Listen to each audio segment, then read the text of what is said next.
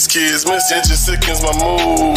Now I got an attitude. You think I won't battle fool? I will slap the fuck out of you. Maybe I am a radical. I'm charged up with a matador. If you don't love the kids, why do you got them for? Tell the truth, how they got out the door. These cases I can't ignore. You damn right I want your face on the floor. We lacking info pimping, I'ma need more. See, it's the truth that we want. You're supposed to love your kid, the truth is you don't. Somebody bring them parents up to the front. Them kids been missing for months. Damn right I'm mad, pimp, I done had enough. Oh, my business, bitch, I don't give a fuck. I might just tear this shit up. Now we got summer, we got horse, and we got orange. Like the parents, they don't care. I'm like, what the fuck you doing? All of the YouTubers pursuing, they do more than what you doing. Now how the fuck you gonna influence? Your reputation done been ruined.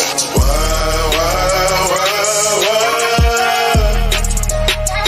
Oh, why they taking these kids? I'm so sick of this shit. Why?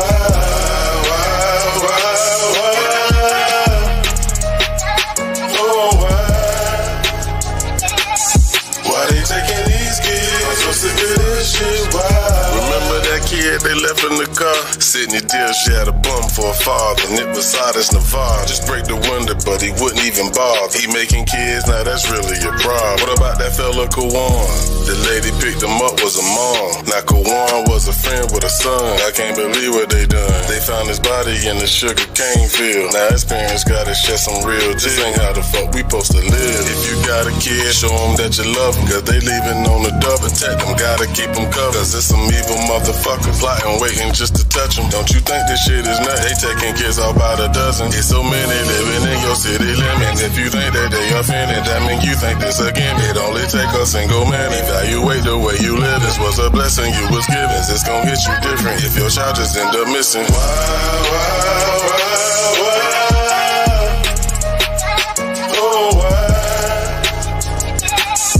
Why they taking these kids? I'm so sick of this shit.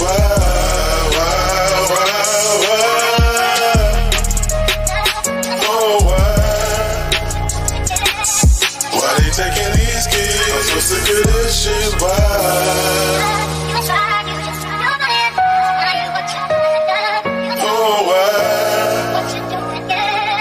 Why they taking these kids? I'm so sick of this shit.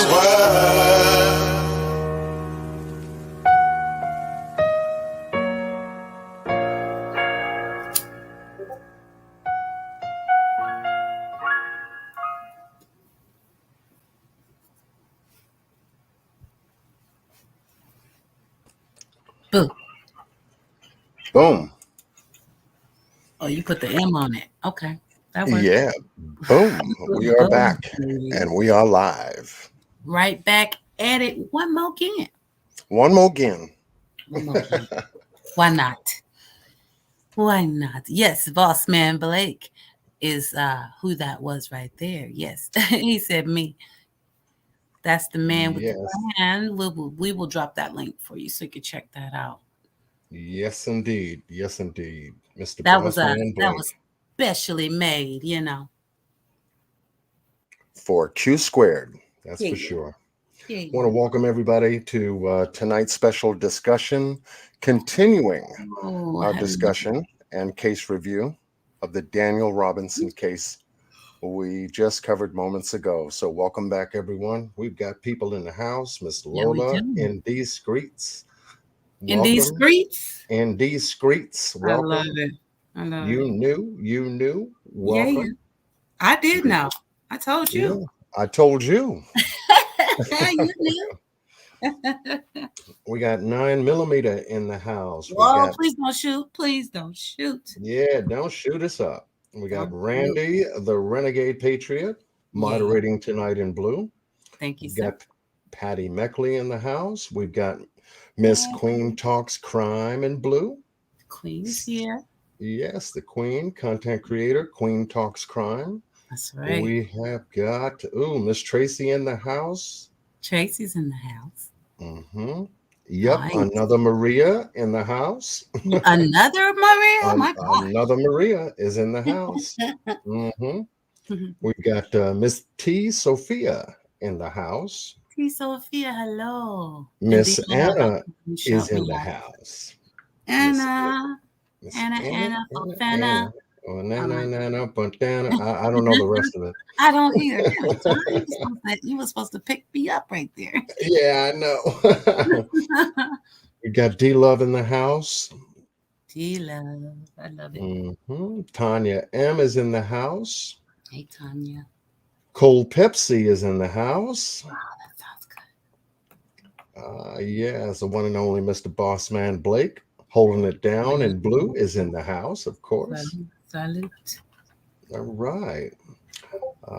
We are going to continue, and if I missed anybody, no, I don't think so. Miss Lorraine Muhammad is in the house. Lorraine. Yes, indeed.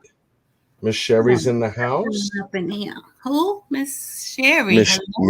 Miss Sherry is in the house. Hello, Sherry. Mon Sherry. Yes. Glitter Rozzy is in the house. Glitter Rozzy is in the house. Glitter Rozzy, y'all. Teresa Upchurch is in the house. Teresa. That's fam. Yes. Look who just slipped in down there. Yeah, I see. Oh, Jan, Miss Jan. There it is. I knew you was going to say Jan. I knew it. Yeah, I'll hold it short. I'll hold it short. That's funny. Hey, Jan. Well, I don't want to continue, but then again, I love to continue. Welcome back, everyone, for a special case discussion regarding Daniel Robinson. And backstage. Oh, we got guests? Yeah. We got to swing right into it because this is beautiful. Everything is in motion. Awesome. We have Mr. David Robinson, Daniel's father, is back with us one more again. Oh, we love the double up. Thank you, David. Yes. Welcome back. Great that you can join us. I don't even know what to say. I'm just grinning from ear to ear over here. It don't even make no sense.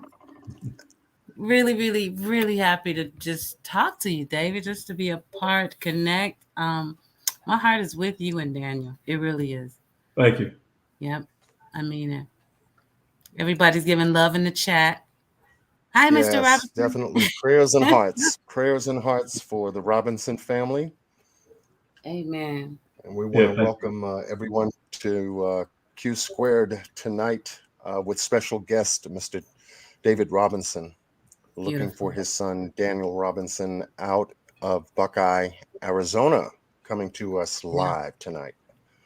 I think why it moves me so much is just being close to somebody because I talk about a lot of missing people, but I don't get to talk to their family, their father that's out there searching and missing their son. Like it pulls on your heartstrings a lot. I can't even imagine what your heartstrings are feeling like, but I just know how I feel right now. And God bless you. Well, thank you. Yeah. This is Q Squared. We usually just chop it up, whether it's about a case or whatnot, just to let you know it's not so formal. You can relax. If you want to put on your tank top or something, you good. You want to... I just like to make you giggle a little bit. John, how you want to do? You want to do some questions? You want to... What you thinking? Let's see. You have something. I appreciate that. Okay. What I wanted to do, I guess we can pick up where we were doing our location. Okay. Let me see if I can bring this up, and I'll share screen, and Mr. Robinson can work with us to give us an idea as to the search efforts that are currently taking place. Okay. In the work area where I like that one. Daniel went missing, not too far from where his car ended up. So I'm going to go to screen share. Okay. And then we're going to go back to the pictorial that I started out with and ask Mr. Robinson to, I guess, give us an idea. I know that there were 19 searches done by Mr. Robinson and his team. 19 since his son went missing, and we're coming to the 6-month mark come the 23rd of this month. Right. And so, yes, Mr. Robinson, can you tell us what's involved in these searches? I mean, how are you able to organize the people? How are they coming? How are they signing up? And how they assign these certain sectors and terrain elevations, for the search to begin and commence. Yes. I started the searches, of course, is all based on the well site area. That's before the vehicle showed up. When I started, I had only one gentleman that I ended up finding. I didn't know anyone here in Arizona, so of course, I was doing a lot of emailing, texting, calling, just reaching out to anybody I can who has some familiar with the desert area out there, who knows about that terrain. I'm a veteran. I've been there 2 tours in Afghanistan, so I'm familiar with desert. But this desert is a lot different. It has a lot of vegetation, a lot of up and down hills and things like that. So terrain is a whole lot different. So I was able to get a gentleman to help me with a second website, and from there was able to it was searched for Daniel.org, and from there was able to send out emails and messages through social media to people in the surrounding areas based on some networking that he already had in place, people that he knew in the area. So once people started coming out, they started being a lot of word of mouth and things like that. So it started getting a little spreading out a little farther. I was able to secure some background stuff with the local news here, the radios and things like that. Was actually let me able some background stuff with, to get the word out, and people started showing up. We started from having only like 20 people to we ended up getting like some cases was getting up to 200 people, but now we're resting around 70, 80 people that would show up on Saturdays, and like I said, it's continuing on. And I think I've got exactly the last part of the question you're asking, but what's entailing these searches, we as the volunteers, of course, to break them up in teams, we don't allow anybody to go out there by themselves. So it had to be teams. We'll give them a safety briefing. The 6:45 is the safety briefing, at least for 15 minutes or so, discussing those things, the hazardous things that's out there in the desert, what to expect, talk about the weather. Now it's colder in the mornings. It can be deceiving. It can easily change quickly. Things like that. And also with the website was able to implement some links there where, for instance, a volunteer finds something, of course we tell them, hey, don't touch anything, just take the picture, you pull the link up on the website and then automatically pull your camera up, take a picture, put the location, and it automatically go to Buckeye Police Department, my investigator, myself. So we had some little things start growing over I saw that. Okay. I thought that was for like if anybody had a tip, but that's when your volunteer searchers are out. If they find something, that's how they register it right in. And the police automatically get their copy. That's right. We all get a copy. And you and yeah, got it. Nice. Very nice. Now, this particular picture that we're looking at, I guess, is one of the search locations that, everyone was searching. And is this one of the well locations that you guys were searching? Yeah, in fact, that's the well that I was speaking to you earlier on your last show.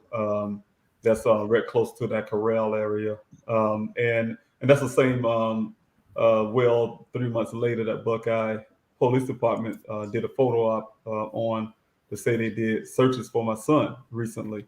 That location right there, that corral, as you saw on the map that you pulled up, it's not too far. It's a few hundred feet away from where my son's vehicle was found, and versus where that structure, like you was looking at, where the corral is. So We looked down in there. We didn't find anything. Buckeye came back 3 months later and looked down and they didn't find anything. But I always hope they assumed that they would have done that when they found the vehicle on the 19th, because the picture you see there was well after the point of the 19th when my son's vehicle was found. Now, this is one of the wells that Daniel would go out to a particular location and begin, I guess, testing, with his equipment and things of that nature. Well, this well, that particular well is covered up that way because it's non-functional. That well is closed off. That wood is very, very old. Yeah, my son wouldn't have any involvement with that well there. I think that well was supposedly being used for the cattle, the livestock from the ranchers. I believe that's their well site. And but of course, it's out there, and that's one of my searches. I seen that well site, and I wanted to go find out what's in it. I'm glad you did search that. Absolutely. Absolutely. Okay. Is that the mine? And that's a mine also. That's right close to that same area with the like you saw that structure with the corral. That's probably east of that corral. There is a mine site, but that mine site goes deep in there, and it kind of goes left and right, and it kind of curves around in there and dead ends. So, from what I understand, the miners that used to come out there searching for gold and things like that built that to sleep in at night. So we're searching that to make sure nothing was in there. We're more concerned because you can probably tell the gentleman there had his pistol out, and we was really taking our time to go look in there because we also had a sighting of the mountain lion that uses that mine also. Oh my God! I was sitting here thinking about a snake. You said mountain lion. Oh yeah, there's mountain lions out there. Yes. Wow. Jesus. God bless them. Bless all the searchers, all of y'all. It's a hell of a job, especially knowing what you might find. Oh yes, I think what it was, we did thought it was the den of the mountain lion at that time when we went to go search. That was an area that Buckeye told us not to go. They had marked it off. You saw on the sector map, there was an area shaded in really dark blue. It was a mountain lion area. They said, "Hey, look, don't go in that area. It's a mean, really aggressive mountain lion. Don't do it." And when they said that, of course, what I've done when they said that to me, that's going. Just because you said don't go, that's where I need to go search. So that's why I chose some of those reasons to go look for my son there. Wow, I hear that though. Yeah, because he could have wandered over there. Yes. If he was wandering, yeah, for sure. Oh God. Got another picture for us, John? Did he step away for a moment? Yes, I'm still here. I was just grabbing something. That's all right. I just was wondering if you had another photo. Yes, I do. So in here, this particular, I guess this is a mine, and I guess this is man-made. That's right. To a basic degree and everything. How deep is this mine? It goes in a good, I'd say a good 30, 40 feet each way, each direction. It goes, like I said, a horseshoe shape. As soon as you go in there, you hit a wall there. It curves around on both sides. One person go left, one person go right. Around the other side there. Inside that mine, it's really dark, of course. The only good part is it was able to clear it. Also, some rangers came out to my search. They cleared it to double check, and right after that, the mine started caving in a little bit. So we asked people not to go back in there anymore. Dang it. Right. So this particular mine here is about maybe 3.5 to 4 feet high. So a person would have to actually crawl in, or does it pitch downward to where a human body can actually walk in there about 30 to 35 feet deep? That's right. Yeah. What it is that picture is deceiving. Right there at the where our knees, I guess, basically on the ground there. His knees there.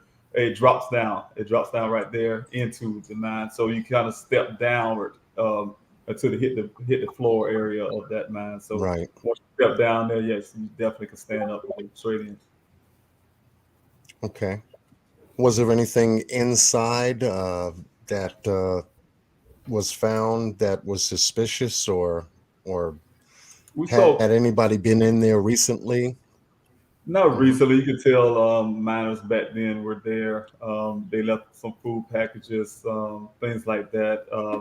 Also, we know that coyotes was in there because of the little animal remains, like birds and small animals remains there. So, we were more concerned about rattlesnakes too, and like I said, the mountain lion. So, but it wasn't nothing there to a suspicious nature.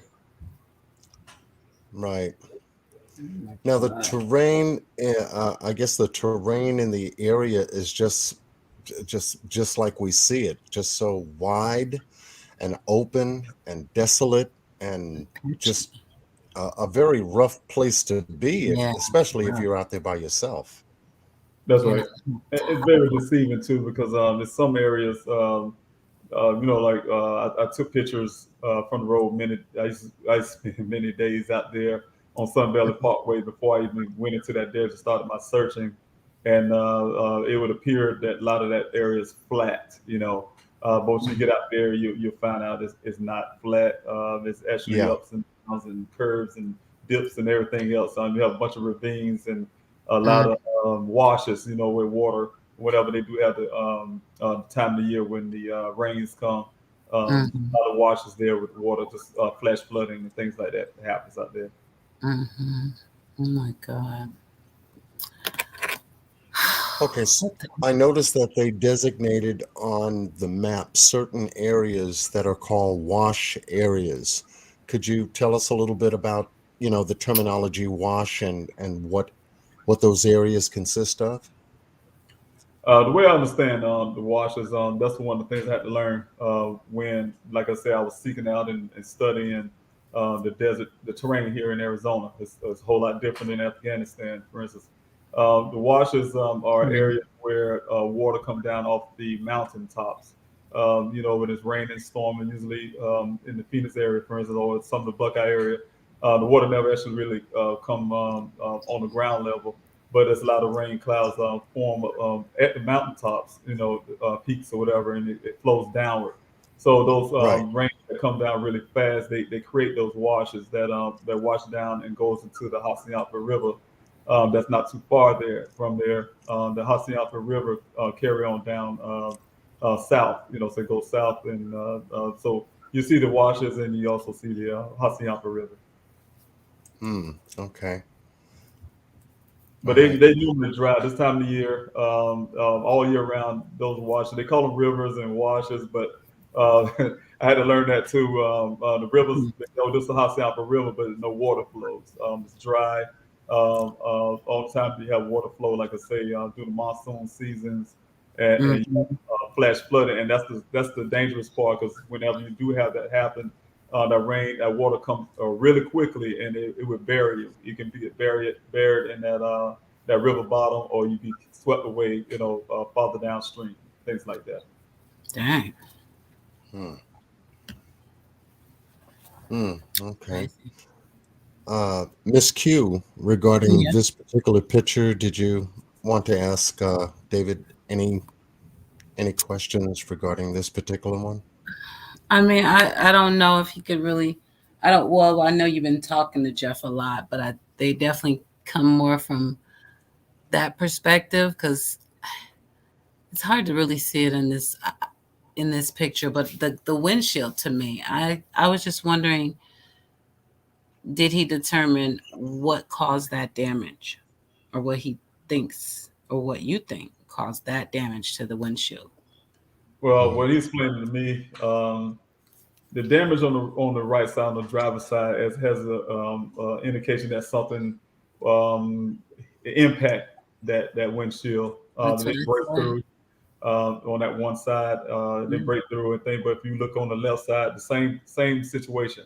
You're thinking maybe, it could be something, we use a hypothetical, a bat or something, for instance, or a boulder or something, but the impact on the left side, whatever impacted that windshield was at the top, right at the top area where the frame is there.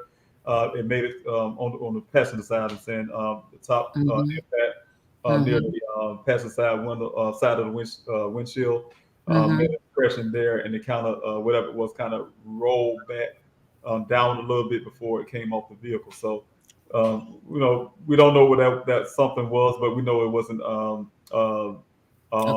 big enough to penetrate to push the windshield totally inward. So it did crack it and push it inward. We got two impressions sitting there on both sides. You can see them. Oh my God!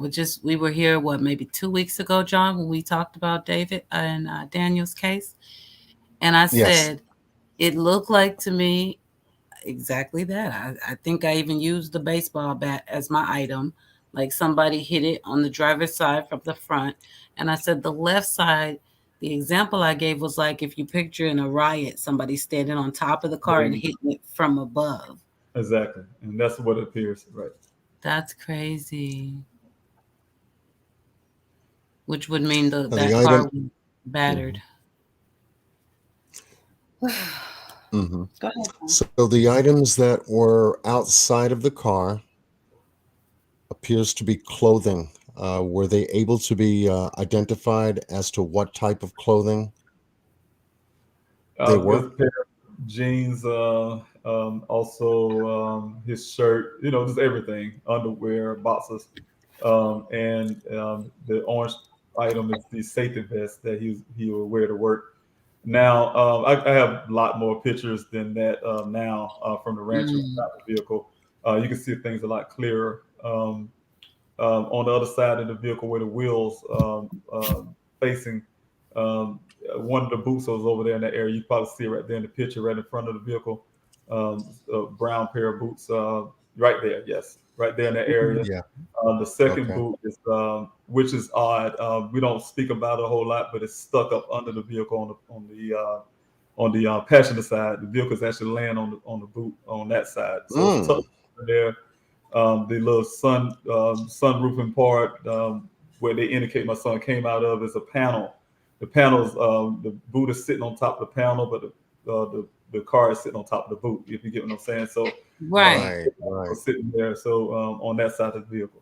Well, how the hell could he be inside the car when it crashes, but his boot is stuck under the car? And that's the thing the rancher asked me. He pointed that out. He said, "Mr. Roberts, that's your son, the Superman. He's trying to figure out how that boot." But he lifted the car up and stuck his boot up under there. Right. It dropped it back on the boot. So it's a lot of questions with things like there's little small details that you rarely ever hear about out there in the media. That's insane. Come on. In the investigation, right? This case is screaming foul play. Yeah. Did they say what this black item that's sitting way in the back of the car? Did they specify what that item is? Yes, the rancher he explained to us.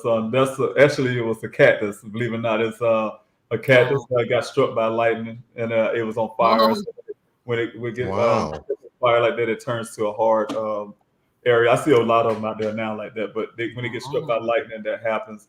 They catch on fire and they burn down. So it's solid. That vehicle came down from what my investigator is saying. It came down facing that stump right now. It came down from the left side of it, the angle. Just missing that cactus that burnt because if it would have hit it, it would have disintegrated. That wouldn't be there. But it just missed it, and that's where it tilted on that side and landed on that side of the vehicle right there. So. Right. Oh, look at this. And this is Daniel. Yes. Wow. Ladies are going to get started in the chat. They're going to get started. He's so handsome. He's so handsome. He is. He really is. He is. Beautiful. Reminds me of me in my younger days. Oh, I bet he does. Look at that.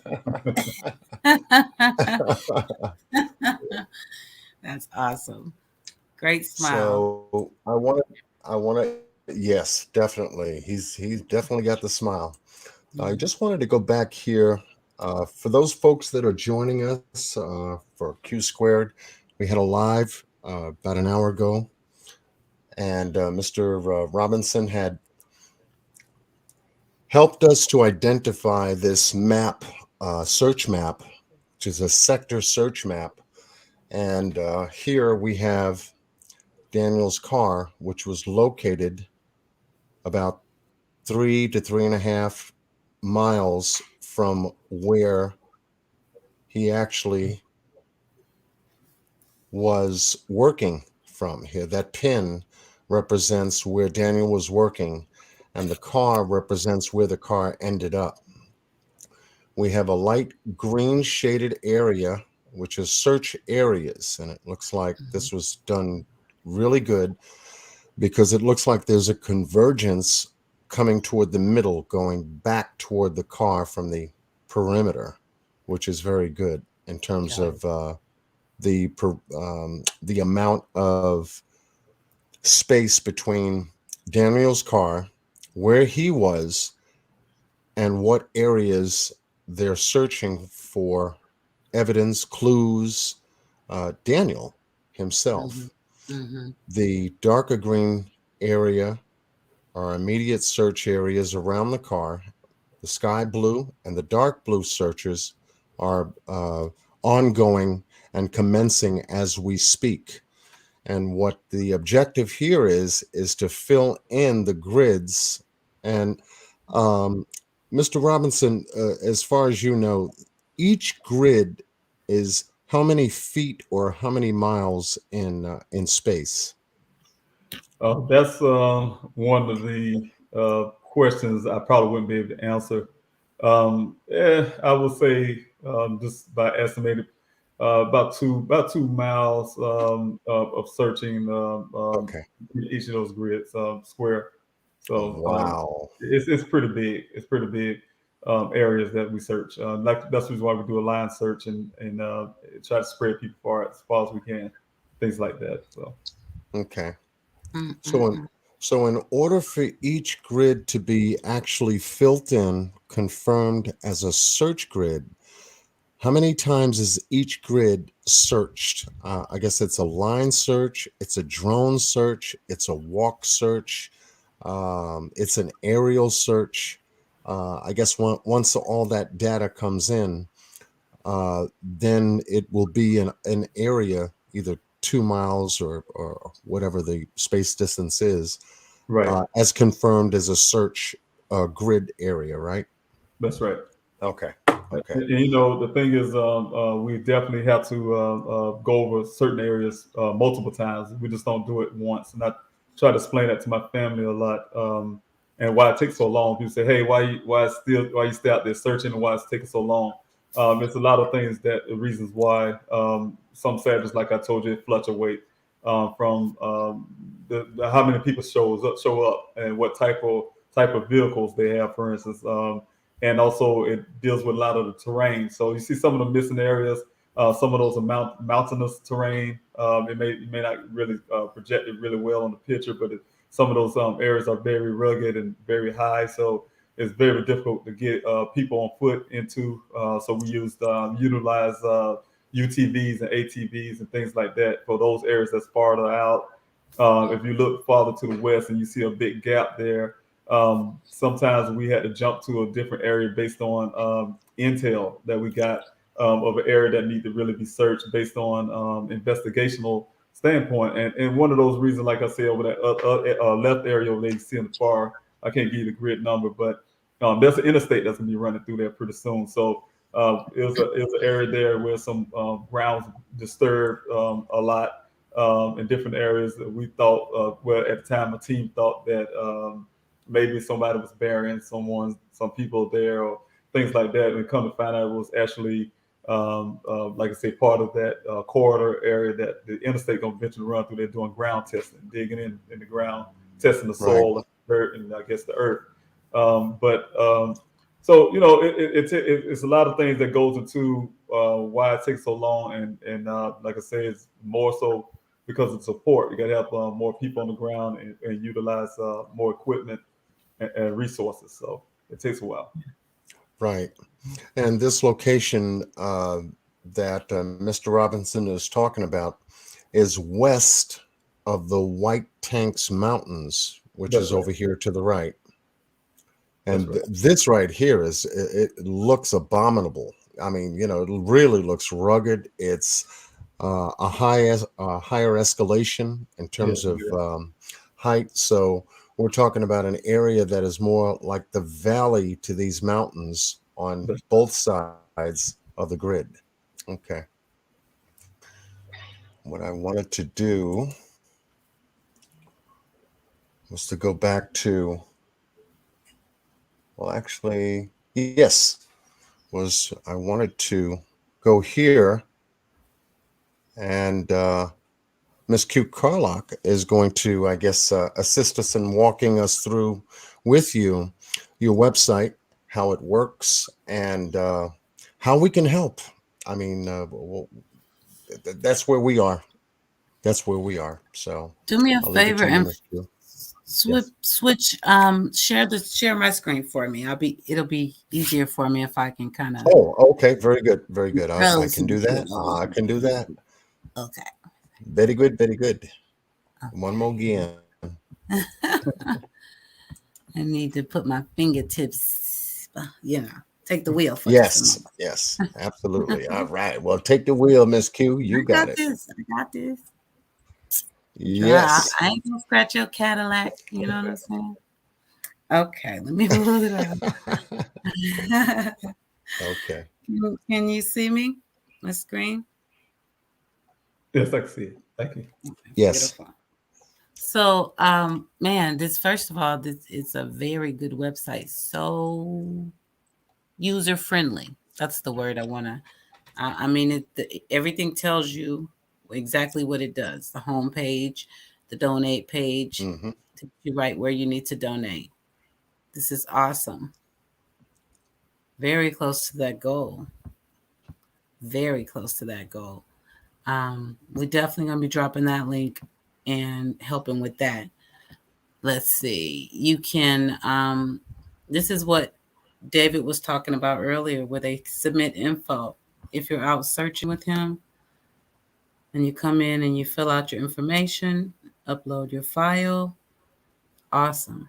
And it says right up there in bold and red, notice you are submitting your findings to law enforcement. I think that's awesome. We know of families that have, web pages, but everything comes to them. They don't directly work with law enforcement like this. So this is really just shows that you really, really want to find your son. And Lord, I applaud that. Volunteer to search. Once again, very simple. I like this. This is David Robinson II. When the lights and camera turn off, I will be here. When the interest and conversations fade, I will be here. When there's no one around, a father will do anything it takes to be there for his son, to protect his family. Beautiful.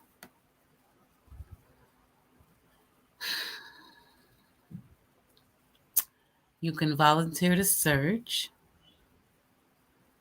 Very informative page, tells you all the details, the times that they do it. The next one coming up is this Saturday, December 18th.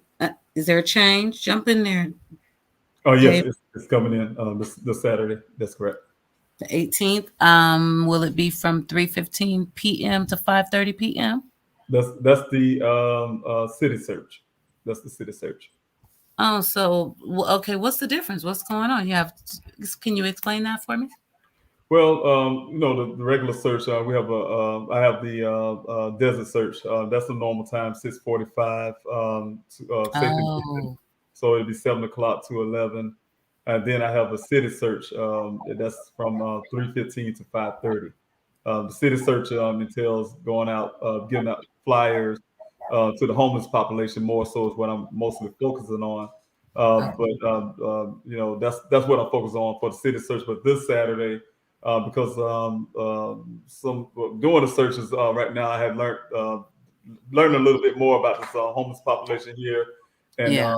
and I have some issues with some of the organizations that feed the homeless and things like that. A lot of the homeless goes into those homeless shelters, and I have problem accessing those shelters right now. I'm still working with those administrators. So this weekend, definitely having people to meet me there at the same location, but to give them flyers to take back to their prospective cities and places to spread them out as they feel they need to. So until I work those things out with those, like I said, those shelters and things. So that's what it's concentrated on, mostly the homeless population.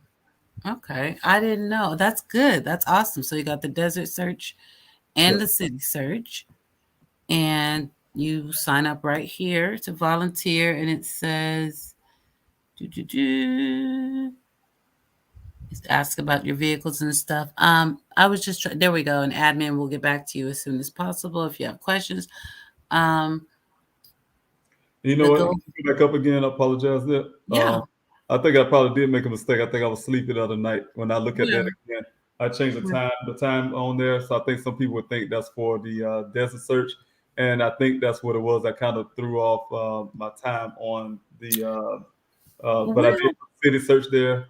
But I threw off. I needed to add also the desert search there, so people can be clear on that time. Yep, because you did write, and I just didn't read it. You wrote the Saturday city search will begin at 3:15. Right. You did, but there's no time above it. That's right. That's why I need to add in that time. I do that tonight and add in that time and for the desert search and actually make it clear that that's talking about the desert search. And you guys just do it on Saturdays, right? That's right. We have some people go out on the weekdays. Sometimes every once in a while I go out on a weekday alone. But I don't ask people to go out there alone. That's the reason why I have a disclaimer there. If you're going to search for Daniel, you need to come to the organized search and also know that, it's a risk out there. It's, the wildlife out there. So that's why we keep everybody together, because usually in teams like that, having any type of problems at all. So I don't want somebody to go out there and by themselves, for instance, and then here it is, a search team looking for a search team, and we don't need that. I take that risk as a father, but nobody should be taking a risk like that for my son, me or my son. So, but people do. They go out there on their own. I always encourage them not to, but they do it anyway. They still do. Yes. Yeah, you know what? If I lived in the area, I'd be out there. I'd be guilty. I wouldn't go too far in there now. I'm not going to get pumped up, but I'll be out there. I would be. As far as I smile because you show me all the little things I missed out. Y'all got to imagine I'm trying to run everything on myself a lot. So, some things I miss. I do see the date need to be changed a little farther down. So you point out some things right now that I need to go ahead and update on the dates. Well, I was going to remind you that right here in your form, you have the search will last from 7 a.m. until 11 a.m. So even if you didn't catch it up top, like, you know what I mean? When you're filling out that volunteer form, it tells you right there. So at least that. The date there need to be changed on that point there, right there. The date. Right here. Okay, that's for this weekend. That was for last weekend. I got it. That's right. Right. And then the check-in, check-out is that I looked at that. What was that for? There's a form. We ask every volunteer when you come out to the searches, you have to check in and you need to check out before you leave, because what happens is I'm the last man standing there normally, or if not, have Mr. McGrath do so since I started the city searches. But what it is, we want people to check in. We don't know, you need to know your phone number, different things like that. So if something was to happen, we know where you're at. We can find you. And also by you signing in and signing out, we know you left. And we won't go out there, because we had some times where people didn't check out. And we'll sit there spending another hour or two trying to figure out if they're still out there in the desert somewhere, and we're looking for them, so we can leave. So we don't like to leave anybody out there, so we'll keep checking until we figure out that person actually just forgot to sign out. So that's smart. That's very smart, because you don't know if they left early or if they out there with the mountain lion. You gotta have something right, or they got lost or they left the team, because like I said, we don't see anybody out there by themselves, but sometimes people wander off on their own. Yeah. Great idea. Very organized, Mr. Robinson. Thank you. Let me keep going. I don't know why I just hit the that. Okay. So we were looking at volunteer right here. Sign the petition. Yes. Justice for Please Daniel. do. Oh yeah, we'll drop it like it's hot. We will. I promise you. Here on John's channel and over on my channel, we will drop it like it's hot. I'm sure we've already been dropping this. My moderators are real good about.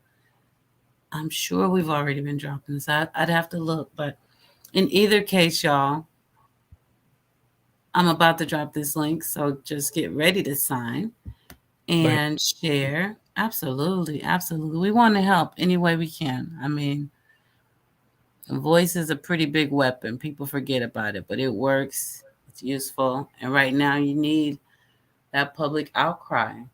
That's right. I tell people, they say, hey, look, we have using outside agencies. I'm the outside agency that's looking for my son, and that agency is filled with people like your people that's following you, volunteers who's out there putting themselves out there, to help. So, I tell them every time they come to searches, we're not just searches, we're family and we're a team. So, and like I say, people, they give up their weekends and utilize their gas and things like that just to come find my son. Looking for my son, and I'm really grateful and I'm appreciative of everybody who does that. Right. Yeah, that's huge. It is. It's a really big deal, and out there in that heat, ooh, it's probably cooling off a little bit now, but it was hot. Oh yeah, it was 118 degrees out there, in the summertime, but. Yeah, it's a bit different now. It's really cold in the morning, and it is generally tried to warm up a little bit in the day. But yeah, it's really cold now. Now it's really cold. See, that's that desert for you. Yes. Okay, I got the link for y'all. I'm going to drop it in just a second. I just signed it, and absolutely my pleasure.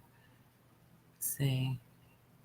I got all the windows open. Okay, we got the sector map. If anybody wants to look at what John has been looking at, it's the sector map. That's what they've been talking about. Really cool stuff. And I can tell you about that sector map also within those grids and those areas on the map. You look, there's a toggle like a shape of a circle there under the house symbol. If you click on it, it'll give you a real time where you're located. As you know, so when you're out there in the desert, you can go there and see it's actually allowed your location. So what happened is it'll show exactly where you're. You probably want to do that if you want to know yet. No, yeah, that's why I paused. Yeah, but it definitely would give you an idea, tell you exactly where you're at.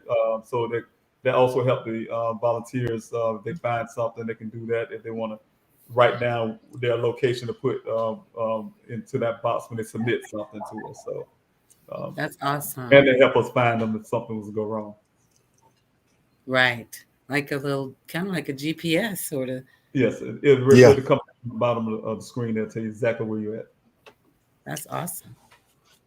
Okay, I got all relaxed. Okay, back here. So that's the sector map. Then of course we have our contact section. You guys want to contact for prayers, comments, encouragement. They come directly to me. Oh, that's awesome. Yes. Y'all send your love. It's all here. This website is really well put together. We got questions and comments. There was some news articles there. And that comes to me also. I get to chat with everybody and have a conversation. They ask questions. I can answer questions, things like that. Nice. That's really cool. And also, you probably noticed there's a link there for anonymous tip. That was just added. I added that Monday. It's a service I have where it's 24-hour service. Anybody want to give anonymous tip? They know something. They can call that line, or they can just text that number, and go straight to the form. Nobody have to know who you are, things like that, and you can leave that information. Again, saying that's a tip line there. Whether you want to be anonymous or not, you can definitely use that. Sorry. Yeah, right here. I went too quickly. There it is. It's a wee tip. Just click that link there, and it'll take you straight to the page. You can click on it, and it'll take you to the page. You don't have to put anything there, but it'll take you straight to the page to fill out the form. That's awesome. English and Spanish. Yeah, Awesome. that is. Yeah. Right? Do you have It's a real information? time. It comes straight to our phone. It comes to Mr. McGrath's phone, Wow. and also go, the Buckeye Police Department. That's how you look for somebody. My God. Mm-hmm. He got a good daddy. That's so. Now, have they contacted you, let's say, over the last week or two regarding any new tips coming in or any new activity that they're looking into, any new interviews that they're doing, any folks that they're looking to interview or continue to interview, anything like that? Well, no, last thing I got from the Buckeye Police Department was, I think last week or the week before. They did finally interview a gentleman, the federal law enforcement agent that was trying to talk to them for months. And they finally did that on request, part of the letter that I wrote, Chief Hall asking for the FBI to come in. So they finally did that. But at the same time, Good. they gave me the answer that they wasn't going to bring the FBI in. And that reason is because, according to the detective, I'm smiling because it's ridiculous. According to the detective, I'm, as a father, is doing such a great job looking for my son. I don't need the FBI's help. What? And so, yeah, that hurt my feelings. The FBI talk like that. Wow. So, that was really difficult for me to take. Because I feel like a person think I'm stupid or something. I don't really believe the FBI would say that. That's But that was crazy. told to me. The only problem with that hurt, made me uptight, was that the fact that my attorney and I, we sent a second letter out when he agreed to bring the FBI in to do a case review, that I be a part of it. We gave them ample warning. I need to be a part of that briefing, and they didn't do that. We gave them a week. We thought they needed a week's time, and that's when I got the phone call that they had the meeting without me, and that's what the FBI said, because I'm doing such a great job. They need to come in. That's crazy. Wow. So is that it, Now, yeah? Yeah, Go ahead, but like Mr. I said, when I have to call Buckeye, I call them, want to get updates. Hell, I just want to get a updated police report. They will not call me back. They answer my calls on things like that. They only call me when they want to tell me something crazy like that, that type of stuff. So I have a bad relationship with them, but I'm still trying to find my son. Wow, that's just crazy. They're supposed to be there to help. Period. Yeah. Oh my God. Now, did the Buckeye police ever sit with you and the family to go over their police report and narrative with you and help to explain, let's just say, certain words and certain acronyms and certain codes that they use in that police report in order to help you to understand what was written in the police report and why it's 54 pages? That report is growing. It's growing by the day. I have three reports, and the latest one is the newest one. I keep hearing about this new one. But they have never sat down with my family or myself. The last time I ever sat down with the Buckeye Police Department is when I demanded forensics work on my son's vehicle. The time before that is when they took me and my daughter into an interrogation room and asked us for my son's phone records and bank statements, which we showed them on the phone. So, like I was saying, if you guys understand this, when you read those reports, it is a problem for me. That's the reason why I get uptight. For instance, we obtain phone records. If they would say, "Hey, we obtain phone records," I guess I don't do police working, but I imagine it shouldn't be this way. That to obtain police records doesn't mean that you put a family in the interrogation room and you say, "Hey, look, can you pull up his phone records on the phone? And we hold the phone up like this, and we scroll down the phone, and he on the side table looking at it, and they right in the report we obtain phone records. And so that's problematic for me. And an initial meeting we had was with the family standpoint. I represent my family, and my daughter also who lives here in Phoenix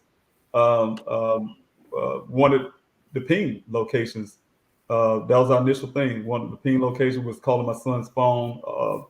It seemed like for me, it seemed like 2 days, straight. The phone was ringing, and finally it stopped ringing, going straight to voicemail because I'm sure the battery died. But we wanted the ping locations. My son had a Uconnect system in his vehicle. We also wanted, camera footage. They give you a ticket, just running the lights. So they have camera footage somewhere showing that he was traveling somewhere, and everything we asked for, they conveniently say they can't get. They can't get the cell phone pings. They can't get the Uconnect off the vehicle. They can't even get a picture. The picture they got on the vehicle, my son ever driving his vehicle in life, was a month prior when he was going to California, and that's what they put on their flyer at first, going to California to meet his sister. So everything that we had at the initial point was problematic, with that department, and we still have those same problems. We still need a cell phone pings. We still need the information from the Uconnect. We need a real full a phone record, detailed phone record that shows locations and things like that from the phone company, but they're not getting those things. So I don't call that policing work if they can't get those.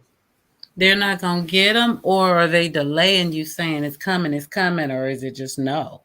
Well, it was initially that they and that's the problem I have, and that's why Minister Graff is really confused with the Buckeye Police Department. They never started an investigation. Just they say, hey, it's not an investigation. His son is missing.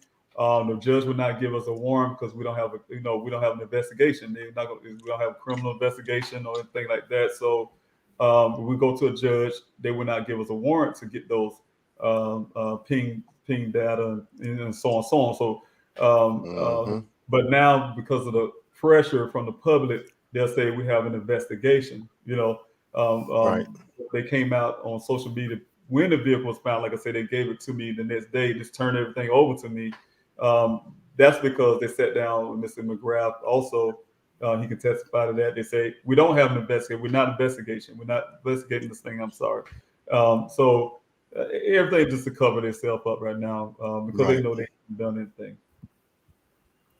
Right, because the lead officer, I guess. I'm not a police basher. I just go by the facts what's going on. So. No, that's it. That's it. The lead officer in this case is Officer Cruz, who was, I guess, the point officer for taking the information, going out and doing a preliminary search, looking for Daniel on the 23rd, and made contact back with you by phone, spoke with you, and asked you some questions about Daniel's mental health and how he, sounded to you, and so forth. How, what vibes did you pick up from that phone call with Officer Cruz when he first contacted you about Daniel? Actually, I thought Mr. Officer Cruz, I remember him very well. He was very, like I say, pleasant. It seemed like he was really wanting to help. One thing he couldn't do for me was go out there in that desert and look for my son because he told me it was nighttime. So I appreciated the fact that he was actually going up and down Sun Valley Parkway. I'm in South Carolina. I didn't know none of these places then. Sun Valley Parkway to look for my son. And also he immediately started contacting his co-workers and start asking them questions. That's when I think he ended up asking me about my son's mental state or something, if he was depressed or down and things like that. Of course, I haven't seen that. I spoke to my son 2 hours straight, like we normally do 2 days prior. He didn't give no indications of, anything similar to being depressed. So he did. He was very helpful. Very helpful. That's good. Now, did he mention to you, I guess, some kind of information pertaining to a woman that Daniel may have been seeing or may have been talking to or in communication with? How did the conversation go with that? It went okay because I already knew about this woman. My son told me about her 2 days prior to him going missing. Me and him have like I said, we had 2-hour conversations. So Okay. I knew details. I know details about that situation that's not in the report. Details that's not in the media. And it's one of the things that I didn't like is initially when I first heard he talk to the young lady, because there's some suspicions in my family that would suggest that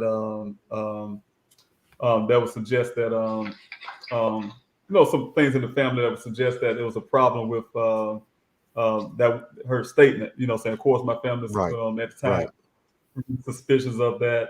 I was definitely suspicious myself at the time. But then, because I didn't have any answers, we didn't have a cell phone, so we can't verify anything that was said at the time. I'll say from my son's point of view, but I can only go by what I knew at the time, and then the things I heard didn't go right with what my son told me personally on the phone call. So I was really shocked to see that all of that is put in the report. That's what I'm saying. I don't know how that was put in the report. Yeah, they leaned heavy on that conversation. Yeah, and it's hard for me. Yeah, I just feel like sometimes it frustrates me because it's a lot of things I can say that would tear that all apart. But it frustrates me as a father because I had to sit back and see how at the time, and I know this for a fact. This is my opinion, but I really feel this. It was a tactic that came out the Buckeye Police Department at the time, because when the reporter first brought it to me, that's when I started trying to get things more nationally and pushing my son's story out and speaking out against the police department. That's when a reporter came to me and when they got the report from them, they highlighted that section and parsed it just to show some kind of put my son out of he's being mental unstable, some type of stalker type right, of right. So everything's out of context. And one thing I like to clear up is, for instance, the context of the hey, don't come out here. The text that says don't come uninvited. So first of all, I want to tell people they should just think about it. Why didn't they put they incorporate that story, her text messages with my son's phone, what was on his phone? But that came from the text message. For instance, my son went to retrieve his canopy that he left over her house. Because I remember talking to my son that night, and he told me, first of all, we had a discussion. You don't spend the night on people's house that you don't know. And then you leave a canopy. You say, hey, Dad, I went to go get my canopy, tell him the story. And I'm like, in my mind, I'm thinking like, okay, what a canopy doing in her backyard? But anyway, he went to go retrieve that because he needed for his job. It's a canopy that keep the sun off of him when he's out there at a well site. So he was able to, he tried to text the young lady. He told me this, and she didn't respond. So he took it upon himself, because you remember where it was at, and he went in her yard to go pick it up, retrieve it. He got it. He was leaving. She texted him, hey, she saw him on the camera, I guess some kind of Ring camera or something she had. And that's where the text came from about don't come uninvited type thing. So a lot of that was out of context. It was some other discussions there based on the phone record we have. They had lengthy discussion. I didn't count the many tests she had versus what's on that report, but I can tell you they have a lot more conversation than what was literally given to the police department. And why they put that in the report, I still don't understand that. They just take someone's text message that they just send to them and say, hey, this is true or something. This is what was all, has some bearings to my son's disappearance. I do not know why they even put that in the report, but I see it as a bunch of distractions. Right. They should have put both sides for sure. It's okay. Now, how Daniel met this woman, Daniel, I guess, had a part-time or side job with Instacart, which is a food delivery type of service. And this is how he came about meeting this woman that he talked to you about. Is that right? And that's correct. My son started doing Instacart. I found this a lot later since my son went missing. Of course, talking with my family, I didn't know he was even doing the Instacart until he told me that night, 2 days prior. And just going back on that, his job requires him to pay a lot of expenses up front, and then he have to get reimbursed. But his company is really slow at reimbursing his money. So to help himself out, he started Instacart until he gets refund, basically, you could say. And that's that night he told me that, yeah, I asked him how he met. He said it was two young ladies there. I don't know if they put it in the report. I can't remember exactly, but it was two ladies there. And he told me that he went to give them some type of delivery, food delivery, and I think they messed up on. They had 2 bottles of wine or something, and it was 2 bottles of wine that messed the order. He straightened it out for them. They was really impressed about it, and that's how he ended up meeting them. And from that point, things progressed until what we see now. Right, they kicked out. Right. Mm-hmm. Well, I think it's strange that she came into the picture within a few weeks before he went missing. It does kind of bother me a little bit. I don't know how she could connect, but when I tried to just picture what did I see that was different, I mean, and new in his life, it looked like he was a pretty routine guy. I mean, except he met this girl a couple weeks before, and then this whole thing unfolded, and now this weird incident. You say that I smile because I have my son's phone right here. This is his phone that was recovered from that site. And when I look at it, I turn his phone on sometimes and just leave it on. And my son has alarm for everything. He has alarm to, of course, wake himself up. That's how responsible he is. You have alarm for when he's supposed to be taking his land or this or that. There's different alarms. I never saw that in the life. I don't organize my life like that. You have these reminders and stuff to make sure you're on time and stuff like that. So, he's very, very particular with that thing. But as in a relationship, I can say my son never had a girlfriend. He never had a relationship, a real relationship with a young lady. He has lived that college experience. I smile because I just remember all the conversations he had. That's good. Happy times. He was living that bachelor life, college bachelor my daughters they both went to school with him down to College of Charleston, and so they used to always come to me, Dad, Daniel's always partying all the time, and that's Daniel with his friends. Him and his friends started a fraternity and down in College of Charleston, so he was living that kind of life with his friends and enjoying himself, just having that college experience. But I think it came to a point where he do want a relationship, so I think with my son, just hindsight looking back, and when he was asking me that night, for instance, about love, the meaning of love, there's some questions he asked, he always inquisitive, asking me different questions, whether it's about finances to my travels, different cultures. We have cultural discussions. Of course, you want to live abroad, and, you want to get in the United States for a while, different things like that. So we have all kinds of, that's just Daniel. That's awesome. It mentions also in the report that there was a second female during the time that Daniel made a delivery. Yes. And he made the delivery to the primary who ordered the food. And there was a second female there. And they had, I guess, asked him to hang out with them, according to what the report said. And I guess this is the area, the gray area, as to the reasons why Daniel decided to stay, what time he left, how he left, and then I guess ended up with the impression that the primary who ordered the food liked him. Whatever happened that night holds a lot to this case, because as to the way the report is written, she flips and tries to brush him off. from a lot of his, I would say mild approaches, nothing serious from what I read. He Well, wanted to that's pick what up it his was. canopy. Even before Yeah, the go canopy, ahead, Miss right? Kim. Well, because I just wanted to jump in right there because Yeah, I don't want to mess up your timeline.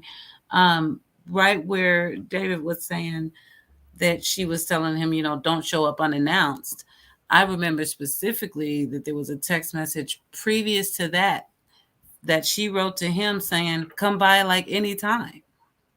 So she was, because anytime. we Right, discussed that, John. Remember, I'm like, that's kind of contradictory. And that's why you're saying she flipped, because it went from like, come right. by anytime to don't Hmm. come by unannounced, which was weird, especially when he left an item there and you told him to come by anytime. It just, so anyway, yeah. So go on with your timeline. I'm sorry, John. Yeah.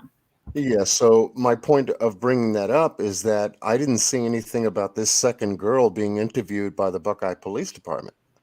Neither did We I. just have the primary and not the secondary that was there who witnessed what happened during the time that Daniel was there. That's the only reason why I bring it up. And that's a red flag to me because that means that they didn't get everyone's statement. That's right. As to the whereabouts of where Daniel was during the time of delivery, how long he stayed, what they did, what time he left. I was looking for all that from the primary narrative, but I didn't get it. Let me write that down. So yeah, I I didn't get mean, it. I mean, I said, okay, well, what happened to the second girl because she was there Yeah. too, right. and that bothered me right there Yeah. because when I read It's a bothering me report, right now. I'm It's something looking. I didn't think about. You're right. You're right. Yes. Yeah, when I read Yeah. when I read the report, I'm looking for every statement. I'm looking for every location. I'm looking for video Yeah. surveillance. I'm looking for prints. I'm looking for DNA. I'm looking for tire tracks. I'm looking for everything that I can find that becomes an Yeah. unnatural thing to a case. I put that on the table and start to break the case down because Mhm. it leads me to believe that number one, the Buckeye Police Department did just a preliminary brush over There on you go. this case. That is Right. my There's never been an opinion. investigation. That's what I'm getting the point I'm Right, making. exactly, Right. exactly. And they treated this just like an ordinary incident, nothing suspicious, no foul play, nothing to Weird. follow up on, nothing to see here. Everything is a wrap. I look at a 1.5, 1.25 page report from Officer Cruz, and that's it. And then he has his supervisor to do the rest. Wait a minute. And so it tells me I want to know how many employees the Buckeye Police Department have, what is their manpower, what is their capabilities, what Mhm. resources they have access to, especially when it comes to a missing persons report. How are they trained to handle missing persons in that area, especially an area that the geography just tells on itself. But if you have an African American male that goes missing in the damn desert, the population just drops to zero because him and another guy is the only two people out there. You shouldn't have a problem locating or finding information about his whereabouts. That's just my Right. opinion. And that's the reason why I'm here today. Yes. If someone tells me, I recognize it really quick. I was sitting out there on my back patio at home Mhm. and Hmm. talking to that officer who promised me that they would send a helicopter look for my son that next morning. Of course, I'm not going to sleep that night. I was pacing the Right. floor, looking at time difference. It was a 3-hour time difference from here in South Carolina. And Hmm. when that morning time came, I was just calling. And he finally called me back and said, "Hey, look, we're gonna have that bird in the air this morning. Tell me the situation, how they're gonna do it." I was really happy and grateful, like, "Oh my God, they're gonna go find my son." Mhm. Um, and then he called me back an hour later and said, "No, it's a no go. The higher ups, his supervisor, said it's been unauthorized. What? Your son is a grown man. If he wanted to go off on his own, disappear, he can." As soon as, and I'll be honest with you, as soon as I have a bad relationship with cops, growing up in my youth, I try to teach my children a lot different. not to judge anybody, just kind of hoping they have a different life than the way I had to grow up and deal with the police departments. You know, I have scars on my body to this day from police brutality. So when I heard that, and I'll be honest, and I'm gonna say it the way I feel. I'm not saying it in a racial way, but this is how I felt. When some white people tell me that now they're gonna go out there and look for my son, and the way they said it, it was unauthorized. He's a grown man to do it himself. That's when I lost my reality. I lost everything in my head. I'm going to find my son. I grabbed everybody looking at me like I'm crazy when I was grabbing my things, throwing it in my car. Right. But I got it in my car and started heading this way because I'm going to find my son myself. Because nobody's gonna do that for me. Right. I have to do it. He's my responsibility. He's my son. I love him, and you know, I have to go get him, and that's what I've done. And I've been here since. I was going to ask you, how long have you been posted up down there in Arizona? Yes, I left the day after on the 24th. I got here on the 26th of June. I've been here since.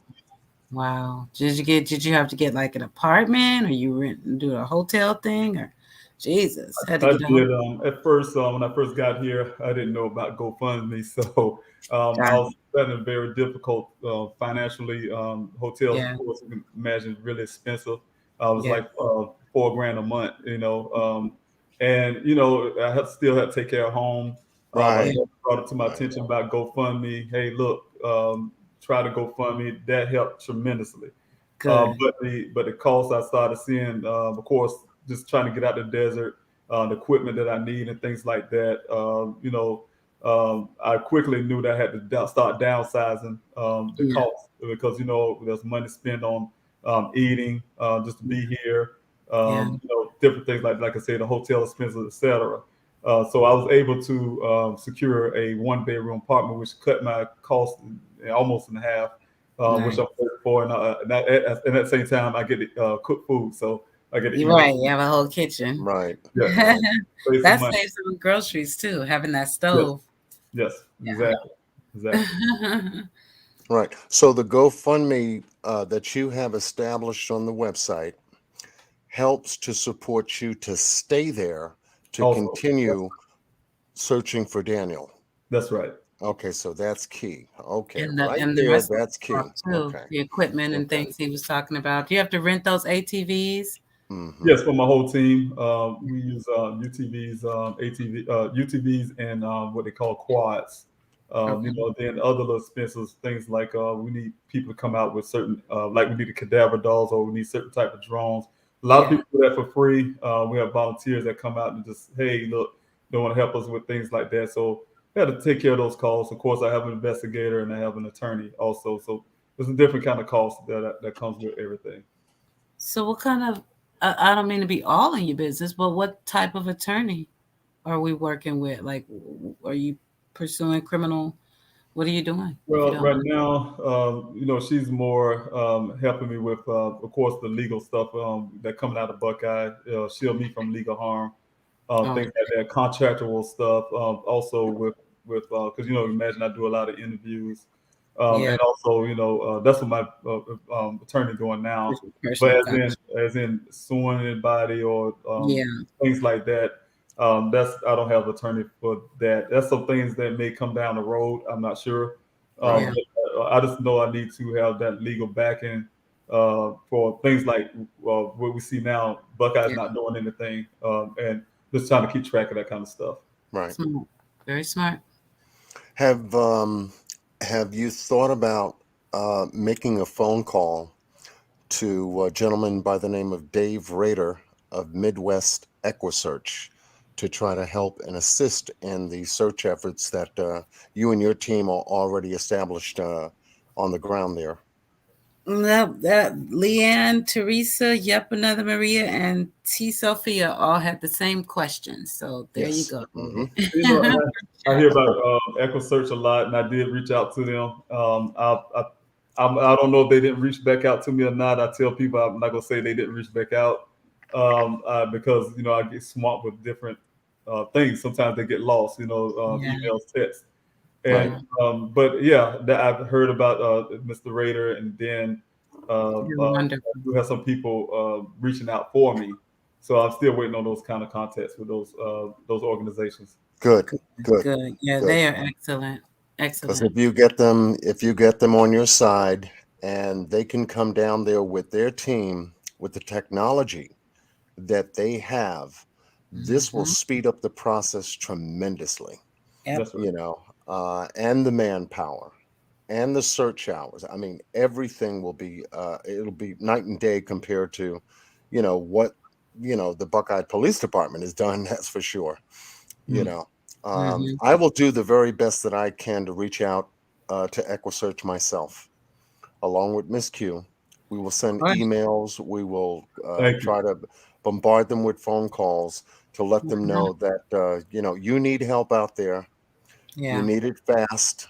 You want to find your son, Yeah. and bring him home. That's right. Get him back where he belongs, and that he belongs with the family. Yeah. And we keep him close and we hold him tight. That's just it. Yeah. Yeah. And everybody should understand too. When I first started the search, it was a rescue mission for me. You can imagine. Yeah. The only thing I could see when I was out there is my son stuck somewhere, hurt, injured. Right. And I need to find him quick as possible. Yeah. The weather was really hot at the time. My son could be out there suffering. Yeah. One of the first things I did when that first initial search, I made it to that well site, and I've been wanting to get that well site for a while. And I made it a well site, and I just wanted to stand in that spot, so just stand there and pretend like this Ken Elliott was talking. Oh, I'm sorry, I said the man's name. This Ken was talking to me at the well site, and see what my son was thinking at the time, what he's looking at, and that he said that my son was looking out there in the desert. Yeah. And, just kind of put myself in my son's shoes. So those things was how it was on my first searches. But you can imagine after going on now 6 months, I had to come to a realization. That's why Mr. McGrath, he's there to be honest with me all the time. We talk about it. I'm a military guy. I've had to do some things and live with life out there in war. So I'm familiar with certain things and certain realities that I have to deal with. So at this point, I have to always remind myself it's a possibility. My son, if he's out there in the desert, I know he's not with us anymore, but I definitely need to still bring him home to my family.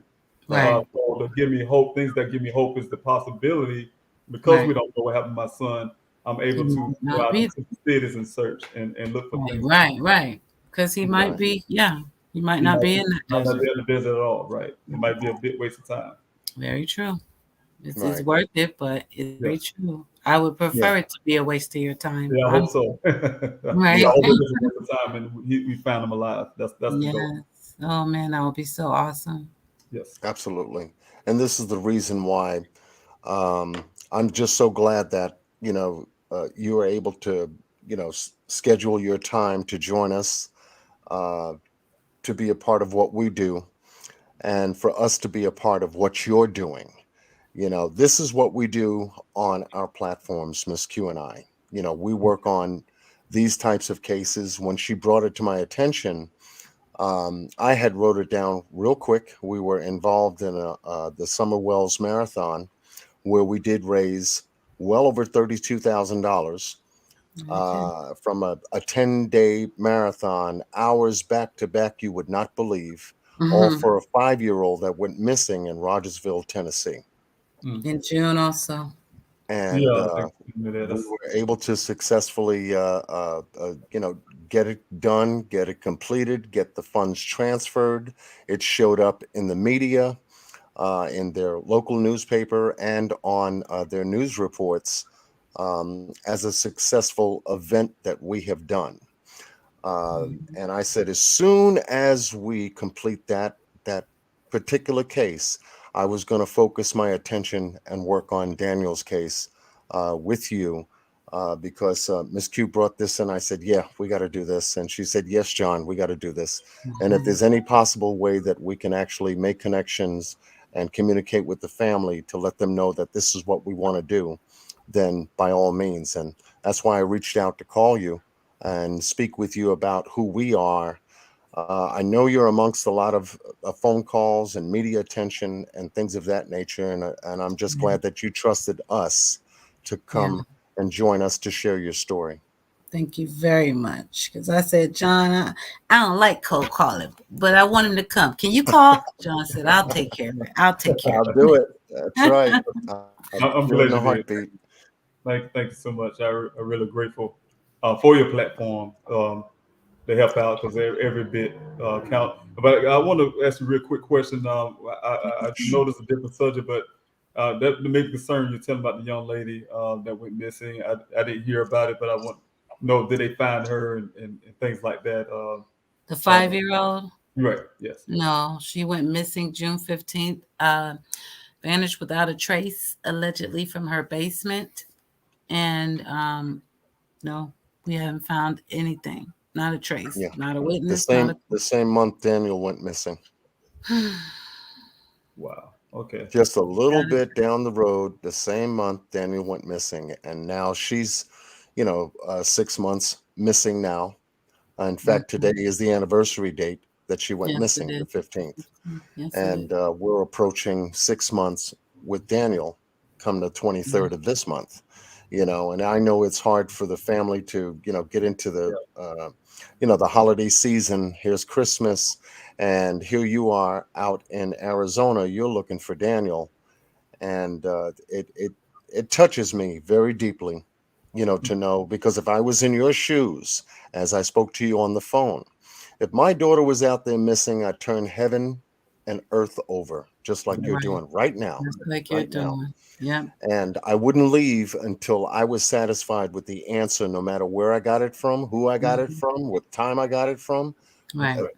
Exactly. And I said, I got to get out there, and, I can't be physically out there with you because I'm in New York. Yeah. But I can try to be spiritually with you, connected with you here on the internet, and get, shoulder to shoulder with you to say, hey, we can work together to try to make something, a positive outcome happen here.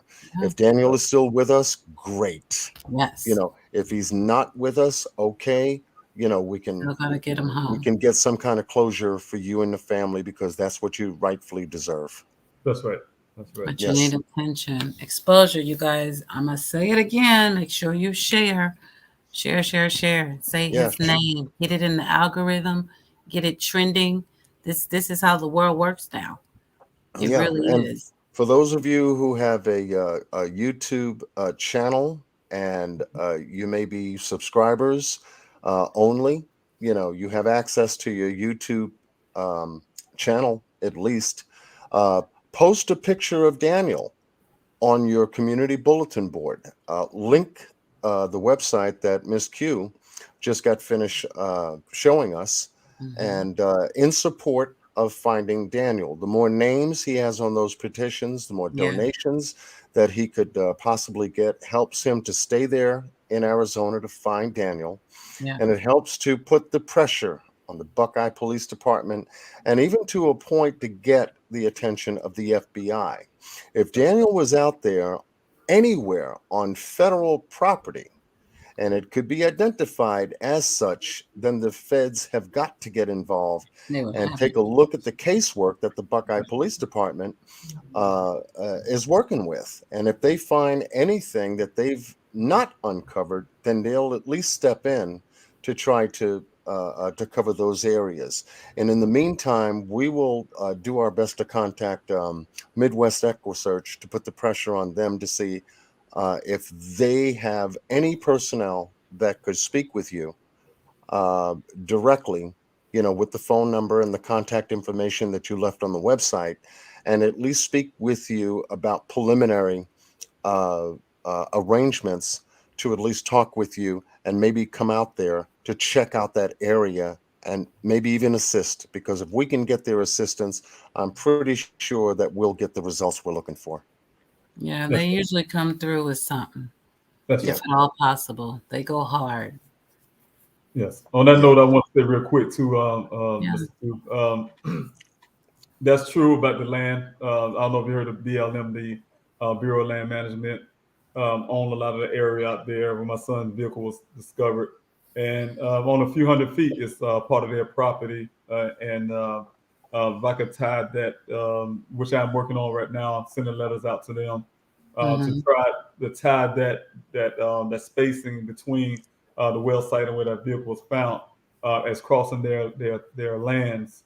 That'll force the FBI's hand because they happen on federal Right, property. right, So right. I'm working that out right now. So when I say I'm going to find a different way, I was find a different way. That's right. There's got to be a way. It shouldn't even have to take all that, you know? Right. After all this time, they should realize, okay, this little police department either needs help or they slacking. That's right. Let's step in. There should be a time frame, a switch that just clicks on these cases because this is crazy. Now you got to go and go apply for the FBI to help you out. Yes. Yeah, that shit. It's crazy. And just to close, because I know that it's getting late, and you probably have some things that you need to do tomorrow. Well, I had a question from the chat. We didn't ask none of the questions. I know, but I had one main one that I wanted to. One main one, y'all. One more for John. One and more then again. I'm One more again. One from the chat. I only really have like one left because he covered most of it. I mean, I could sit here. We could sit here for hours, and really get into the case so that we can learn it to do it. But once again, I do appreciate Mr. Robinson's time to share for tonight. Regarding the chat, if you have a Facebook page, please post a picture, post the link, get the word out. Please share this video, share the video that we did on Cue the Truth. Put these two videos out there on Facebook. Put them out there on Instagram or Twitter or whatever account you have. It helps to get the word out. That's most important. Share. Exactly. I know that out of all of this experience now coming to close to 6 months, Mr. Robinson, what do you feel should change about the aspects of a missing person when it comes to law enforcement's involvement? Well, first of all, since I've been doing this for 6 months, I've noticed that states like Arizona, Alaska, New York, too, also, they have a high population of missing people. And, you have the small departments like Buckeye, who possibly don't have the funding or the low staff and things like that, or don't have any proper training to handle missing persons reports, especially, like I say, states like this. There should be agencies within the department that is, and some funds are allocated, sent to that department that specializes just in missing persons reports. First of all, families should have to wait some 24 hours, some 12 hours to put in a missing persons report. I understand the fact that, they give a person, a grown person want to go missing, that's fine.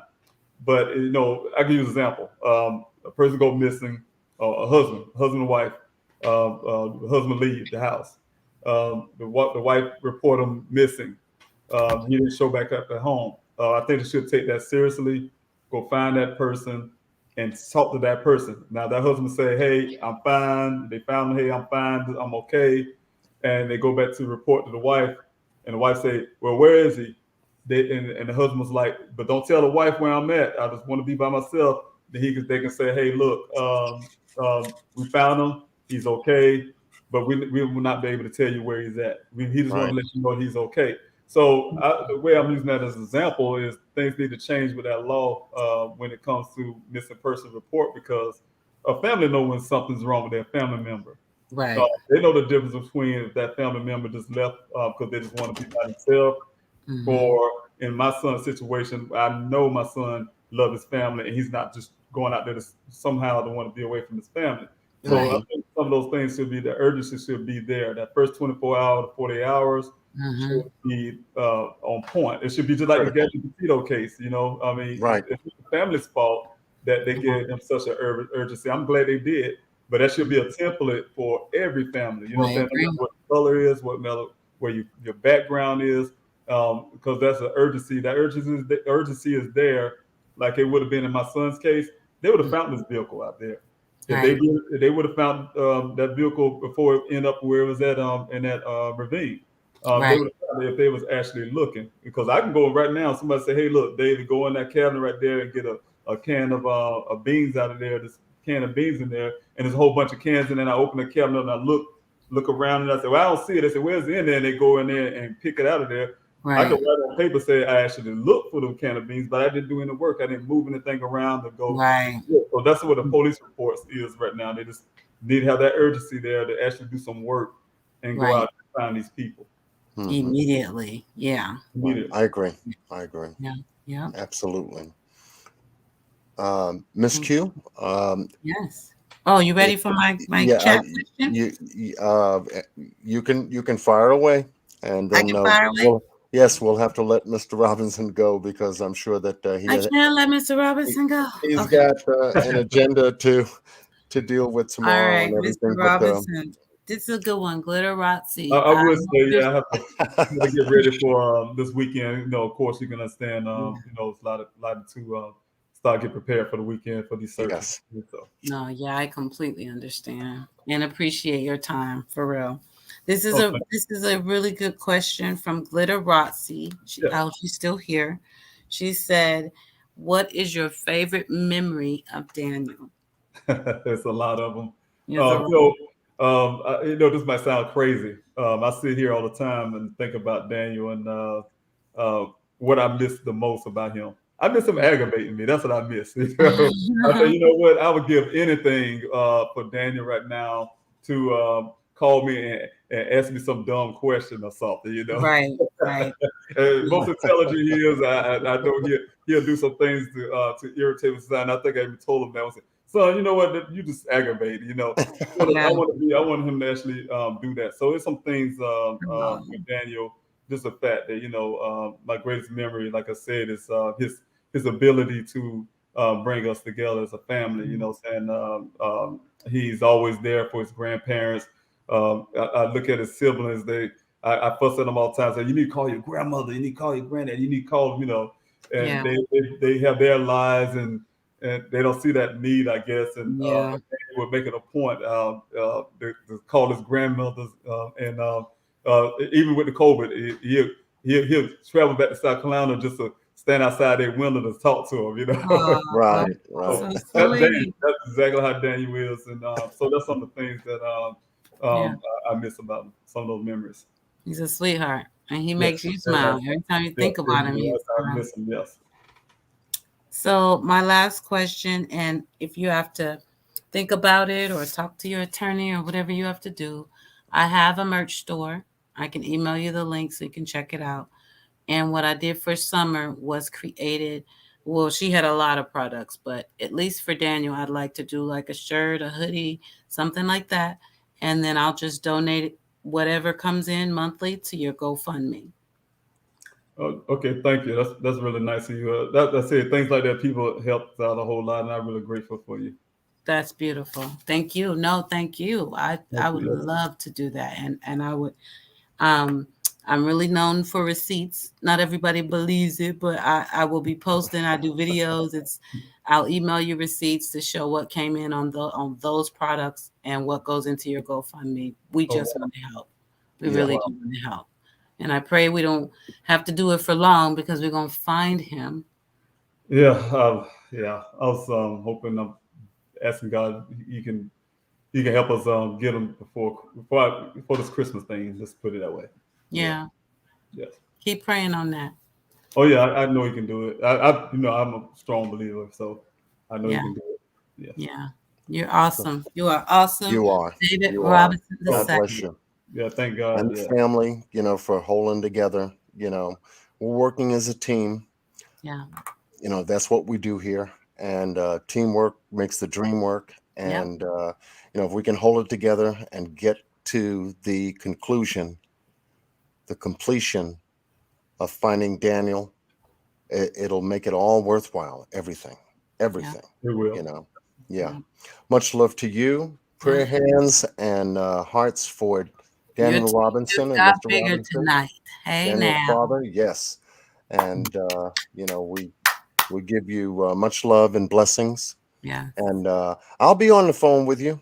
Like I said, this is just the first step of many steps going forward.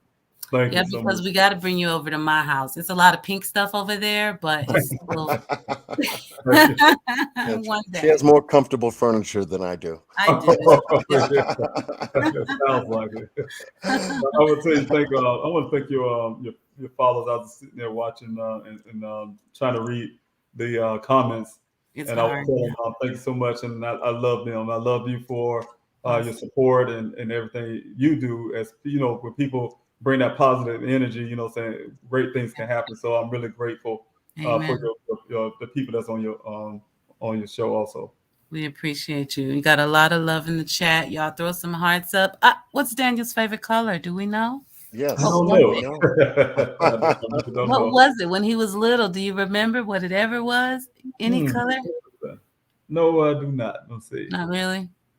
I don't know. That's a 1 hour kind of conversation with Daniel. Well, yeah, I mean, that's a girly thing, maybe. I can't remember it, but I can't think of anything that would be. I'm sure his siblings would know, though. I know That's they would. All right. Throw all the colors of the hearts in the chat. We'll take them all. How about that? That's right. Exactly. Thank you, David. Definitely. You are loved and you are supported. Thank you. I just wanted to do this real quick, just to close this segment of You got a little jam you gonna play? He gonna Yeah, dance you out? no. I'm like, No? Oh, okay. no. We gonna jam later. Just share this moment right John's here, and let me know when you can see it.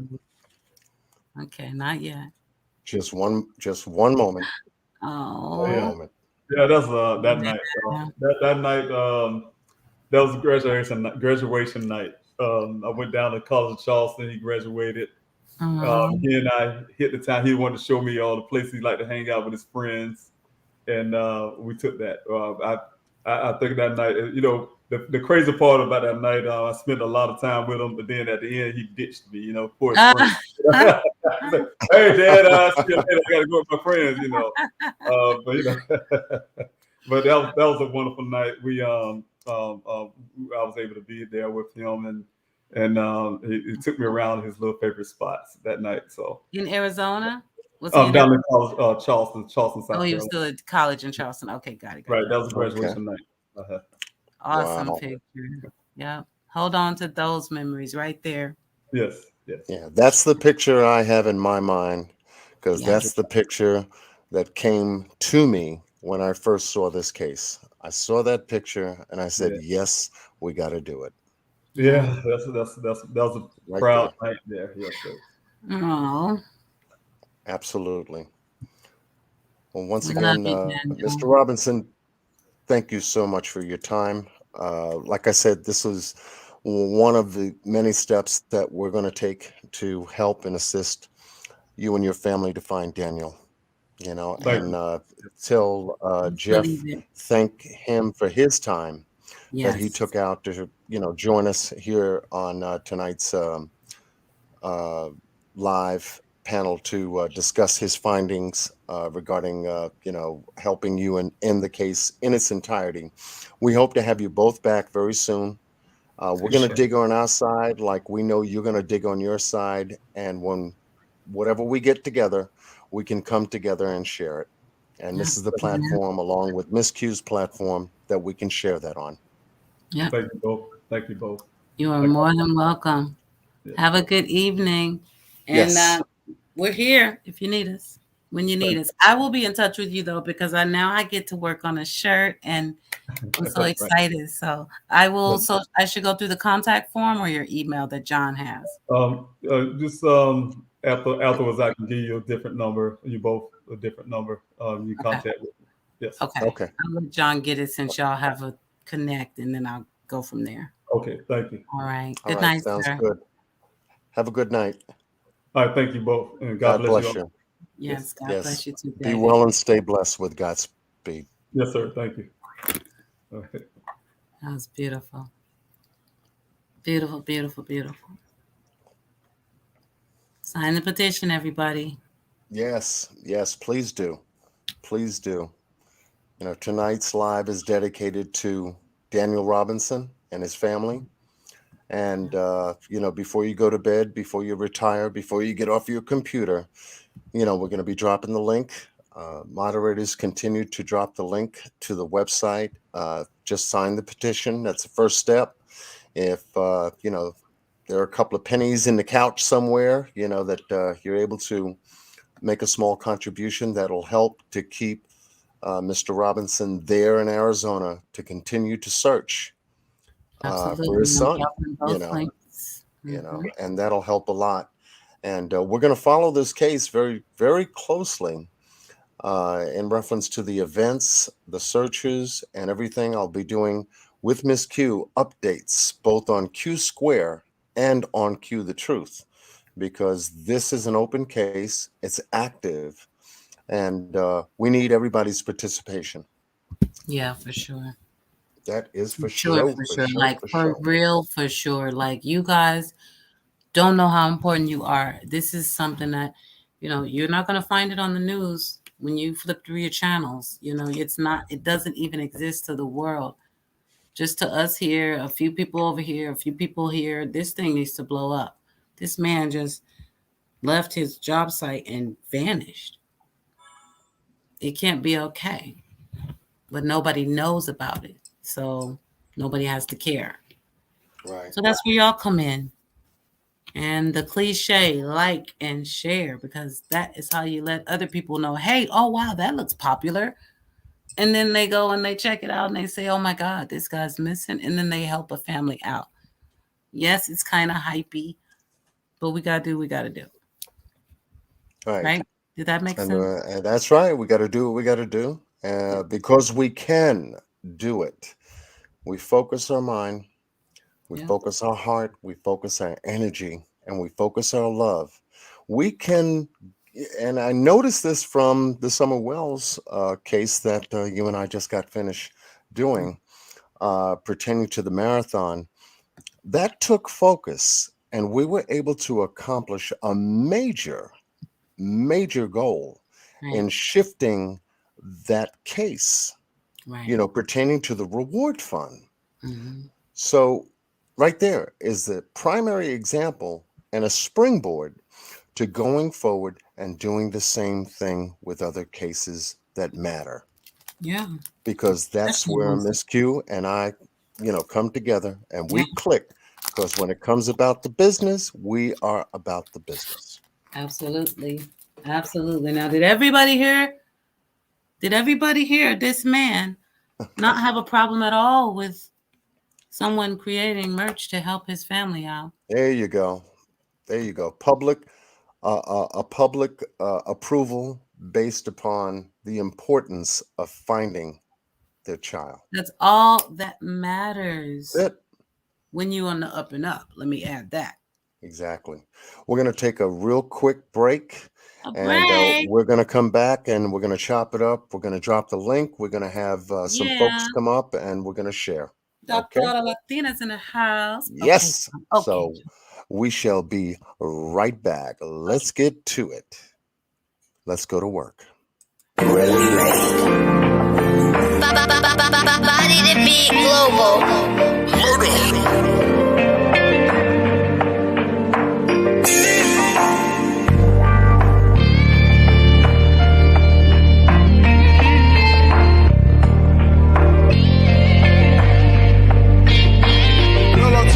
It's like we losing our people every day. Cause anywhere that we go, we ain't safe. It became such a long line waiting at the gate. They talk about wearing masks, but we must pray. Our people are fading away. I'm sick of dealing with this nonsense. I'm really thinking Satan's appetite is bottomless. Yeah, he tried it then, but we gon' get up out of this. Saying you a coward and the government is siding with him. But one thing about it, my God is merciful, true. And two things about it, he's still working for. You took my mom, you took a whole lot of black women. Now we behind this, gon' take some time to get back in it. Yeah, we black, but are we that different? To send a virus to our people to make them go missing. It's like they trying to keep my people sitting in detention. They put this virus on this earth, but they forgot to mention I really need my spiritual people to listen. Cause this is only the beginning, this is never ending. And for my people in my cities, know I'm riding with you. And I'm riding to the end. As I be losing our people every day. Cause anywhere that we go, we ain't safe. It became such a long line as they wait at the gate. They talk about wearing masks, but we must pray. Our people are fading away. It's time to pray. In this time and stay, gotta dig deep down for faith. Cause I know a lot of people that done lost their way, had lost their faith. God, if it gon' come down, right now it's time. Everybody around me down, cause I'm tired of crying. I don't wanna give up and don't believe. I'm trying. My brother from another mother lost his brother. And that same brother from another mother lost his mother. That make us ask you why. We die. It'll turn to thunder and rain. We still on earth, we got days. Still gotta keep on wishing and maintain. I believe it's a better place than this earth we on. I'm feeling like boom. I hope we see y'all at the crossroads. If I knew for sure I could be in a better place than this state, I would take off and try to get to the front gates. And I hope I got a space. And we pray, and we pray, and we pray, and we pray every day, every day, every day, every day to stay strong and move on. Cause we ain't got no place that we can go and escape by our heads. Let's pray. Losing our people every day. Cause anywhere that we go, we ain't safe. It became such a long line as they wait at the gate. They talk about wearing masks, but we must pray. Our people are fading away.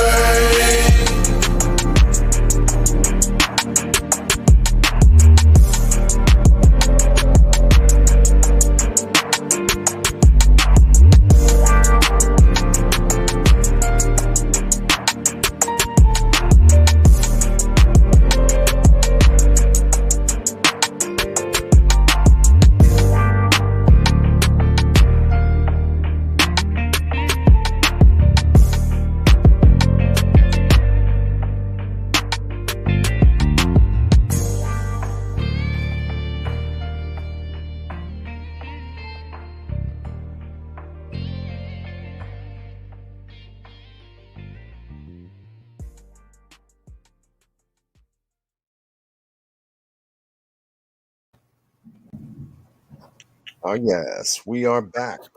Power over the enemy. Mr. Nice. Blake. Nice vibe. Nice vibe. I've dropped the Oh, okay. and, we are now in an open chat forum, and we would love to hear your thoughts about tonight's back-to-back live regarding Daniel Robinson. Mr. Robinson, who's Daniel's father, who's looking for him in Buckeye, Arizona. And I'll keep saying Buckeyed because they look like they got buck eyes over there. They can't see. They're not looking. You know? That's the problem, right? Yeah. Right. So we have coming up with us to join us. Thank you, Miss You Knew, who's also covered the case on her channel, and we welcome you to our platform, Q Squared. Hi, how are you guys? Hey, buddy. Hi. Oh, shoot, I'm yawning. What the heck was that? My God. How are you, sweetheart? Great. You guys did fabulous with these. Well, let me say 2 interviews, because that was actually 2 interviews in one day. Like, that was awesome. Like 1.2. Y'all did great. Yeah, we just it was really nice to just talk to him, just to get a little closer. I don't know. Yeah. I'm so happy to just be able to help. I know. I can't wait till he calls me and says, we found him and he's great and he's fine. Yes. Oh, God. That's what I want to hear. I'm going to drop the link for Miss Queen Talks Crimes. If she's able to connect with us tonight, we'd love to have you Yes, up and Dr. on the Latina was platform. in the And building. Dr. Latina and Mr. Boss Blake, if you'd like And to come Boss up. Man's out there, yeah. Okay. I'm dropping a link. Oh, and Randy, Randy likes And Randy, to our brother Randy, of course. Brother Randy. The link is there. Yeah, Absolutely. someone was asking, I'm sorry, y'all, I read it in the chat, but I forgot who asked. Someone was just asking. So, Dad called the cops, right, John, from the report, right? You knew? Yes. But that was because his daughter had told him, correct? Right. From the report, he was notified that I guess the family member couldn't reach Daniel as well. So it came down to a point to where, once it was decided to make a missing persons report, obviously Mr. Robinson made that call. Got it. Sorry, y'all. It's 54 pages. Hard to remember. Yeah, it's a thick one, but they still left stuff out. How you gonna write 54 pages? I was about to say that. Come on. Absolutely. I mean, they left out any report from the first person of contact, which was the rancher that found Daniel's car. So critical. It's not in the report. And now you figure, what's How this? the hell does that happen? Yeah, because I'm sure he made a statement as to the reason why he was out there. He should have, because they should have made him make a statement. It's one of the questions they would ask. Well, what are you doing in this area? I normally come by because I go shopping, or I do this, or I do that, and this, that, and the other thing. And I came across this vehicle that's turned on its right side, wheels up. There was nobody in there, but there's some clothing items out there beside the car, right? That is very suspicious. So statement easy. Yeah, this should have really been taken more seriously because of the clothes and the shoes outside the car. And come on. I mean, that says something. That's it. Wait a minute, is somebody hurt? Let me get some backup. Emergency vehicles out here. Let's start following some footprints that are going in a different direction. Let's get Canine out here too. Yes, that man should not have to pay for his own ATVs. The police department. Oh my God, I'm so sick of it. Queen, the link is in the chat for you. Yeah, same. Carmen having to go through the same thing. Jelani Day's mom. Like, that's what I'm saying. You don't want to see a racial divide, but when you look real close, when they happen back to back, it makes you have to at least consider what the hell is going on out here. Right. And also the poverty line. I always say that has a lot to do with it too. Right. But in the last two cases, Daniel and Jelani, they were, they weren't below the poverty line at all. So I don't understand, why aren't they getting the attention? Why? Why? Brother Randy, how you doing? Hello, Randy. I'm doing good. How about y'all? Doing how are good. You? I think I can hear your YouTube. Randy. I hear somebody. Yes, somebody's echoing. Let me see if it's me. Let me see. Can you hear me now? How about now? I think we're good. John, come back. You knew it was already muted, so I know. I'm back.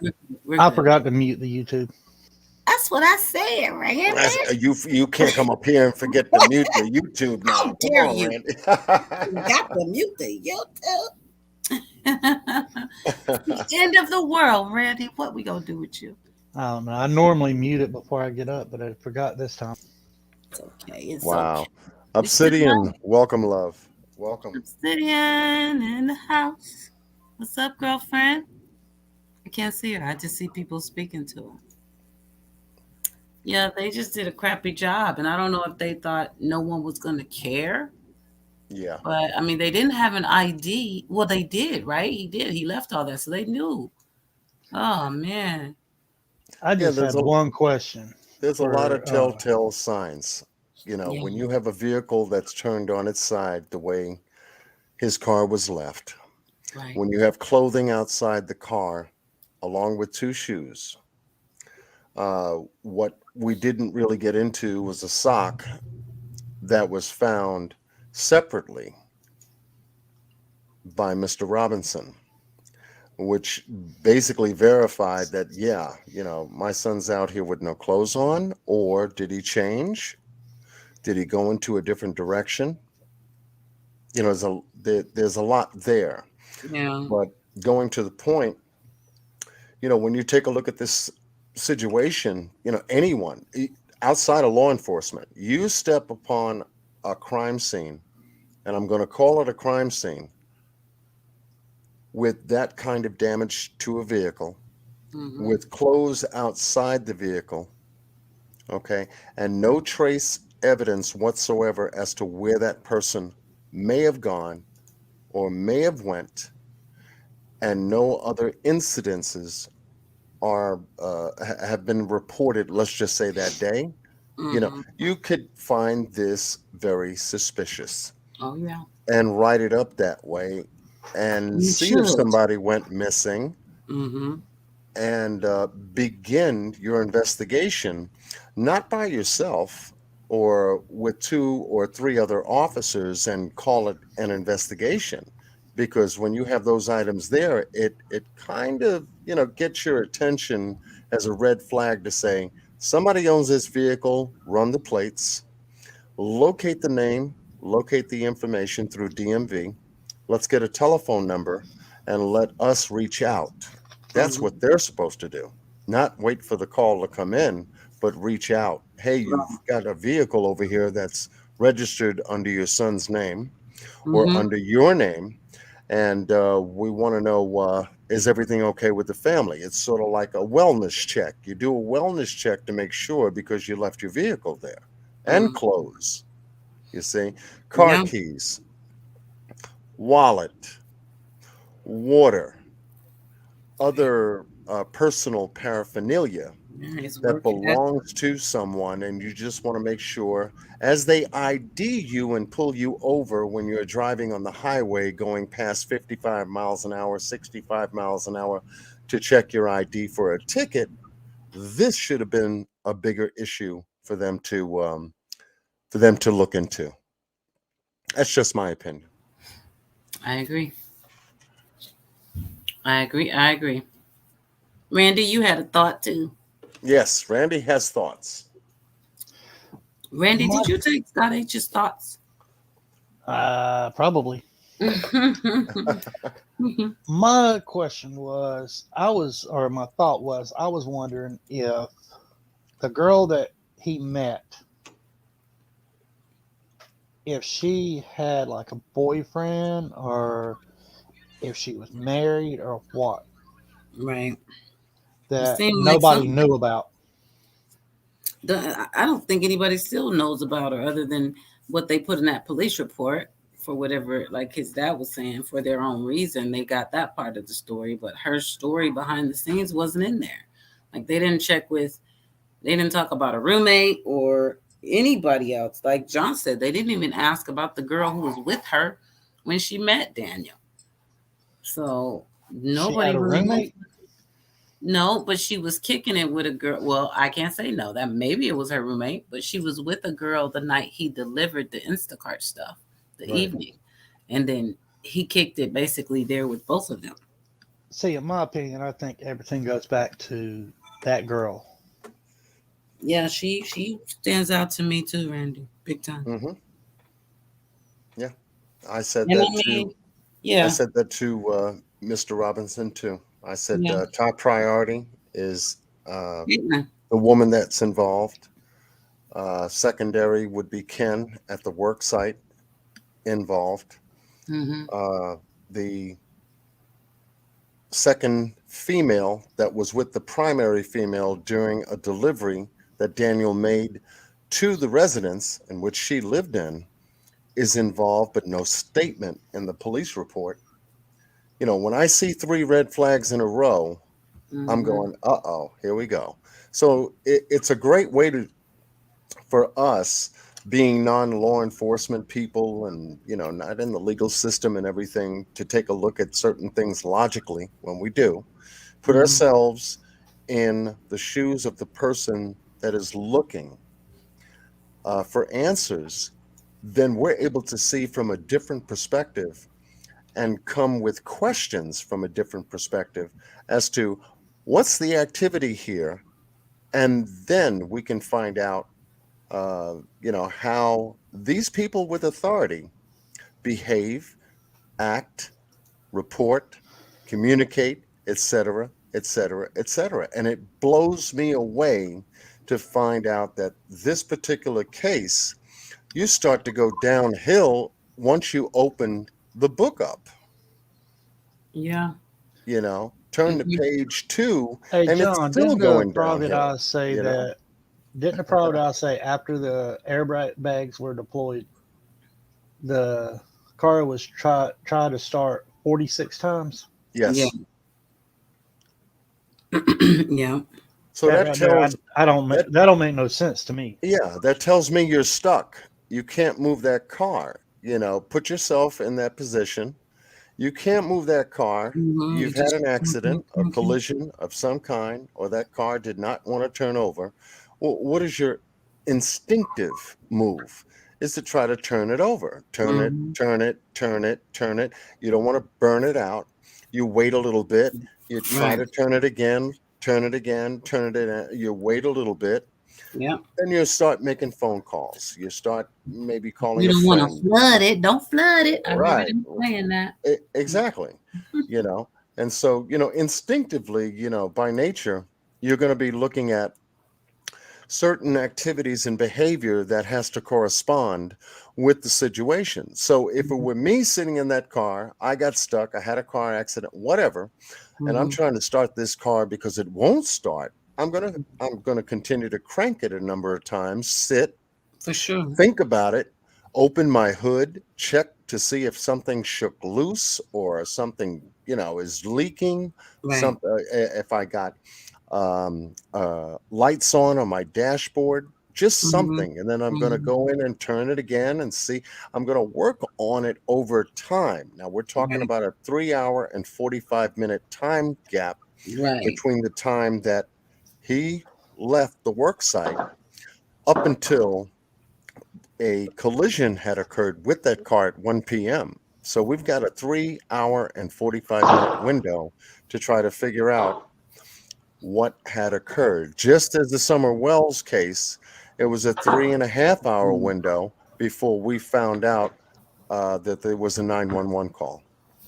Well, I know he wasn't out there, trying to work on the car and all that, because it was hot as hell, and he was smart. He worked in the heat all the time. He would have known it would have been more sensible to grab some water and head for the highway than to try to sit out there and fix that car without calling for help. It just doesn't make sense that he did that. It doesn't make sense that he went walking off into the wilderness to become a monk. The only thing that makes sense is that something happened to this man.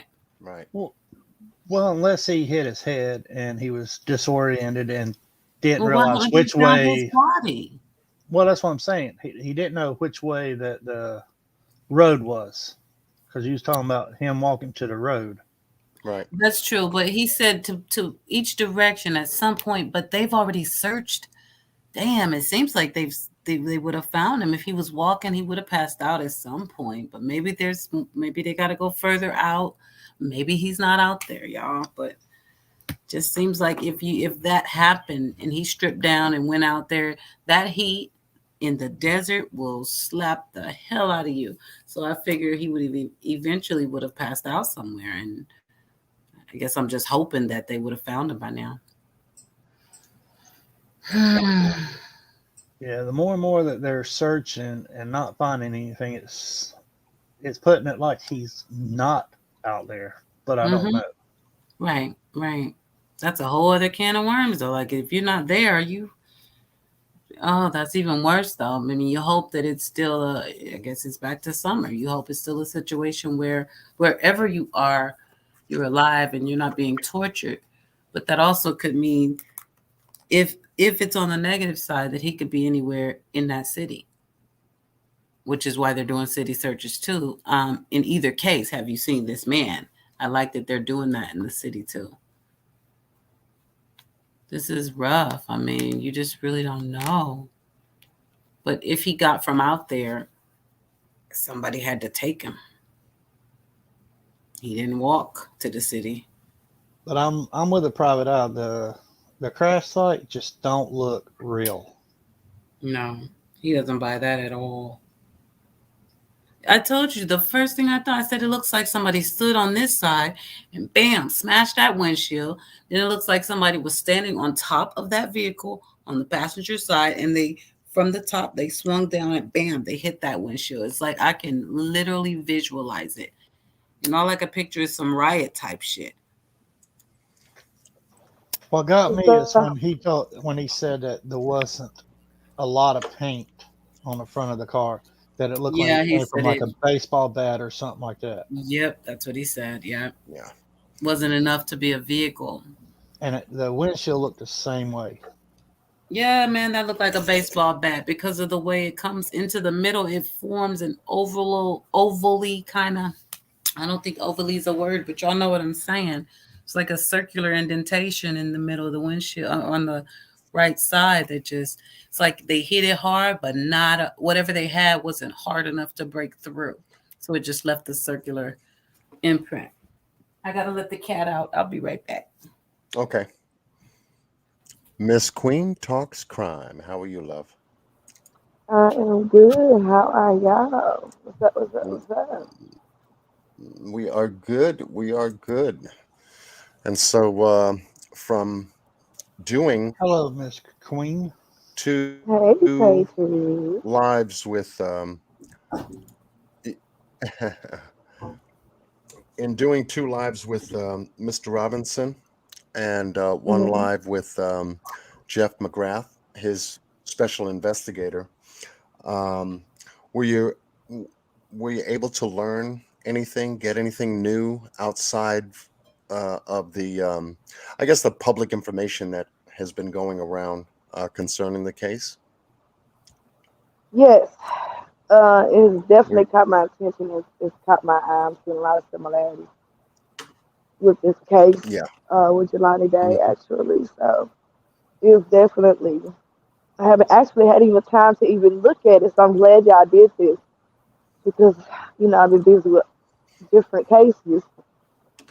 But this is actually getting pushed up with a couple of my other cases I'm working on right now. So so that caught my eye. Yeah, you've been definitely, putting out some work on your channel. I came by a couple of times and saw, your video updates. Oh yeah, they working me. Oh yeah. When I think I'm done, oh my God, I got a break for one case. Boom, update pop up. I'm like, fuck. Oh, okay, good. Not my time. I'm like, damn it, shit. I gotta step back. So it's like every time I get ready to boom, here it comes. But Right. yeah. So man, it's a lot. Actually, it's a lot. It's a lot. I'm taking it all in. I mean, the way they treating the father, the way they not doing a job, and just taking it like he don't matter, It bothers me. It really does. It bothers me because if it was your loved one, treat it like it's your loved one. Treat it like it's your son. I feel the same way, Queen. I don't understand it. Like, I feel the same that's exact way. That's so wrong. And they do this all the time. Only certain people matter. Only certain victims are important. Only certain ones get pushed to the top. Only certain ones get resources. While other ones, you don't even care to look at the street cameras. It's crazy, but it's real and it happens every day. Yes. It happens every day. Yes. And then they're lazy even with interviewing people. Jelani Day.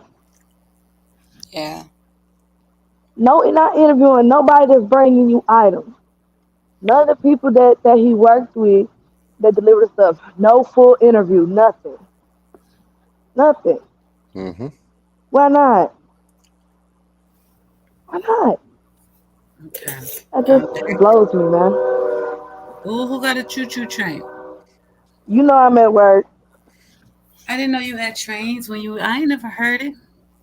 Oh, I guess I think that's a horn. Oh, it A might be a horn. train. I'm downtown. Yeah, Oh I ain't yeah. never heard it either, have I? He Never heard it. said, I ain't never heard it either. Look at him, smooth criminal. His white tongue. It's Hey, just Glitter. crazy that anybody can disappear. That's the bottom line. Like, how do people just? What we gonna do? What they gonna have to put permanent? Police drones in the sky all the time.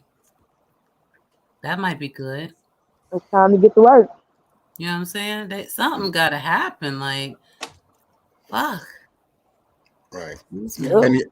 And we know that those resources, drones, canine, special, thermal equipment.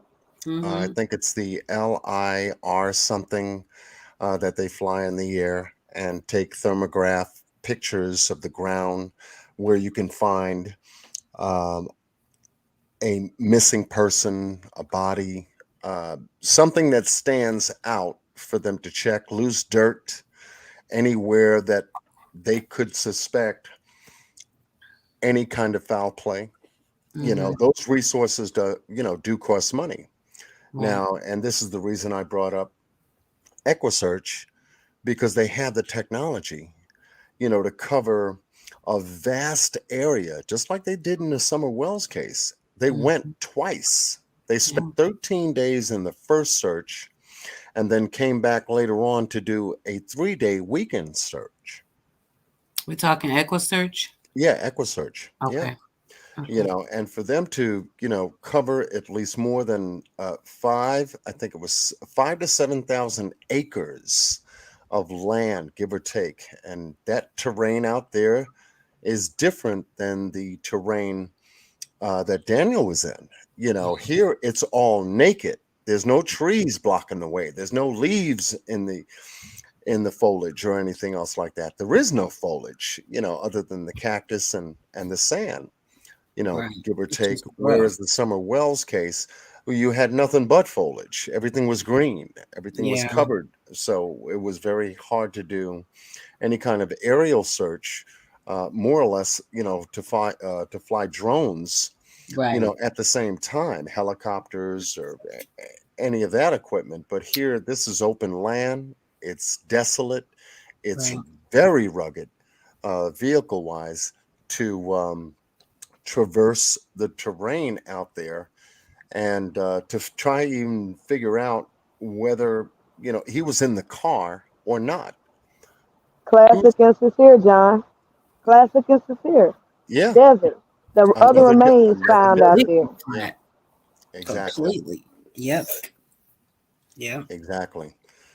And when you have open terrain such as Classic and Sincere's case out in California City, California, and you compare that terrain with Daniel's case, it's relatively the same. It's in the middle of nowhere.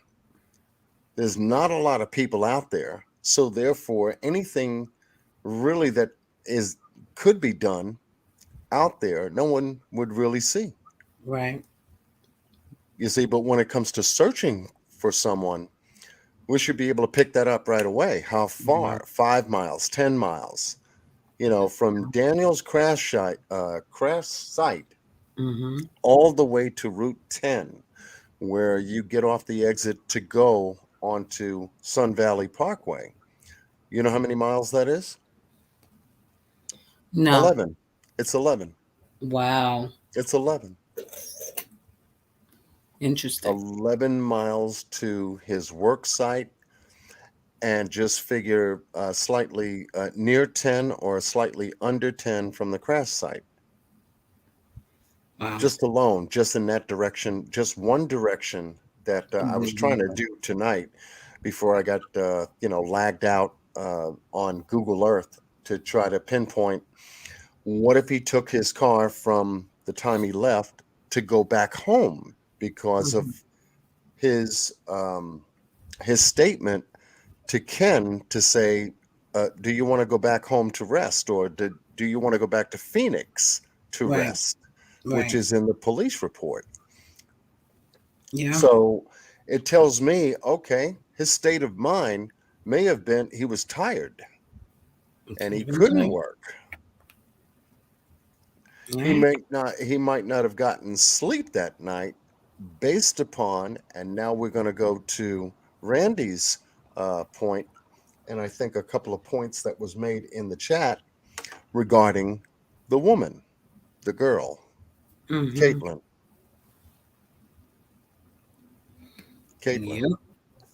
Yeah. Was he thinking so hard about her and what happened between the both of them that it stopped him from work, stopped him from regular sleep?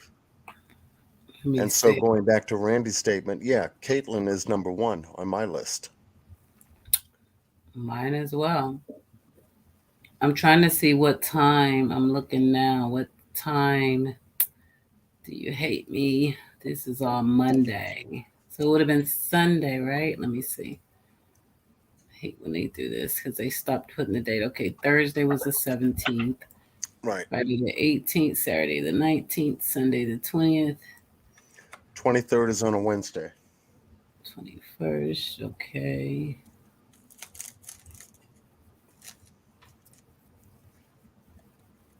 Where's the rest of this? Have y'all thought about, as well as the condition of the car, was that done on purpose to misdirect us, like he is deceased, like he is somewhere hurt, it's been 6 months. So for people to think, I think so. Deliberately bang up his car so you could think he is gone. Or so that y'all he give up. became delusional and walked off into the wilderness that they've already, and it's medically possible. So yeah, they working with that one a little bit for sure. Yeah, somebody definitely wanted to make it look either that or they really just hated him and beat the shit out of his car because his car looks beat on. And then people also know when you knew in town. So you're a target. You're a target. Because didn't y'all say today that was a new route he never went before? A new job site. Yeah. Okay. He never been to that job site. Could somebody, just possibility, recognize he's new? It's all a possibility. So you're a target for whatever robbery or whatever. Yeah. The interesting thing about, that being a part of the story too, is that, and I can only speak from a guy's perspective. Help me out, Randy. Okay. I can only speak from a guy's perspective. When you meet somebody new, and the way Daniel met Caitlyn, and all of a sudden, there's this welcoming, that she approached him with.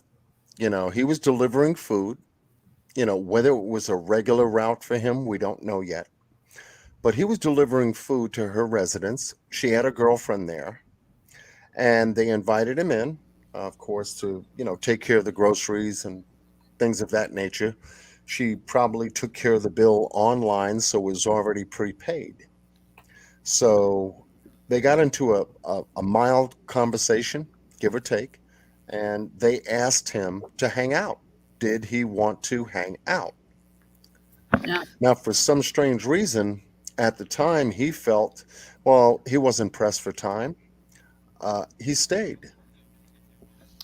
He hung out with them. Yeah. I'm not trying to interrupt you. I'm sorry. But they ordered wine. It was 2 bottles of wine. And they made a mistake with the order, and then he fixed the order, and then they asked him to come in. Okay. There you go. Yeah, so the police report says she and her female friend asked Daniel if he wanted to hang out with them at that time. Yes. Caitlyn said she and her female friend were drunk, and that looking back on it, she shouldn't have invited a stranger into her home. Of course. Caitlyn says she believed Daniel was harmless, though, as he only had one arm and was short in height. Caitlyn advised Daniel and her exchanged phone numbers that night, and she sent him a podcast that he should listen to. Caitlyn advised nothing else happened that night, which was odd, abnormal, or criminal. Caitlyn said that night Daniel had a canopy, which he had in his vehicle, which he left at her home accidentally. And she starts to talk about a few days later when she tells him he can get the canopy and stuff. But yeah, they were drunk. Her and her homegirl. Yep. He fixed the order. They feeling all tipsy. Invited him in, and you leave and exchange your numbers, so it must have gone well. Yeah. And so when you have a situation like that, something happened. We don't know what time he left. But we do know that the canopy was left because that was the point of contact that he made with her later on regarding coming by to pick it up, in which she said, yeah, you can pick it up anytime. Right. She did. And I think the next text message that refers to him coming by to pick up the canopy was the fact that he was by the house. And this is when she turns and she got kind of weird on it and said, in reference to him showing up unannounced. So he said, hey, I accidentally left my canopy outside your house. Is it still there? If so, can I pick it up? Also, the podcast was great. Right. She responded, yes, you can pick it up whenever! ! And then later that night at 8:30, so it'd been about 7 hours, he responded to her and said, thanks. How do I get there again? I can come now or tomorrow afternoon and grab it. So she did not write back that night. So I'm assuming he went on over and figured out where she was and went on to look for it that night anyway. So the next day in the afternoon at 2:06, she writes him and says, hi, I saw you on the camera. I'm in Flagstaff and will be home later tonight. If you want, I can put it out front by the chairs before I head out for work tomorrow morning. And then he sends an emoji and says, I'm sorry. Like, this is where I think his dad is saying they didn't put both sides of the conversation because it's very weird and it is very spaced out. Right. Right. But he starts to, now it's, I'm sorry. And then on the 17th, which is 2 days after he had come by to get the canopy or asked to come by. No, he came by because she said she saw him on the camera. So he came by on the 15th or the 16th before 2:00 in the afternoon. And by the 17th, she was writing saying, please stop showing up unannounced. So one day later. First come by whenever, and then I saw you on camera. Please don't come by unannounced. So it was very misleading. Yeah. And so that's within a 24-hour period. These messages are going back and forth between the two of them. Pretty much. Okay. Pretty much. He was on the camera. She told him, I saw you on camera. This was at 2:06 on June 16th, and on June 17th at 6:39. She told him, please stop showing up unannounced. In between, he had just sent a red heart emoji and I'm sorry. I think I'm assuming the I'm sorry was because she said, I saw you on camera. I'm in Flagstaff, blah, blah, blah. So he sent a heart and I'm sorry. And then she said, please stop showing up unannounced. So it leads you to believe he went over there multiple times or something. But like, this is what the detective should have been clarifying with her. Right. Period. He just left it like this. He should have been like, okay, well, did he come by again after he got the canopy? Did he get the canopy the first time? There's too many holes right here. Right. He said, okay, I won't ever again. She said, thanks. And I'm looking right now and I don't see the canopy in the garage. He said, don't worry about it. I already have it. She said, I'm confused. He said, I did grab it yesterday. So yesterday would have been the 16th. So he must have come and got it before she got back from Arizona. So he got it on the 16th. He said, I did grab it yesterday. I just wanted to tell you I'm sorry for disappearing the other day. At the end of this sentence of this message, Daniel sends a sad face emoji. So apparently he disappeared on her at some point. So you wonder if she got mad because he disappeared. And where did he go? But, maybe if he's apologizing and she's acting different, like maybe she got stood up or something. I don't know. I wanted to tell you I'm sorry for disappearing the other day. And at the end of the sentence, it's a sad emoji face. I couldn't stop thinking about you. I mean, They also said that Daniel told his father that he was in love with her, and his father said that was not true. Yes, he did say that was absolutely not true. He said he did not say that. He did not say that. He did clarify that. I heard him. I heard him on your show. I feel like if it was, by the way, please. Sorry. Say it again. Oh, I was talking to the moderators. Hold on, give me 1 second. Can you guys drop the link for you, New, please? Thank you. Somebody out there. Yes. Sorry, I totally forgot. I really feel like, I'm not saying it is foul play, but I felt that from the beginning that it was foul play. And I feel like, and if she had anything to do with it, she may or she may not know, but I have a feeling that somebody went after him because of her. I do too. That's what I feel inside. Like that's what I see. That somebody went after him because of her. Not saying that she sent them, but because of her. Mm-hmm. No. Because he was showing up unannounced. And it would give one the thought to say, I guess the way to stop him from showing up unannounced is to let him know, one, I'm not at home,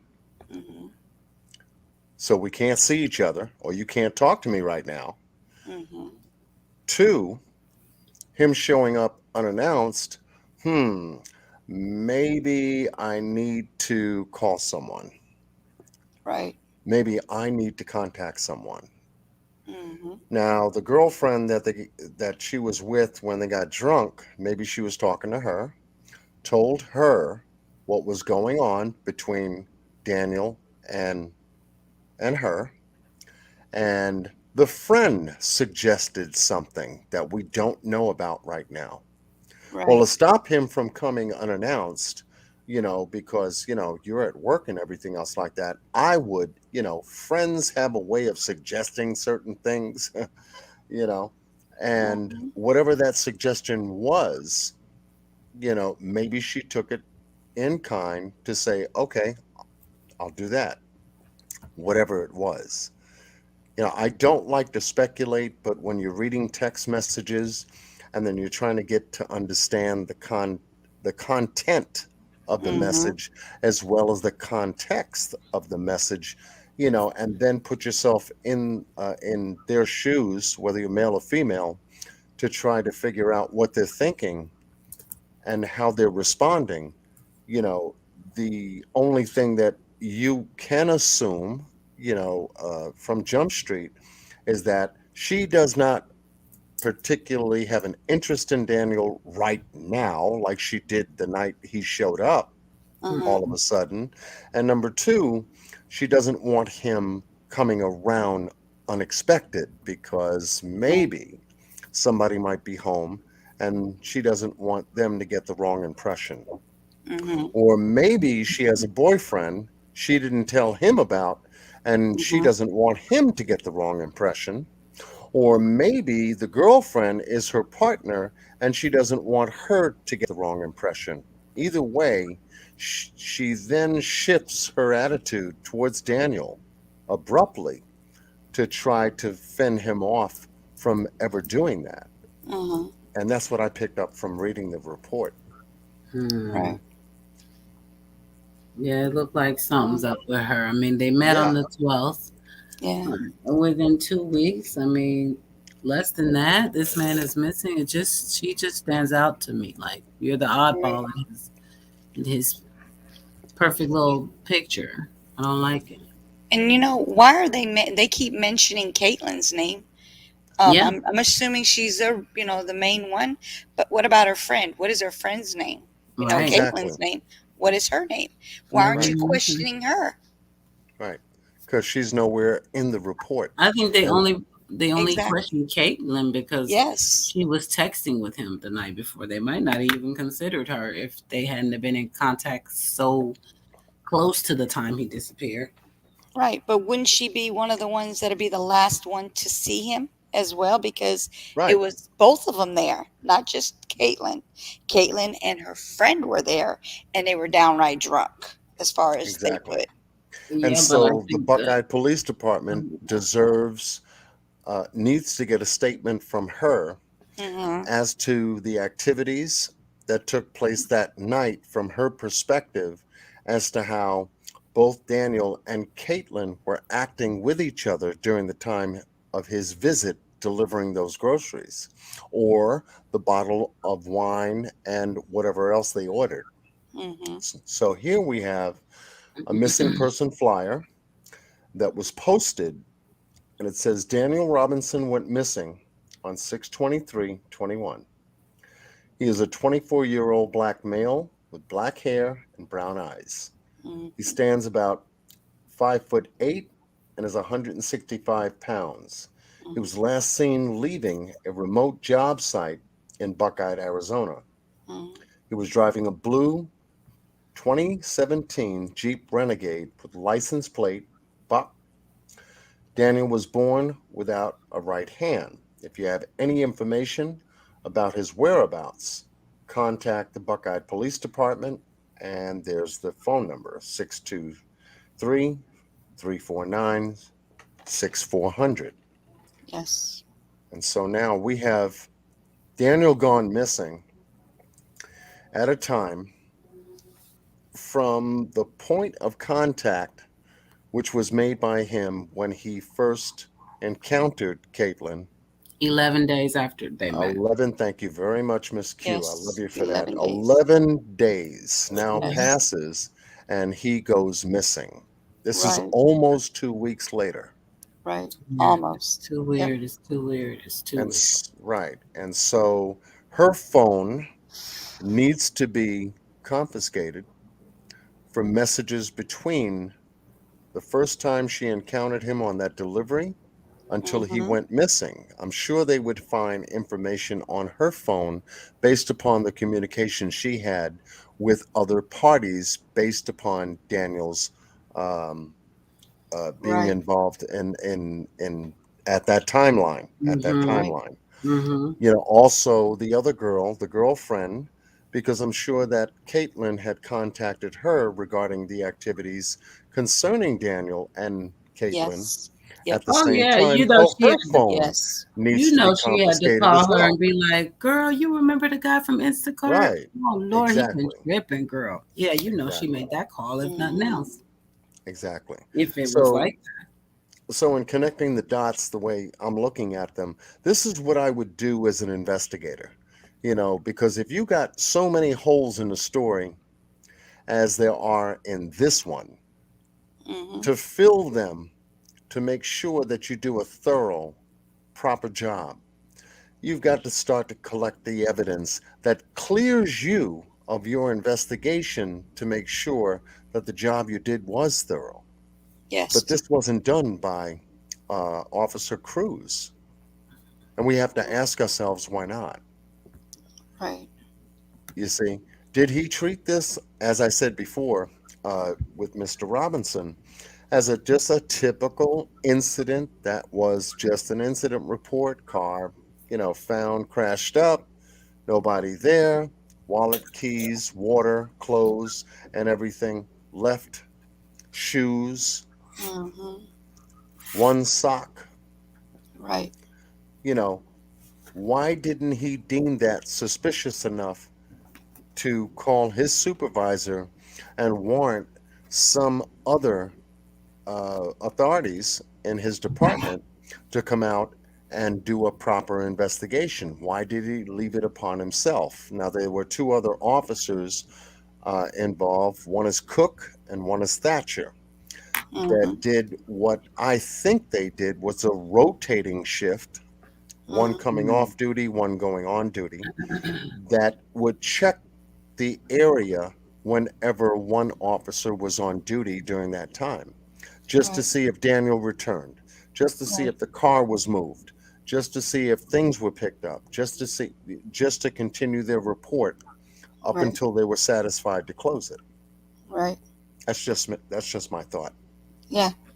I think that they just ran through it because why is the father and the volunteers who have no experience other than that they volunteer, they don't get paid for doing this, and they're finding bones of humans and animals that the cops did not find? That's very suspect to me. Like, there's why? Another red flag. You're not even working on this. Like, you're not working on it like it's a case. You're working on it as this, I don't want to say a joke, but you got to say allegedly. A joke to me is what that's what they took it as, that like it doesn't mean anything, and it means everything. It does. So I don't understand. And by the way, I don't know if you guys know, his birthday will be coming up very soon. January 14th, 1997 is his birthday. 14th.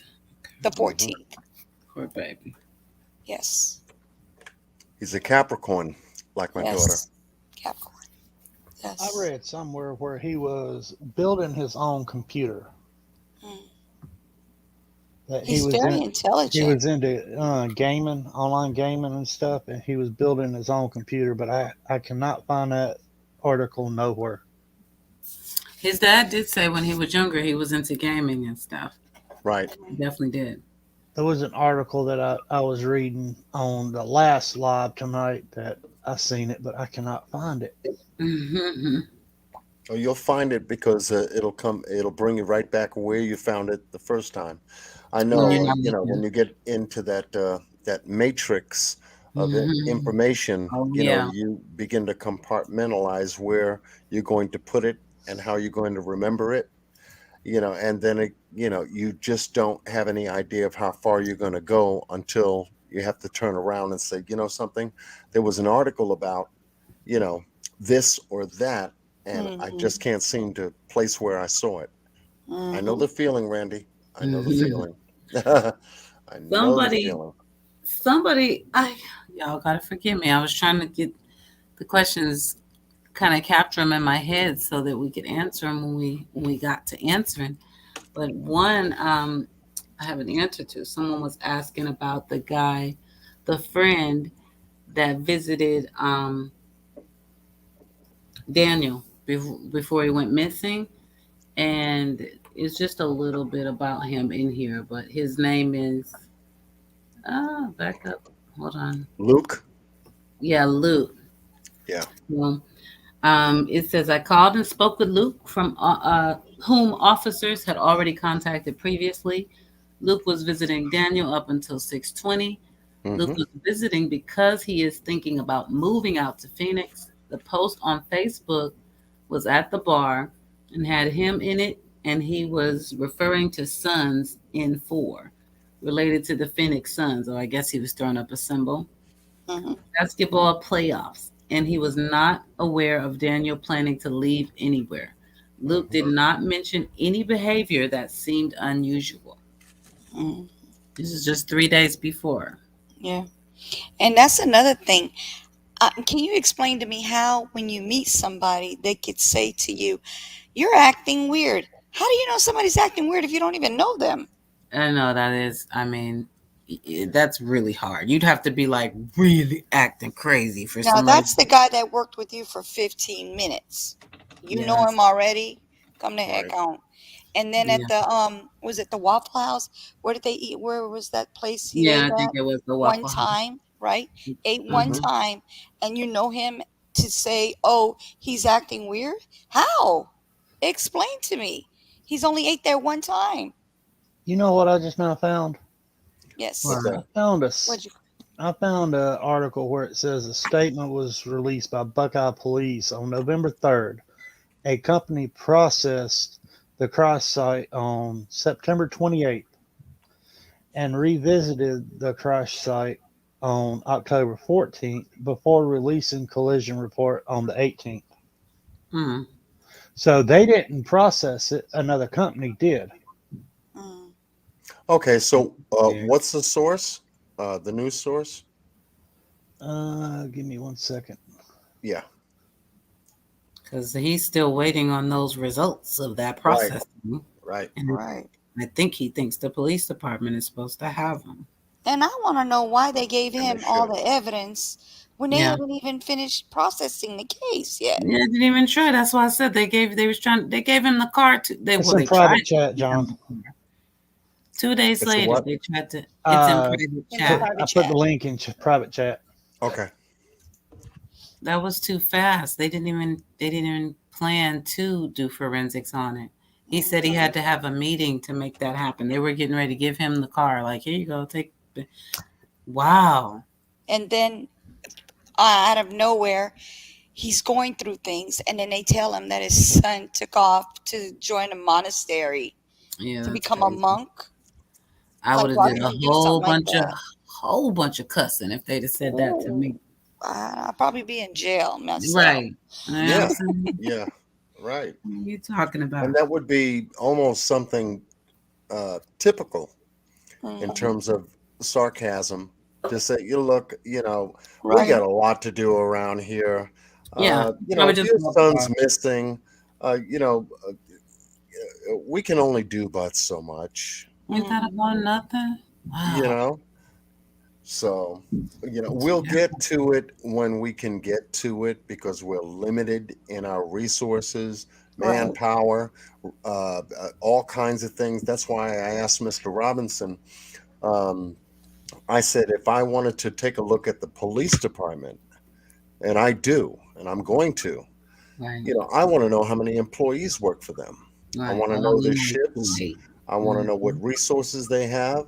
I want to know what access points they have throughout Buckeye, the whole Buckeye area, along with additional resources that they could have access to if they make contact with them. Whether it be canine, whether it be special services that they have to contract out in order to come in.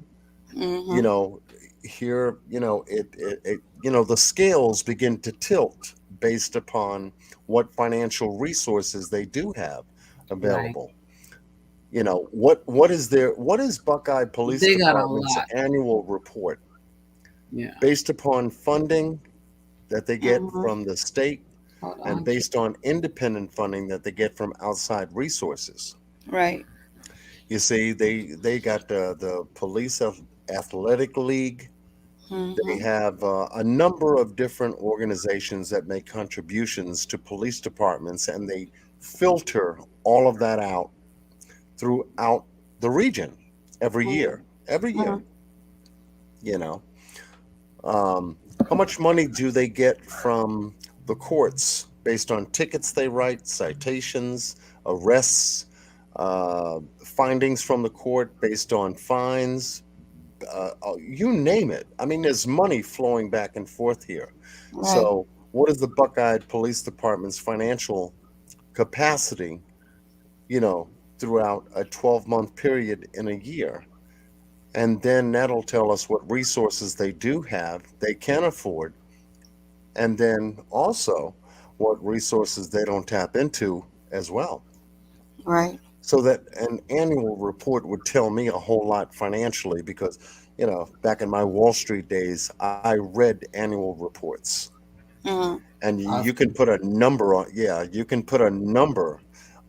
it and come to the conclusion, what capacity do they have when it comes to dispatching emergency services or services alone, non-emergency services in their jurisdiction. Right. Or So dispersing that's some what I would funds. want to know. Yeah, that's exactly what I want to know. The So article I sent you, John, was yeah, put out on the 12th of December. okay. Let me see. I'm looking for something here. For somebody's And question. not only did they find bones, they also found clothing of other people. Did you know about that?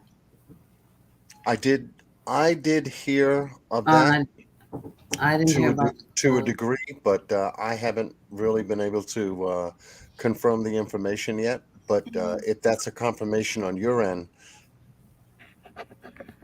I get it. I don't know. I know his dad definitely said they found other human remains. He definitely Right, mentioned right. that That part then. I Yeah. did get. Yeah, he told me, he was telling me, yeah, they because I found out about it, and he said, yeah, they found human remains, animal remains, and clothing. Oh my God. Right. And clothing. Okay. Yes, and So clothing. there's some activity out there that Mr. Jeff McGrath, special independent investigator working with Mr. Robinson, is also sharing with us tonight. And I'm glad he was able to join us. Yes. In his eyes, as a, law enforcement, he's got the background and everything to take a look at a crime scene Mm-hmm. in reference to the vehicle Right. and in reference to the story or the narrative that goes with the vehicle based upon, the Buckeye Police Department. He's able to come up with a lot of inconsistencies early in the case Mm-hmm. before anything, Right. when it comes down to, specific searches and things of that nature. I like him. I do like him. I Yeah. think Mr. Robinson has got a good comrade working with him Yes. and, chiseling down a lot of the bullshit Yep. that, Mr. Robinson has been told by the police department in reference to his son being missing, Right. Right. And when you can take a look at his report of a crashed vehicle, I'm going to put it on the screen because I did my due diligence to find anything and everything I could on this case. I spent about a week and a half looking for stuff. Right. And based upon his inspection of this vehicle and the crash damages to the front, the windshield, you've got both driver's side airbags deployed. We talked about that tonight. I was looking at the rear wheel here on the driver's side, rear back driver's side, Mm-hmm. right here, where you can see me going there. Right. And I'm wondering if the car was found with a flat tire, or did it go flat during transfer? Hmm. You see, a lot of different things about the vehicle that I had noticed as well. Let's see if I can zoom in. The side view mirror on the driver's side, we've got an indentation of it being broken into the windshield. Right. Mm-hmm. Okay. There is no windshield in this car. On the All driver's we side. see The on the driver driver's window. side, correct. Okay. Yeah, driver window. Okay. Okay. We've got indentations here at the top left, Right. all the way down the stem where the windshield wipers are, Right. right in this area. Okay. We've got two indentations, one on the driver's side, which has a small circumference of an impact. We also have on the passenger side an indentation of a larger impact compression Mm-hmm. on this side. I have a question. Higher up. Yes. When you hit a window, you don't hit a window towards you, it goes out. That one looks like it's been hit, like as if it landed on something or it was hit with something. Right. You see how it's going in instead of like going out, like as if somebody hit it, like if somebody blew into their window. I'm talking about the windshield. Right. It's going in, as Right. if it fell on some kind of boulder or something, and it shoved it in versus it pushing out. Right. So when you have Wonder a how that window, happened. when you have a window like this that's been not exploded out from inside the car, but imploded in to the car, Mm-hmm. and you have these kinds of crack indentations that doesn't break the glass, but just shatters it. Mm-hmm. More so on the right side of the car, on the passenger side, being though it was on the passenger side after it crashed, I get Right. it's this compression mark here that Right. disturbs me.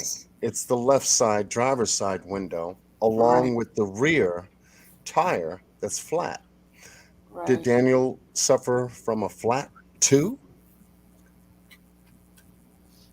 I don't know. Was it a flat along with the actual crash that impacted I this car haven't heard to a any. point? Yeah, I I don't know. I haven't haven't heard heard anything anything about a flat. about tires, no, so far. Right. But I No. don't know. Could have just been So, something we didn't talk about, but I don't know. right, right. So I'm sure that Jeff has his report based upon the car. Once it's been Mm-hmm. received for Mm-hmm. inspection, everything he found out about that car, I know he wrote down. Oh yeah. For sure. Probably has Yeah. it memorized by now. And that And looks like an emergency tire than it is a regular tire as well. Like a there's a what they call that? possibility of, yeah, there's a possibility of that too. John, can you see the red K12? Wait, nope, wrong one. It moved. Sorry. Hey, Somebody. I'm looking right at the tire. That's a regular tire. It is a regular tire. It looks Yes. small to me. Where it's flat. Someone wants to see the red paint. The red Can paint you is on the show right that? side. Yeah, the red paint is on the right side front end where the front headlight is. Mm-hmm. And it's a small sliver on an impact compression right directly where the light is, but So it's we on the can't other see it side. in this Let picture. me see if I can find something that can illuminate that a little bit more. Okay. All right, so I wanted to give everyone a chance to see what Jeff received during his inspection, and it Are you able to see it straight forward, like sideways, just like straight to you, versus it being slanted? right, to do a 360 on it. Like make it look like we're looking straight on the side of the Right, car. right, right. Yeah. The only thing that I have, and I'll thank you for that reminder too, because I will ask Mr. Robinson as well as Jeff if they have taken pictures, and I'm sure they did, of the inspection when they inspected this car, of Okay. all the impact marks and all of their findings, and maybe they can share them with us. You know, we have to remember that it is an open investigation, Right. so they have to hold some cards close to the chest while they proceed to try to get the FBI involved in the data collection from the crash report. Number one, the exterior damage that was done to the car. Number two, and more importantly, the items that were found around the car's perimeter, how far they were away from the car, and anything pertaining to the crime site that they weren't physically there to see themselves up until the car was moved. After the car was moved, they Right. went back to do the search and then started there to take a look at the site to see if there was anything else there. I'm sure of it. I'm sure of that, because that's exactly what I would have done. Where was the car resting? Boom, let's go there. Let's take a look at the impact site. After the car is moved, now you're looking at pieces of glass that could have been still there. You're looking at residual components and material that the car left upon crashing, Mm-hmm. as well as anything else that you can find. Footprints we're looking for, blood tracings. We're looking for injury. We're looking for anything that would suggest that there was a walk away from this crash site if Daniel was still in the car during the time it did crash. Right. Can you flip back to the ravine for Anna, please? Yes. From my understanding, there was no blood. Nope, yes, no blood. and that's exactly what Jeff said. There was no blood. And they're going to check for DNA on the airbags that they were able to detach. So hopefully, that would be amazing because somebody's DNA going to be on it. Right. Right. And I had asked him regarding fingerprints. There should be some kind of swabbing for DNA, fingerprint lifting for interior, exterior handle, steering wheel, gear shift, glove compartment, seat belts. I think they did a little bit of that. Didn't we see something about some swabbing in the police report? Yeah, there was very little bit of that, but I didn't see anything major. And the other aspect of that is that Mr. Robinson said that Daniel crawled out through the sunroof, allegedly. Came out this way because can we see the bottom of the car? Are you able to see the bottom of the car? Like where the tires are? Yeah, and you see, you're digging like me because that's what I wanted to see, but this is a very limited information that I did on my own research. If Mr. Robinson is able to release that to us and share that with us, I will definitely get it and come back. Like I said, he said he had more pictures. Yeah, clearer. Okay. Yeah, he definitely said he had more pictures. I did hear him say that.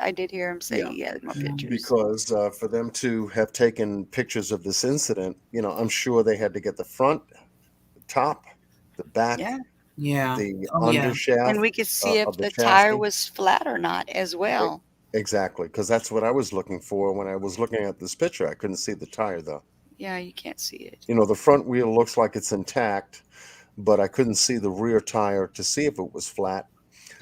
Because that would have told me that whoever was riding in this car at the time had a flat tire, and there would have been tire impressions on the dirt before impact or crash impact as we see it here.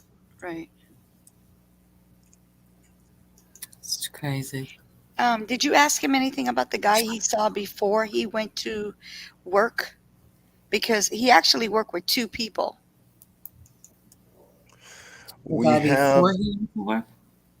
He worked with Kenneth and another guy before him. I'm not sure.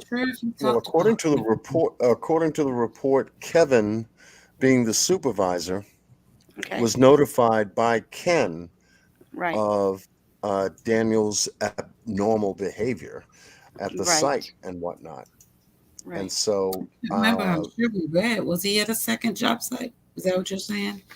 That's what I was getting on when I was on the live, and I had asked him about it, but he didn't know who the person's name was. So I asked him, is it this guy's name? Because there is another name, but he said, no, that's just somebody he worked with. But also he met up with a guy, God, I forgot. He was an off-duty lieutenant, I think. Was he a lieutenant? He was just he was an officer. I can't tell you what position he was in. I forgot the name, the thing. The title. Is it lieutenant? It's something. I would have to look it up. I have it in my room. I'm sorry. But literally the guy ended up asking him about a gun range. And he said that car was immaculate. That's how they knew his car had no damage. There was nothing wrong with the car when he ran into him. This is prior to him going to work. And I was trying to find out, was it before he went to work or was this after he went to work?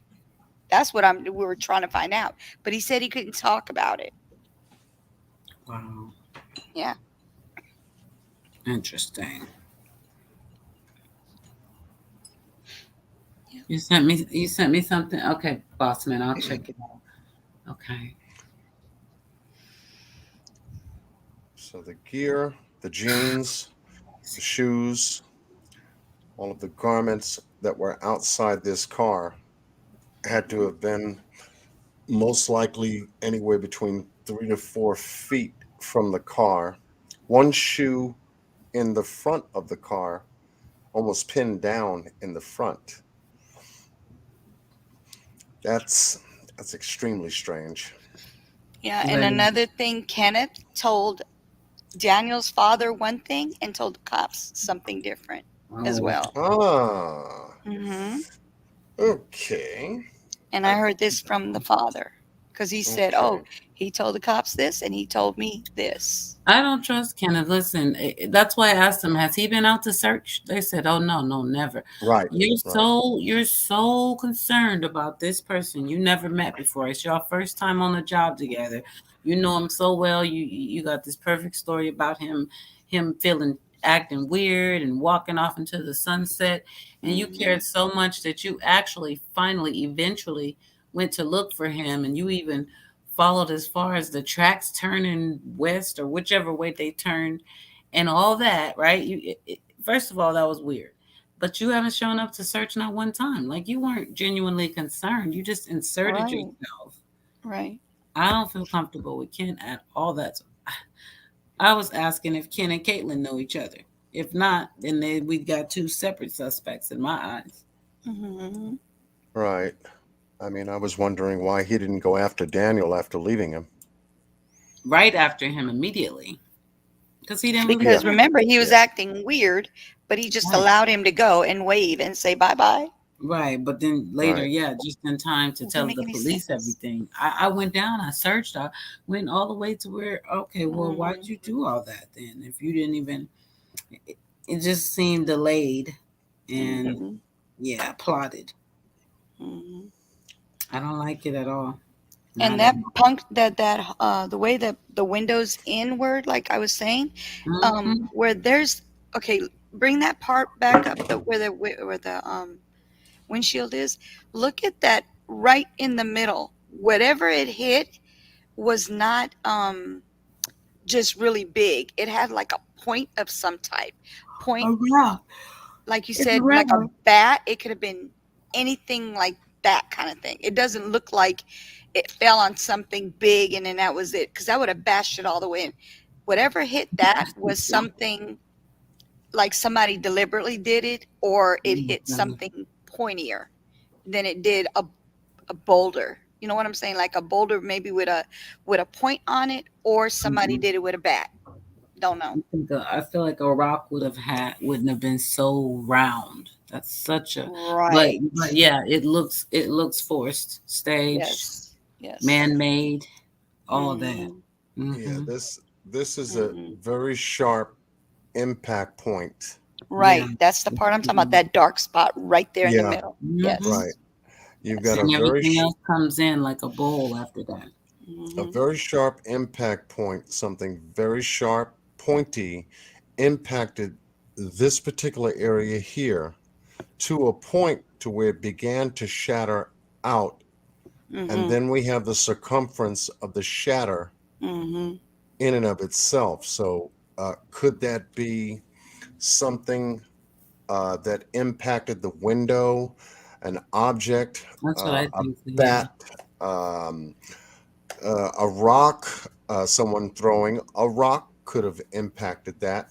And I'm sure that, Jeffrey would have taken any kind of sample elements of this shattering right here to find any rock settlement, any wood impact from a bat, pipe, whether it be lead like or metal shaving, metal shaving. metal shaving. That would have been a metal exactly. bat. Exactly. Look what T Sophia said. A crowbar. It could have been a crowbar from him changing a tire from a flat.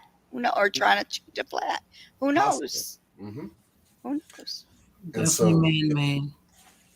And so evidence of that kind of an impact would leave opposite a residual impact on the glass.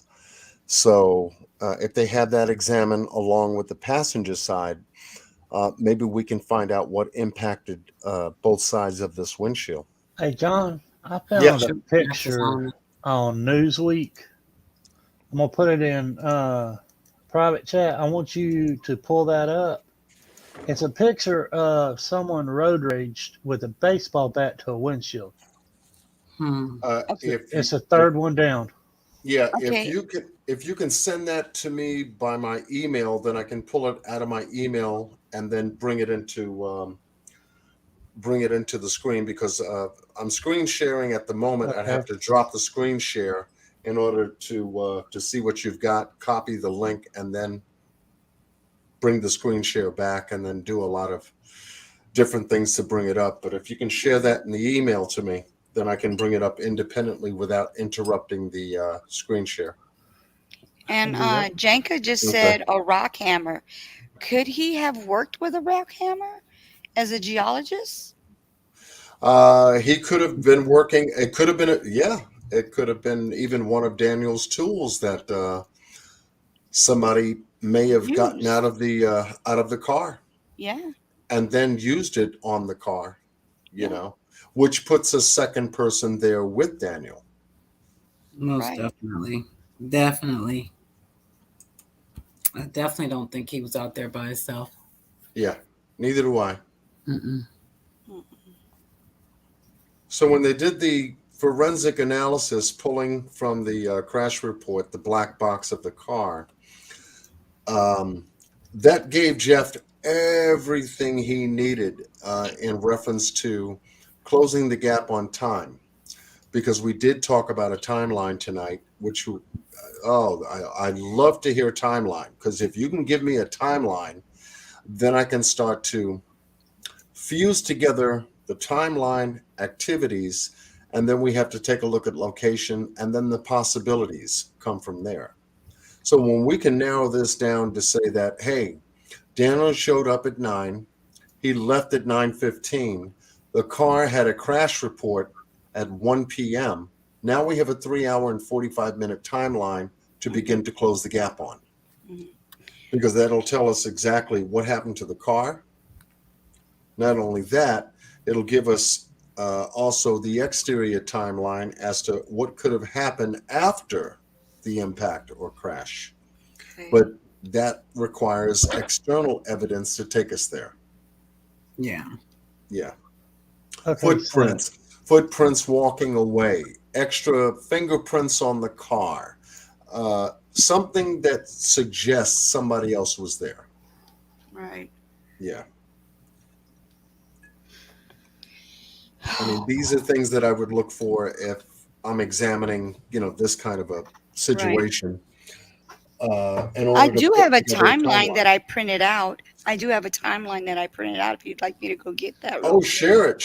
Yes, okay. Share it. All right, definitely. Hold on one moment. I'm sorry, John. I'm over here working like crazy trying to find stuff. Okay. But I sent you that link in your email. Okay.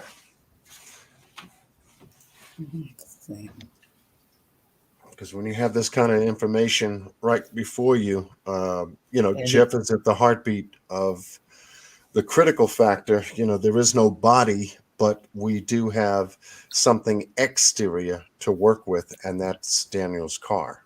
The picture of the road rage on that car, it was a BMW. It looks almost exactly like how Daniel's vehicle looked. Oh, wow. Okay. I will certainly bring it up to compare it. Mm-hmm.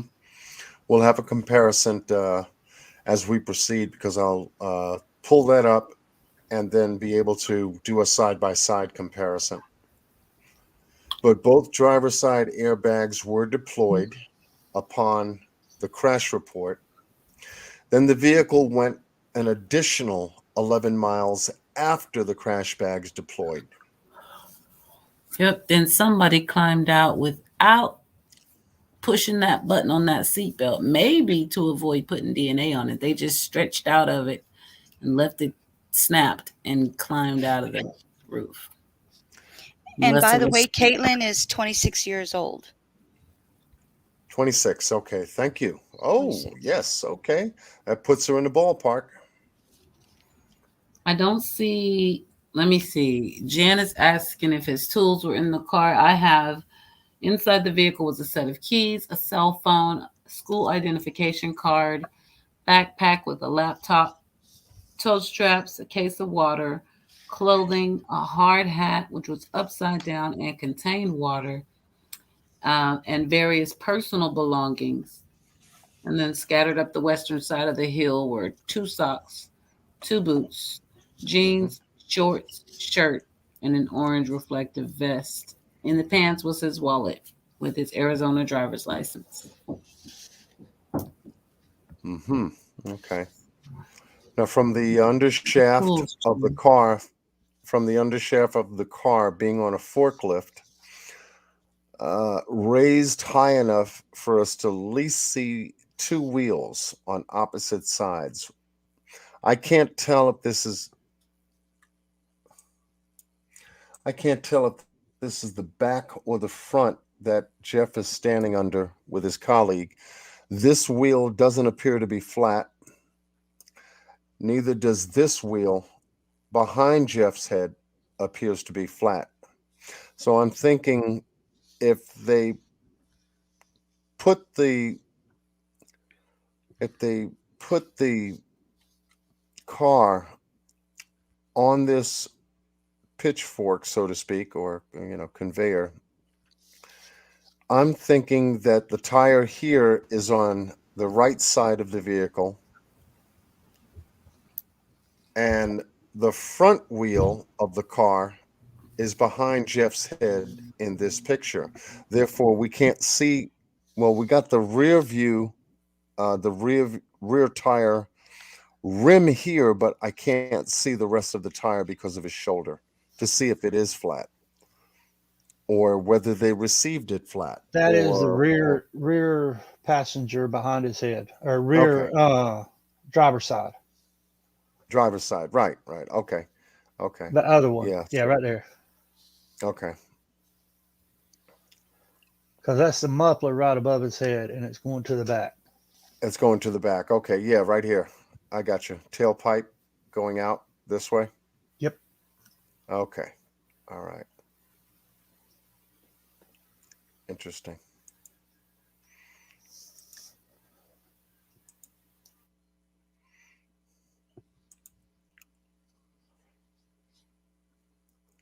Okay, so did you want the timeline from the time he met Caitlyn, or do you want it from the date he became missing? Everything you'd love to share from your perspective, Okay. as a content creator, as you shared this with Mr. Robinson on your channel. Yes. And how you wrote it up after the interview that you had with him to collect on your notes. Anything you'd like to share with us, love, all goes to trying to help find Daniel. Yes, no problem. Okay. Let's see. Okay, so on June 3rd is when he was over there delivering the drinks, the liquor, to Caitlyn and her friend. They never mentioned her name. They just put a K, but it is for Caitlyn. And she is 26 years old. And he ended up fixing the problem because they ended up sending the wrong product. So he went and fixed it. And they invited him in. So this is on June 12th. All right. Then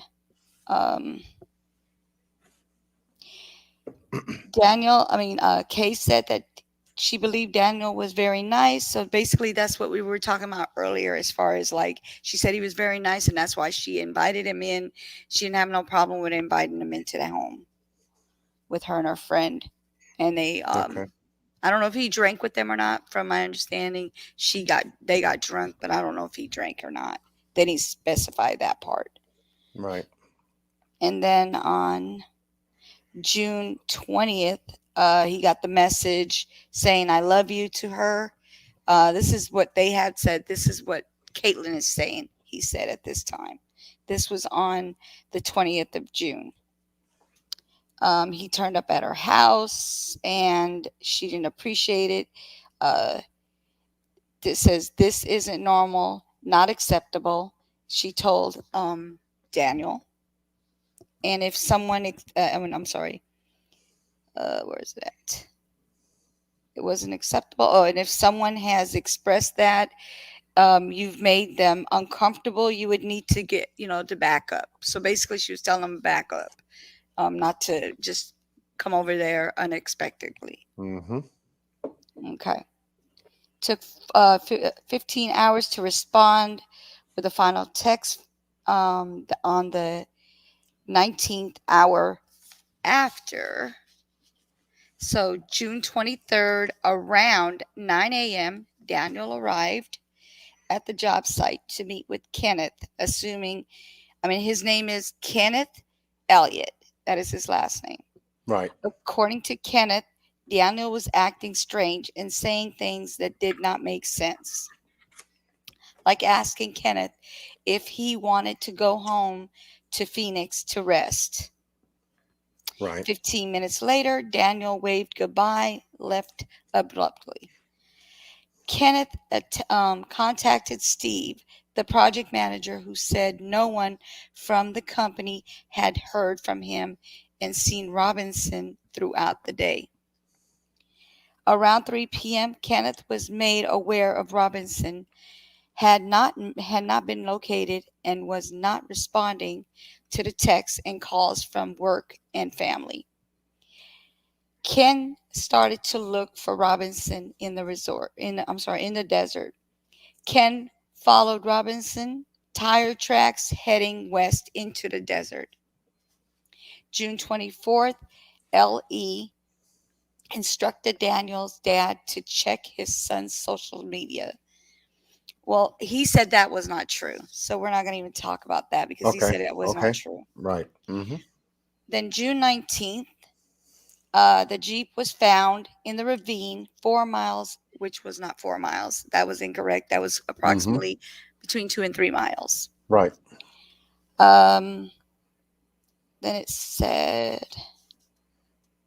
he said they were saying that he was talking to the sister, and she said multiple of Robin's friends and family members and the waitress at the Waffle House said he, when he visited 2 days before he disappeared, reported odd behavior heading up to his disappearance. Like I said, how do you know someone was acting strange if you just met them? It doesn't make sense to me. Mm-hmm. On the same day, he had texted his sister that he had an emergency, but neglected to answer any of her calls in response. Robinson's sister also said one time he went over to her apartment and sat in silence for 30 minutes before getting up and leaving. Right. Mm-hmm. Yeah, I remember that. Now, did his dad confirm that? He can't confirm it because he wasn't there. That was with the sister. But he also said that he didn't want to. People were putting things out that's personal in their life. Yeah. So basically, that's their business. I forgot about that. I would have loved to ask him though. I'm sure his daughter would have mentioned, especially with him missing, if he sat there, if he did that, because I thought that was weird because it lined up with what Ken said. Doesn't when his dad said his family, they never thought he acted weird. That doesn't seem right, but. Well, that statement right there. Mm-hmm. He goes to his sister's house. Mm-hmm. He sits there in silence, doesn't say a word. That appears strange to her. It tells me that Daniel was in deep thought, thinking about something, just as he may have been in deep thought when he went to work that morning with Ken, thinking about something. And Ken couldn't put 1 + 1 together as to what was going on with him. And this is where Ken believed that he was acting abnormal because he was in deep thought, just like he was in deep thought at his sister's house. Right. So I'm thinking now I come up with Caitlyn because of the conversation they had via text message and possible by telephone conversations as well. That's going to show up on her phone, and I'm sure that there's got to be some kind of a lead on Daniel's phone after it's checked forensically for any kind of calls that he made during that time. And that's why I spoke with Mr. Robinson about the gas mileage and going back to the company and getting a gas log report, since he had the car, because that's going to help Jeff verify a lot of the data on the car based upon what Daniel wrote down to give to the company for gas reimbursement. Yeah. So a lot of that is going to play. Where did Daniel go during the time he got the car and during the up until the time the car was found? Right. And that's going to be a major part. I believe, just me, I believe that's going to add to Jeff's report of foul play, because we don't know how many times he went over to Caitlyn's house after he went there the first time. Right. Other than to pick up the canopy afterwards, did he go back again, hoping that she would show up after work or at another time? You see, it says that he showed up. Oh God, like the day before. She told the officer in the police report that he showed up. Let's see, the day before she said police. So it was either the 16th. I think it was the 16th. Yeah. She definitely told the officer that in the police report. So he did come by again. Okay, so that was 7 days before the car was found. Well, let me back up. It was stated that the car was found the 19th. Right. Okay. By the owner of the property. There we go. Okay, that's even shorter than that. Okay, so now we close the time gap between the 16th and the 19th. Okay, it was 3 days. That's correct. Okay, all right. I'm glad you guys are here. Yeah, because going over the report is the key, because that's the only evidence from the police that we have to go on right now. Outside of the pictures that were taken of the crash site, up until we get more as to what Mr. Robinson was able to obtain from Buckeye Police, and then what Jeff was able to obtain based upon his visitation to that site for the very first time. Right. So we can take a look, possibly, maybe, at the post-crash site after the vehicle has been moved. What's there? What was left there that would give them trace evidence of foul play? Because that's where Jeff went to. I mean, right there. I mean, looking at the vehicle, in and of itself says, what the hell happened to his car? It looked like it was assaulted, versus what he saw post-crash after they moved the car. What was left there outside of the clothes that we know that was left there, his wallet, his keys, water, maybe some other items pertaining to his job. It could have been a clipboard in there. It could have been a number of different things. His tools for geology was up in there, so we would have a toolbox of some kind if he was there to obtain his samples, whether he was doing water, sand, or anything of that nature. It's weird because it's not. They mentioned some straps. They didn't mention a toolbox in the police report. Some sort of straps that you would work with, and definitely a work hat and water. But I know. Well, you definitely would have to have tools to be working around dirt and rocks as a geologist. Well, you don't go there with your, somebody got them. Yeah, it's possible.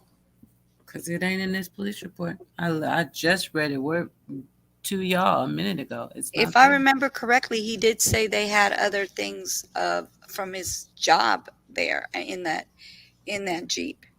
It said other personal belongings. Right, which is his. Right. I would think things that he works with. Work. You know what I mean? But it's a matter of interpretation on that. That's just what it said. Okay, I'm still looking for that I'm looking for that page that showed about the guy he was talking to prior to, or either after or prior to going to that 15-minute job with Ken. Because they don't know. He couldn't tell me either or.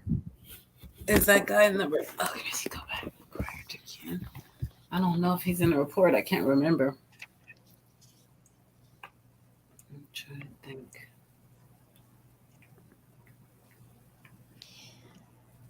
So that's the other workmate. His name is Roger Prutzman. It's Prutsman.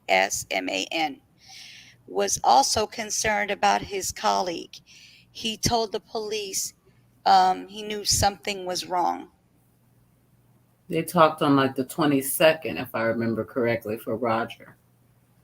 That would have been the day before. But it could be something else in here. But I was just looking at Roger because it was right after Luke in the police report. Mm-hmm. Still looking for the person. And he said the same thing. That's what I was going to say. Roger is also saying the weird thing. So, but I didn't know Roger was connected to the job. I must have missed that part. If so, that's even worse because they're all saying, "Oh, he was acting weird." Everybody from the job. That seems like a narrative, right? I want to know about the. I want to know about the two vehicles. Which two vehicles? One was, August 4th. What about this part where it says the police were so alarmed at Robinson's message to the woman he hardly knew that they advised Caitlyn about stalker laws and suggested she might want to make an official complaint. Well, they wrote it up like they just gave her the info, but they didn't say who initiated it. But yeah, they did do that. Yeah. Okay. Yeah, they did it. Yeah, they did it. Mm-hmm. Yeah, that's what I'm saying. But even if, then he should have been missing from around her place somewhere if it was he's stalking you and it's a problem type thing. But what that got to do with him way over here across town? Right. No, this report was this missing persons report that I have on the screen was received by D. Howard and responding officer Cruz, Thatcher, and Cook. Responsible officer is Cruz. So let me go down here for a second. I want to know about the vehicles there. Oh, wait, you got it. Stretching out, y'all. Right there. Stretching out the two vehicles. Dodge Ram and Mercedes B-Class. Are those supposed to be connected? That's what I'm talking about. Well, look at the dates. What does that mean? Right. Why are the dates so different after? Weird. Why are they included in the report? It's a weird report, even the way it starts. They've got his name, and then right under that it says deceased individual, and it's another. Yeah, it's got a lot of. What is that? A lot of coding, and that's why I asked Mr. Robinson, did the police sit down with him and the family to actually go over all of the details of this report, the acronyms, the different police lingo that they use in order to help him identify all of these items here. What I found very strange was the August date, especially the CAD calls that were made. But this stuck out to me to say that there was a white 2019 Dodge Ram Arizona license plate, vehicle involved. We have another vehicle, which could be a dark blue or black 2018 Mercedes E-Class, South Carolina plates, vehicle involved. And then we have another vehicle here under GRY, which could be represented as gray. Yeah, that's Daniel Jeep. 2017 Jeep Renegade Arizona license plate vehicle involved. Now, That's Daniel's Daniel. vehicle was posted as a light blue. Why? That's his 2017 Jeep Renegade, ain't it? Right, exactly the same make and model, correct. But they wrote gray here when we are taking a look at a light blue vehicle. Wow. If I go back up into the report, is his car light blue or is it more of a greenish blue? Right, now let's see what I know. What's crazy is his dad is from South Carolina, and that Mercedes is from South Carolina. That's interesting. Right, so That's we go very here. interesting. Okay, see, right here. A blue Jeep Renegade. His vehicle, which was okay, so his dad told him that. Okay, got it. Right, Documented. exactly from the narrative. From the narrative. Got it. That's where it came from. So let me see if I can find that particular So, and part. it probably, I mean, I would go with what Dad said. I'm sure his sons told him when he described it, "Hey, Dad, I got a new Renegade. What color is it, son? Blue." Right. You would think he would know the color. And then again, I'm looking at the report too, and obviously the responsible LEO didn't put a signature, didn't approve it, and didn't date it. Just printed it out and he uploaded it. Maybe because it's online, you think? And it even could have did a digital signature, I guess. Yeah, it could have done that, but then again, I'm just pointing out what we have so far. The supplementary report, which I found very interesting in terms of the actual report that D. Howard did when he collected all of this additional information based on officer activity and rotation from the search site. And what was actually said between the officers regarding missing right arm, no prosthetic, no visible tattoos, no facial hairs, things of that nature. Okay. And this is very interesting to read until you get to, where the hell is it? It states in here that he used to live with Roger. I'm just trying to get and what is that, an article or where you at? It said he stayed in Arizona initially living with Prutzman and then getting his own apartment in Tempe. Where is it? Where are you reading from? This article, That's a news article? Out my back. Yeah, news article from dailymail.com UK. Oh, Daily Mail, our best friend. Shit, Daily Mail. Oh shit. No, He said some of it wasn't true, and some of it might have been true, but I don't know about that part because I don't know. I don't. I don't remember them saying he lived with anybody, but maybe at one point they did. Maybe that's what they meant. Like when he first got there, first got there. Maybe that's what they meant. Yeah, I can't remember, but Roger's definitely in there right under Luke. I don't want to show any names, so I'm moving quite briskly on my side. In the supplemental report, it's okay, John. It's on new. Yeah, I'm just making sure. Okay. I asked David new locations where Daniel would go. David said he didn't know any specific location. I asked David if Daniel had any family or friends in Arizona. David advised he lives in South Carolina and that Daniel's mother lives there too. He said that Daniel's sister lives in California, but he didn't know her specific address in California at the time. David said that Daniel lives alone. Okay, that answers that. Daniel's other sister identified,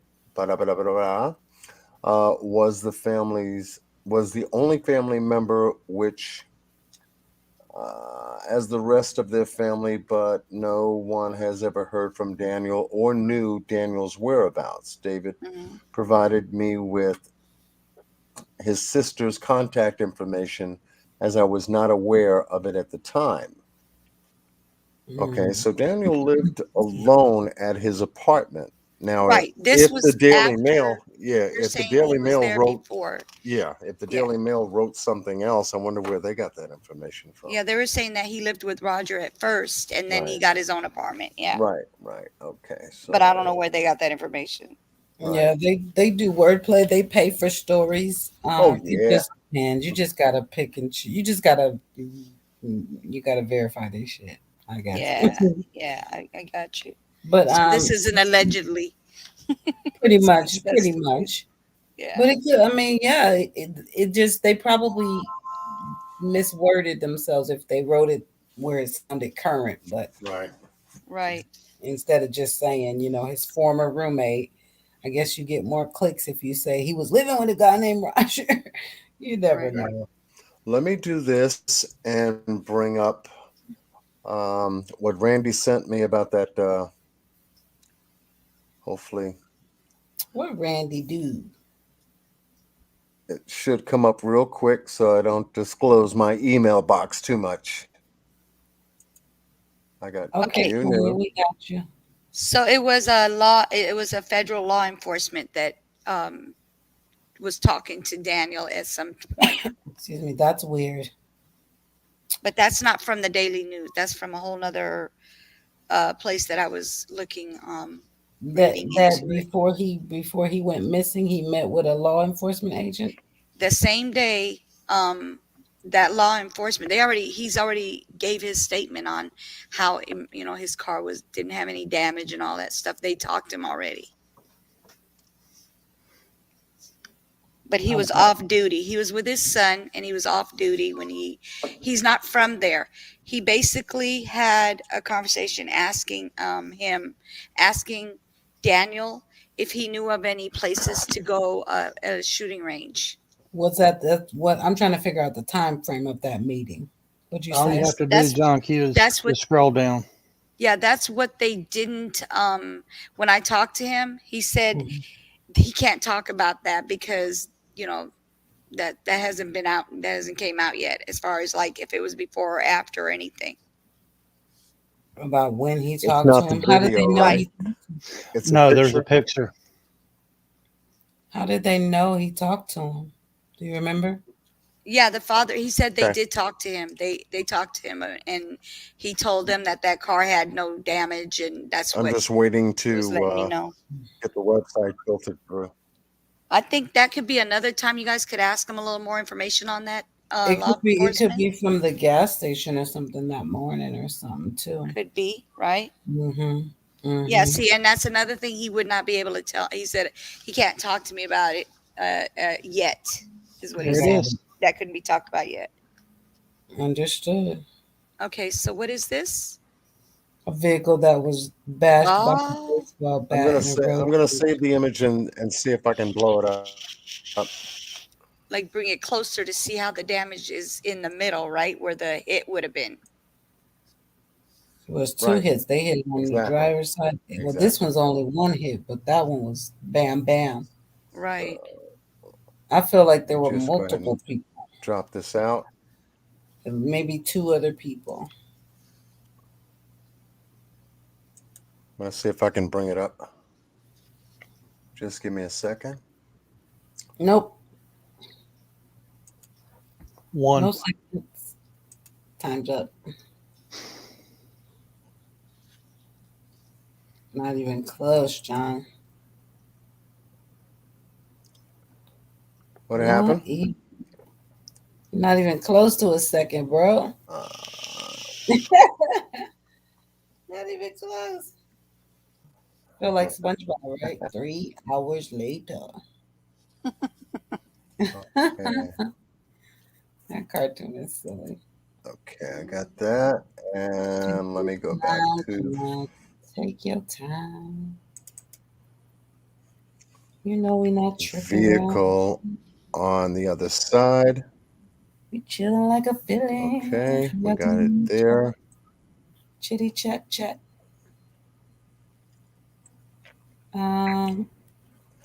Glitter, his Instagram stuff did start to get deleted. I don't know. You knew? Do you remember? Did his dad say they thought he deleted it? Or I know I read that things started disappearing from his Instagram. He said it wasn't true. Oh, okay, that wasn't true. Okay, okay. Okay. Okay. All right. He said he's going to find out who these people are, and he's going to take care of it. How he needs to take care of it. Poor baby. Hey, John, if it ain't exactly perfect, it's close. Right. No, you got it. As if he needs anything else on his plate. You know what I'm saying? Right. Yeah. I can only understand the rage, though, man. I'd be woof. Oof. Just fired up at a lot of people. Especially the ones that aren't helping that are supposed to. Not true, Glitter. Nope. That's what his father told You Knew. And you guys check out You Knew. She did another interview with the first interview with David. Yeah, I did 2 on the phone and 1 on the panel. Definitely check him out. Get all that good info. Soak it up. And share. Thank you. Look at the pictures. For sure. Wow. That is incredible. See that circle? See how the whole it makes like a like smoke pit. Can you see if you That's can a good find. bring that, not the BMW, can you bring that window closer to see if it has that same middle damage that we see right here, that main focal spot that we were talking about on that other car? On the BMW. Right. On the BMW. On the BMW, the focal spot is here. Left. Is that it? I thought it was to the left. Yeah, it's got a what I'd like to call, for lack of a better word, is a kiss point, just like this one does. Oh yeah, I see it. It sure does right there. Yeah. Yep. Looks like a spider. It looks like a spider. Right. So you got a double kiss point here. This one far deeper. Look at that roundness, though. That's all in a circle. Yeah. Look at the way both glasses are cracked right around the same way. Right around the same way, all in a circle. I definitely see exterior impact marks. When you get a kiss point, which is the nucleus, all end up in a circle. That's amazing. Ain't it? That is amazing. Good job, Randy. Yeah, I was just going to say that. Great job. Yeah. Good find. Yeah. Because that lets us believe that the BMW and Daniel's car were kind of impacted the same way. If a baseball bat did the BMW in the way it did. Well, you also got to look at another thing. The BMW is going to be lower to the ground than the Jeep. Right. So you're going to have a little bit more damage to the BMW than the Jeep. Yeah, it's just a bigger circle, but yeah. But it was something to compare both of them to. Very good. Yeah, it didn't break the glass entirely, but just enough to make an impact mark similar. Well, to Daniel's impact mark on the driver's side. Yeah, just on your windshield, you've got like a thin layer going over the outside and inside of your glass, where it won't shatter. Right. And on BMWs, they do extra care for their windows and stuff because they're such expensive cars, and because we have a BMW, so it's kind of hard to bust a window that easily at all, because it'll you can't even use a glass breaking tool on the front window. Right. You have to do it on the side. Randy, does it say what kind of a bat was used, whether it was wooden, aluminum. You had it. I don't mean to ask you to read More work, the Randy. More work. but good work though. Yes. I think it's gotta be. I feel like it's gotta be metal or aluminum, whatever you call it, whichever one of those. Yeah. Because when I take a look at the impact mark on the driver's side of the BMW, it is close to the car rim here, right there. Center impact mark here. Possibly a third impact here. So this car was hit 3 times. One deeper than the other. You see, 1, 2, 3. We got circle marks here. Circle marks here. Yep. And then smaller circle marks here. You just got to take a look at it carefully to see almost like a. Okay. All it says to the driver said wave marks. That the guy was wielding a black baseball bat. Black baseball bat. Okay. That sounds like it might be aluminum. That. Yeah, it possibly could be. All you need is a good bat that's got some. The guy got a video right on down below it that'll show the guy holding the baseball bat. Oh wow! Right below that picture, it was aluminum baseball bat. Okay, let's see if we can. And this is from Road Rage? Yeah. Wow. People are so extra with this road rage. It's crazy out here. Crazy. The way it showed is that there was an accident or something like that. And thank you, Anna. Thank you, Queen. Oh, see, now look at this. Whoa. They were mad. Incredible. Yeah, they were mad. Oh, they got the hood of the car and everything. Yeah. No, that was from the accident. Okay. Okay, so they first got in an accident. That was what was the road rage? Wow, that's crazy. That's so wow. Better watch where you go. One of the cars sideswiped a truck and attempted to dodge traffic cones. All 3 drivers pulled over to see if there were any damages. The father reported that the collision caused damage to his front bumper, which was the BMW. Okay.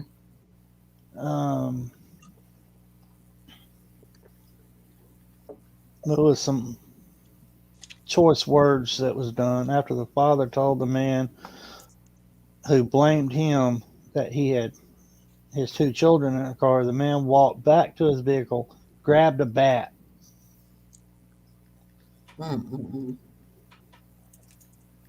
Just crazy. Great find. Very good find. It says down here right below the video, it says, "No, stop, I'm scared," one of the children said in the clip. Wow. There was 2 children in the car when the guy did that. Dang it. They probably was scared to death. 11-year-old in the back seat of the truck can be heard saying, "He's going to hit us." Wow. Right before the bat comes down on the windshield. Jeez, that's so mean. So I did drop the link, like last call for the link, so to last speak. Call for alcohol. No, for the link. I appreciate the links that you put in the private, Randy. Well, that middle one was just for pictures. I found some decent pictures on that. That first link was the latest news articles that I could find. Right. But now, we have to, take a look at, this case going forward. Wow. With Mr. Robinson pursuing the federal avenue of getting the FBI involved, which is good. And I'm glad he said that because if Daniel was on federal ground, and we'll just come back here for a second, real quick. Mm-hmm. If he was on federal ground, see if I can grab it up here real quick. Come out. Where did I bring this up?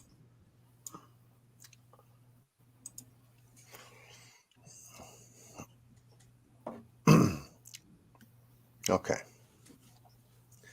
Okay. One more again. One more again. One more again. One more again. Okay. That's good. So once again, we take a look at the area where Daniel showed up at 9 a.m. up here. Okay. We have a track line to where his vehicle ended up here outside of this corral area.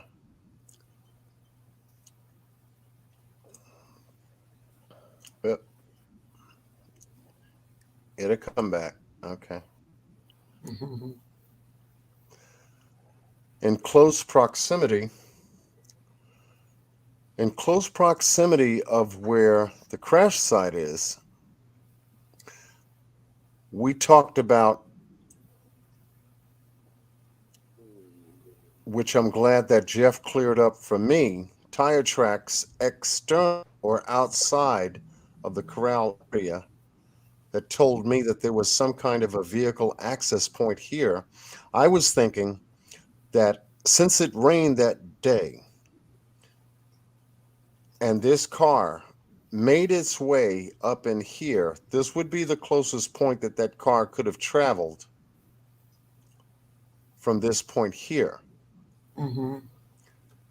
Jeff talked to us about it could not have done 30 miles an hour because of the rough terrain. It would have shaken that car to death. There would have been no way you could have gotten over there, without, starting, stopping,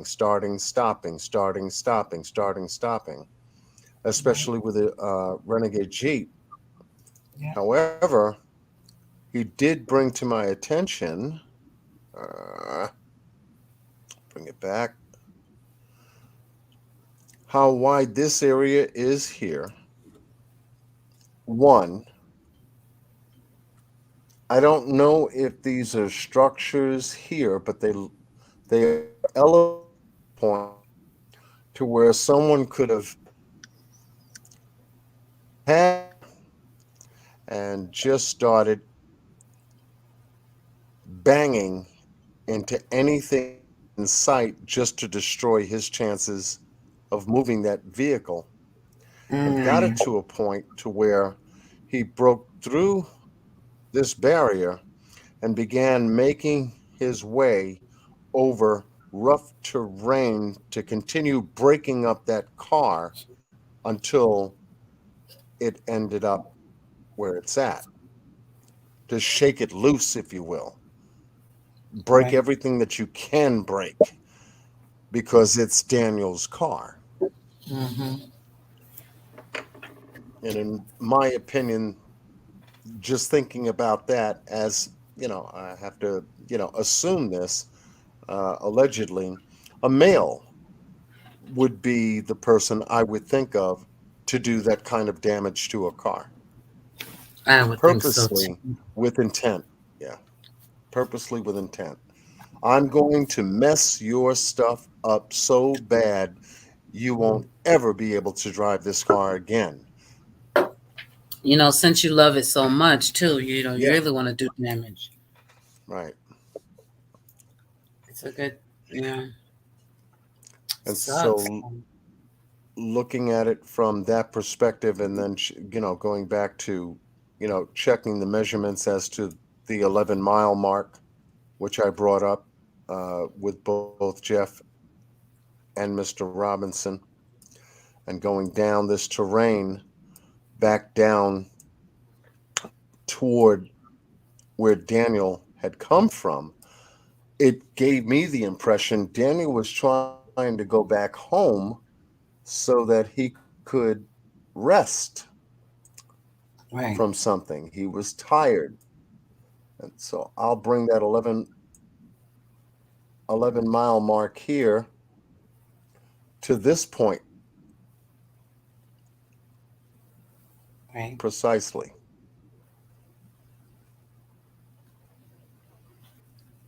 Wow. In the 11 mile mark. Or this point. Precisely. If he was heading back towards Buckeye, here, going back home so he could rest, or Temp, which is over here. But he never made it. But Jeff was able to clear up a couple of points that he was able to, let me know.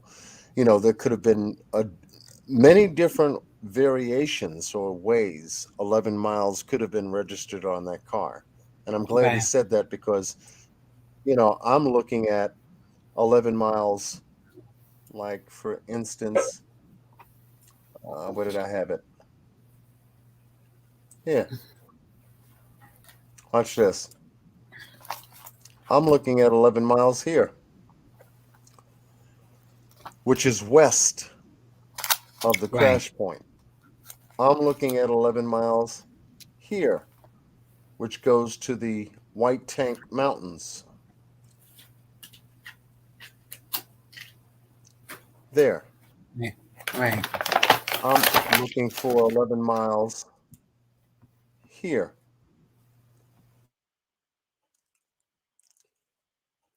Which goes to that marker. I'm looking for 11 miles here, which goes to that marker. I'm looking for 11 miles here, which goes to the aqueduct.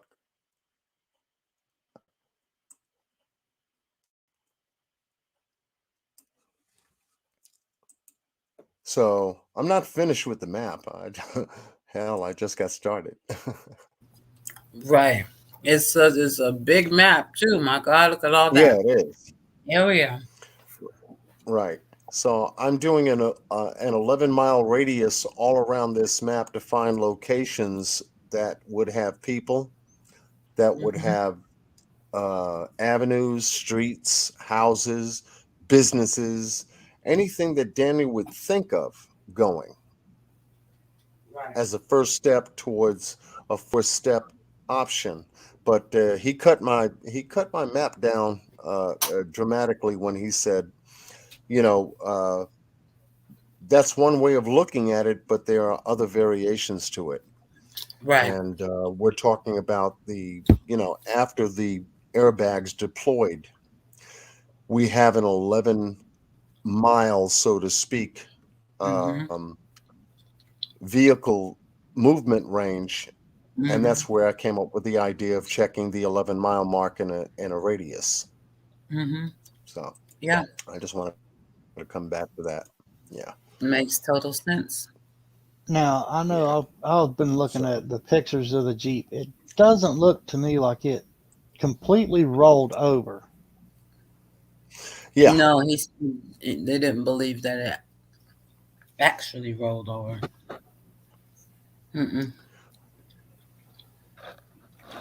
But there was somewhere where I read where the police said that it had rolled over. I don't doubt that, but they've been inaccurate. Yeah, I'm looking for tire slides on a slope that was about 45 degrees, into that ravine. I didn't see any. A tire slide, you're sideways on a slope, and all of a sudden you're trying to ride on a slope, and one side is more deeper than the other. You're going to flip over. You're going to begin to just roll over to come to that kind of an impact. But I didn't see any tire slide marks. I have an opinion by looking at the picture of the Jeep. Yes. If it rolled down the hill, nobody was in the Jeep to steer the steering wheel. Right. The steering wheel could have turned with a Jeep. With a Jeep, it's top heavy.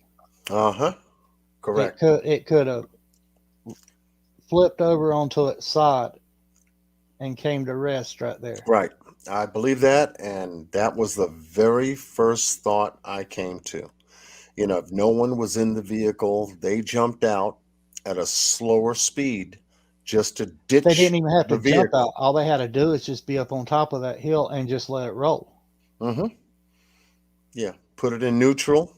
Or drive. You can let it roll slow until it ended up where it ended up. It didn't have to be in drive.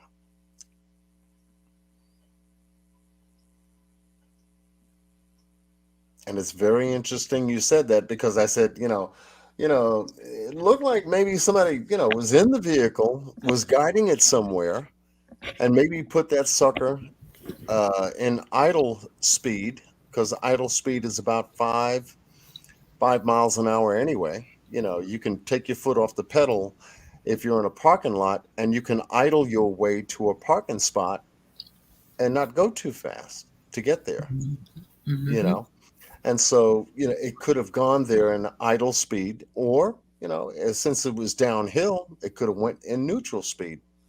Yep. With no idle speed attached. But yet the engine, whether it was still on and running, is one thing. But that's why I had suggested the... I would like to know if the gear shift was in park, drive. Right. Right.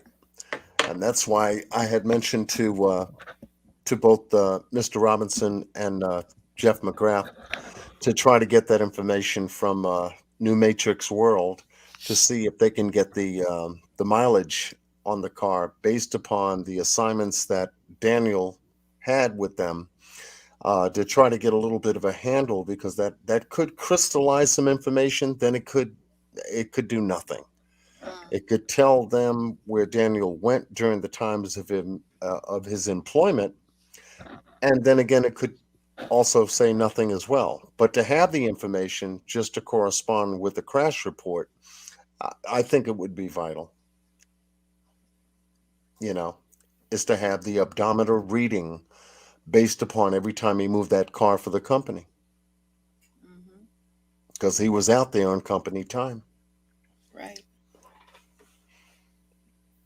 And he met somebody from either the same company or a separate company that met him out there. A different company. Yeah, from a different company. And he met somebody out there,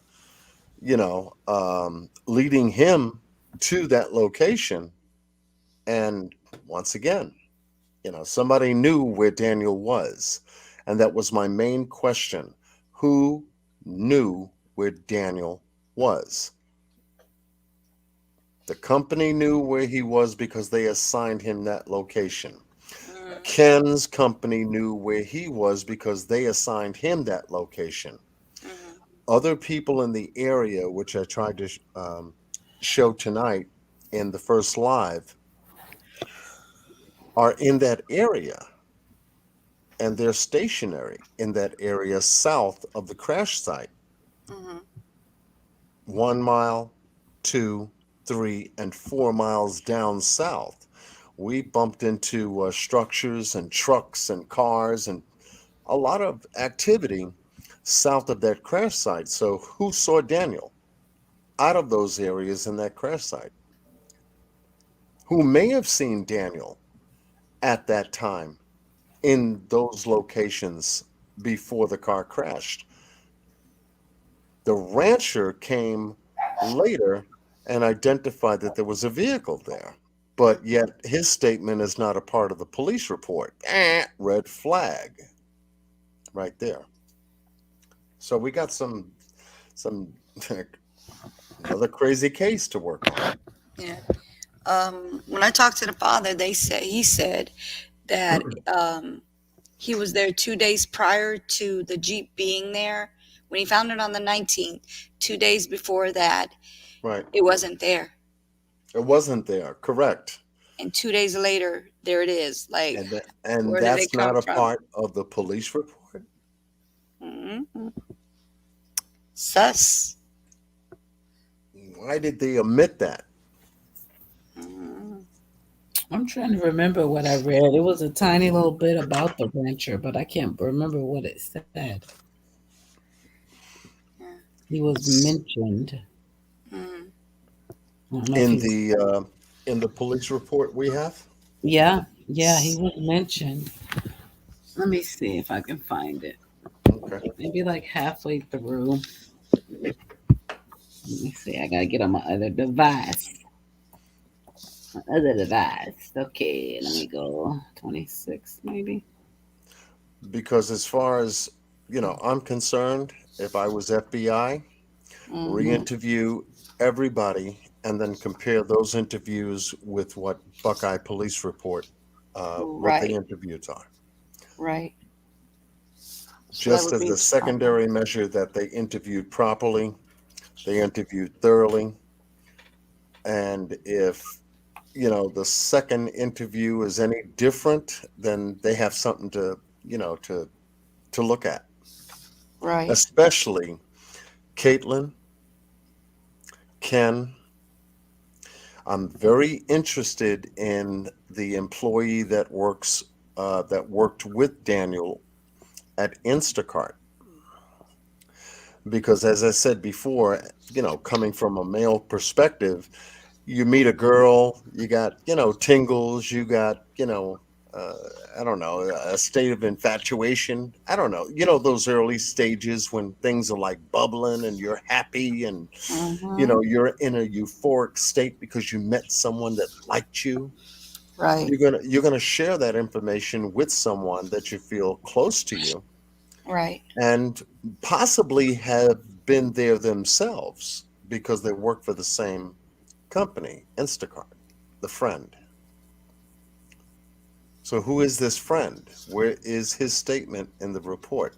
How do you know Daniel? When did you meet him? What did you guys talk about? Right.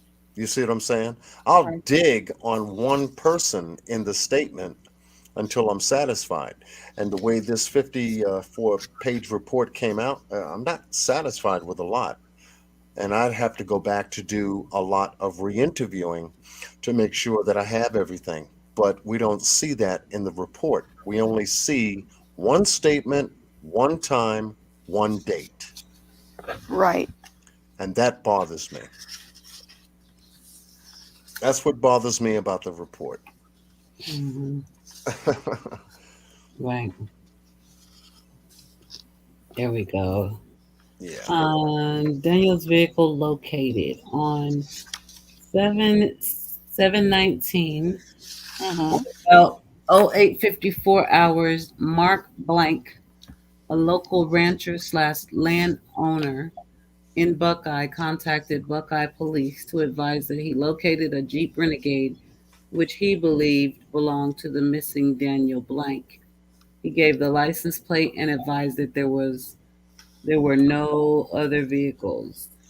And then the rest of it is him talking about him being the officer, talking about what he did to respond. That's it. Unless there's more after page 30, that's all they say right there about the rancher. Mark. Did you say 08:54? Yeah, he found this on 7/19 at 8:54 in the morning. 8:54 in the morning. Wow, 6 minutes before Daniel showed up on the 23rd. Right. Yeah, close to the same time. I think he was returning. About the same time. Just about the same time. Yeah. I wonder how many times he saw Daniel approach that site. Well, Dad said it was the first time he actually visited that site, so I have to erase that.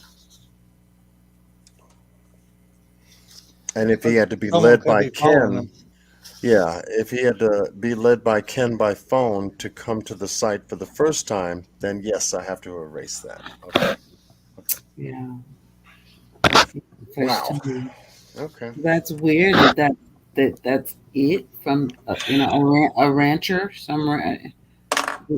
There must be more. I mean, like they didn't want to know, like you said, what he was doing when he come upon it. Like, really, dude? I don't know what they call it, but he was doing something with cattle, herding it or whatever you call it. Like for his cows. Yeah. Okay.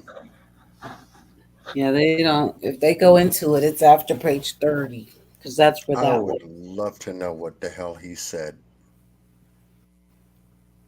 I would really love to know what he told police. It's got to be somewhere.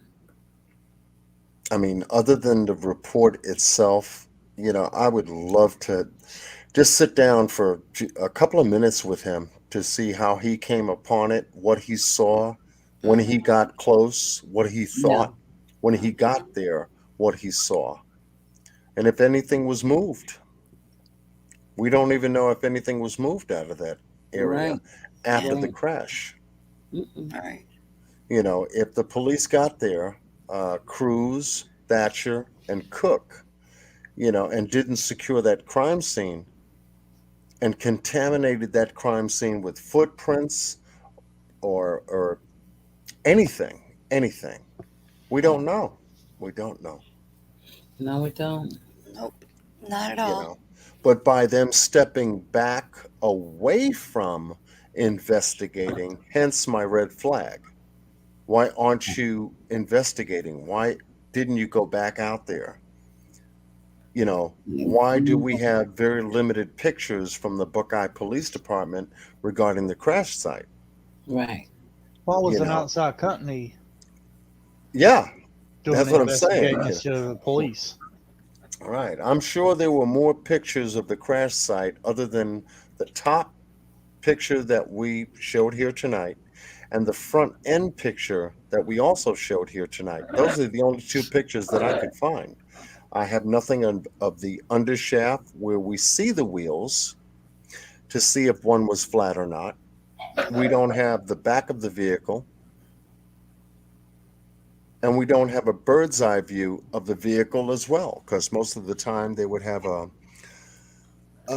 vehicle that would be higher than the crash vehicle, and they can just take pictures from the top down from a bird's eye view, just so that you can see what the driver's side looks like when you have airbags deployed from one end to the other. But you can't take a look at the right-hand side because that's the side the whole car is leaning on. Right.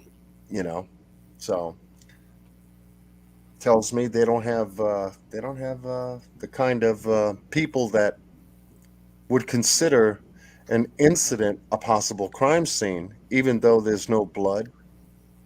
But nonetheless, they never checked it out. That's just me. That's just my opinion. They really didn't check it out. Oh, car crash. Okay, we'll just write it up and call it in. Typical day. That's it. Yeah, that's exactly what it looks like. That's what I feel it's like. Mm-hmm. Where is the person that belongs to this car?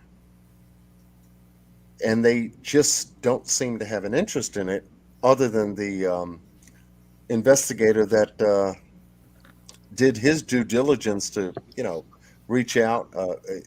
You think about Mr. Robinson reaching out to the police department to actually file a missing persons report on it. It looks like that's when the activity happened. Other than that, to write it up and put it on the table. Yeah. Crazy. Yeah. Taxpayer money at its best, huh? Yeah. Yeah, exactly. Unbelievable. More like welfare. All you have to do is just put on your uniform. Right. Well, that's why we got to band together and. Yeah, there's no dents on the roof of the car. You've got no dents on the roof? Nope. Okay, so the car. The only thing that looks like anything's messed up on is the sunroof. Looks like the sunroof's busted out. That's it. Okay, then you're right. Then the car didn't do a 360 rollover. And he could have came out of that window. That's why it's busted. Or whoever was in there came out of there, I should say. Okay. Driver's side window's busted out too. Yeah, that we saw. Yeah. They seem his dad and Jeff seem pretty sure that front quarter panel. At least sure that Buckeye said that he climbed out of the sunroof. Right. The front quarter panel on the driver's side looks like the only thing except for the side mirror and the driver's side window. Rest of the car looks like it don't have hardly any damage to it. Right. So what front I say, wheels are turned. Yeah. I think they're turned to the left. Yep. That would make sense because then the car would pitch over to the right and then begin a possible rollover. Because I do see the front tires pitched like if he's going to make a left turn to avoid going right. That's what it looked like to me. I just can't see that back tire to see if it was flat. I've got a few pictures that I just found that I'm looking at. But we're taking steps investigating this case. Yeah. And I do appreciate Randy for doing his due diligence live on Q Squared. He's doing due diligence, my goodness, unfolding this thing. Okay, I found a picture of the car, and it shows a little bit of the back tire on the driver's side. To me, it doesn't look flat. It doesn't look flat. What little bit of the tire I can see, it doesn't look flat. It looks like it's still inflated. But so it really doesn't look like it's a smaller tire than the other one. It does to me. I don't know why. Like a spare tire? Yeah. No, like it's got the same hubcaps and everything on the front and the back. Yeah, they look like 15-pound tires to me. They could be 15 to 16-pound tires. To cover that terrain. They're going to be thick, almost like all-weather radials are one thing, snow tires are another. But if you're dealing with rough terrain like that, you want to have good, sturdy tires, steel-belted tires, give or take, to handle the uneven terrain that he had to travel and traverse over, other than the regular highway. Right. Yeah. Yeah, this is a deep one. It's the police department's gonna have to work harder, and we definitely got to work to get more people in the know. We gotta all share that petition link. Yes. For sure. Looks like a 2007 Jeep Cherokee Renegade has 16-inch tires. 16. Okay, there you go. 15, 16. There you go. But isn't he? Wait, I thought he was a 2017. He's a 17. 2017. 2017, 2016. Oh, I thought you said 27. Sorry, honey. Yeah, 2017, 16, and 15 could go from 15 to 16 inch. They have different size tires on here. 16, 17 inch. Yeah. Depending on. They would have to be big and thick to handle the terrain. Yep. I just looked up the tire size for it. Okay. Just want to know where this baby is. Yeah. So with With that said, folks, I think we had a great night tonight. We did. We've been blessed with covering case information with the family of Daniel Robinson. Right. Yeah. Beautiful. God bless David Robinson and the family, and he knows now he's got a channel that is going to do a whole lot more than just post the news. Yeah, right. To get things going, and also I believe that he's got a good guy, Jeff McGrath, working with him, giving him the details. Hopefully, he can find something legally with his attorney that can turn the eye of the FBI on this, because that'll damn sure help. And at the same time, too, that will give him the leverage he needs to most certainly get EquiSearch involved. Yeah, they should definitely come. I hope they do. I hope they do. My opinion, it's foul play. Mine too. Yeah, I agree. Yeah, definitely. From the very beginning, I said that. From the beginning, I said that. Yeah, come on now. None of it makes sense. You know, people don't disappear, first of all, right? Right. Don't. And okay, so he's a geologist. I know you're ready to go and everything, but he's a geologist. And then you got Jelani Day.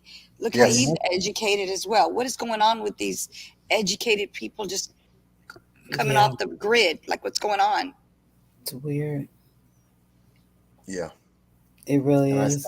I spoke to Miss Q about Jelani, and we're taking a look at that particular case to bring to Q Squared and Q the Truth as well, because we have two professional young men, missing too early in life, up and coming, and all of a sudden, for some strange reason, we have videotape on one, and then we don't have videotape on the other. We have I think his cell phone, Jelani's cell phone, was found far apart from him and his car in a different location in his case, but yet we have a cell phone, keys, and wallet close by a crime scene in Daniel's case. It's crazy. I just found something else about the 2017 Jeep Renegade. It has a manual removable sunroof. Right. Oh, okay. That would explain how you could get out if the car was, stalled. That maybe that's why it looks like it's busted out, because they removed it. What I'm talking about, it's got like a cover that goes over it, and you can remove that, and you still have the glass. Right. Okay. Sort of like turning it into a convertible. Something like that. Okay. Oh,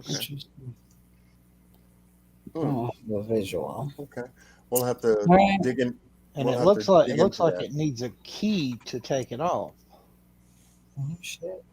What, like an Allen wrench, or something like that? Yeah, well, like a specialty key. Okay.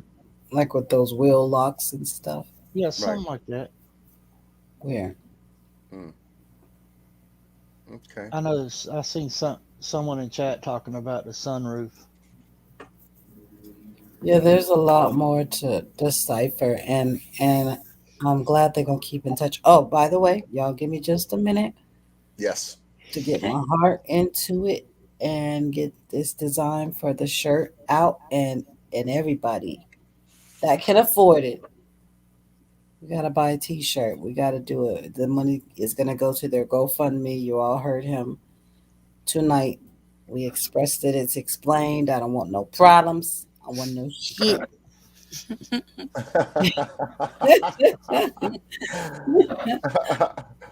That is all.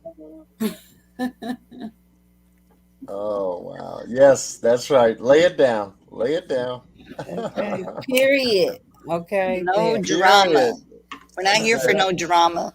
No, we want to help people. Let's do it different and better. Get it together. But we're going to wrap it up for tonight. I thank everyone who stayed with us for a very special and exclusive live pertaining to the Daniel Robinson case. Thank you. We've got share. Yes. Take a picture of Daniel Robinson, put it on your community wall, put the link to the website under the picture in support of the petition and possible donations to keep David Robinson out there in Arizona to look for his son until he's able to secure proper authorities to jump in there and help. And I mean that by saying the FBI, John, search, I don't mean to, so forth. Yeah. I don't mean to stop you right there, but I just watched a video on the 2017 sunroof. It takes a key to unlock it. It does not have glass in it. You take a key, you unlock it, you take it off. That's it. Like a convertible, yeah. Okay. Well, we're going to come back with a second, matter of fact, not a second. We already did that tonight. A third round covering the case. I'm going to discuss that with Ms. Q. We're going to put some additional information together. Hopefully, we're able to get more pictures, new pictures, and any kind of written report that Mr. Robinson was able to obtain past the first official police report that we shared and showed here tonight. Because this is an ongoing investigation. We're closing 6 months, the 23rd of this month, on this case. And obviously, we've come to the 15th of the month in reference to the Summer Wells case, officially now being 6 months missing. So we shall be back with you, share once again, and get that telephone number. Keep it with you just in case you get some information that you'd like to pass along to Mr. Robinson in regard to the case. And stay posted, folks. This is moving, and we're going to do everything that we can on our side to assist and help and push this case to a proper resolution. I want to thank our very special guest, Miss You Knew, I Knew, They Knew, but You Knew, to the channel.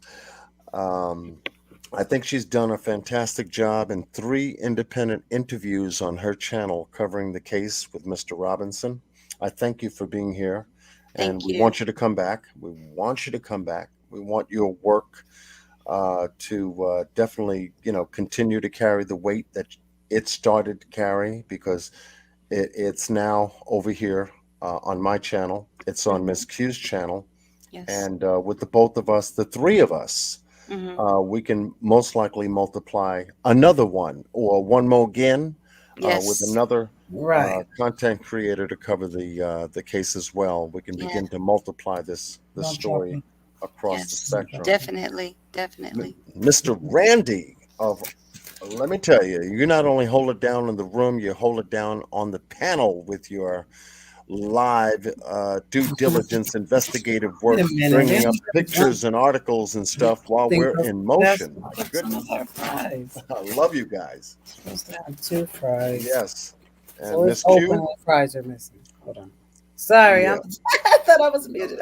That's okay. No, I forgot my damn fries. I'm sorry, y'all. Okay. You and your long hours and whatnot. I know you're covering multiple cases. You're covering you're covering a holiday series, as well as continuing to cover multiple cases on your channel to bring awareness to the missing and the folks that need help. Much love to you, and thank you so much for doing a double with me tonight. Yeah, of course. So we'll do a double with you anytime, John Q.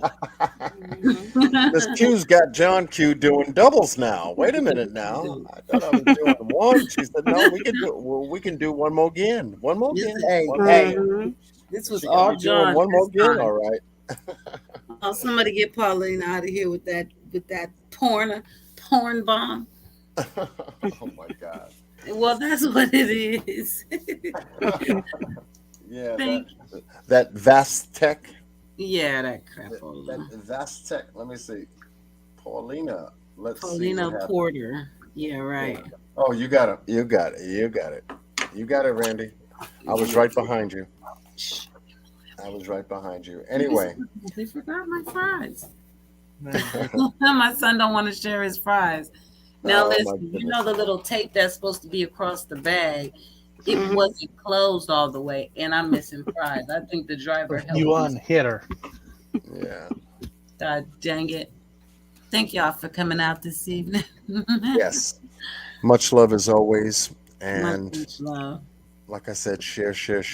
This is a very important case. I think we can, as we did with the Summer Wells case regarding the marathon, which was a super success, I think we can do the same thing here for this case for Daniel Robinson and his family. Yes. Let's put them in our prayers. Yes. Keep the hearts flowing, and be well. Yeah. Thank you again, David. Thank you again. Definitely. Yes. Thank you very much. I appreciate you guys having me on here with you. Oh, yeah. We're going to come back again. Hang tight.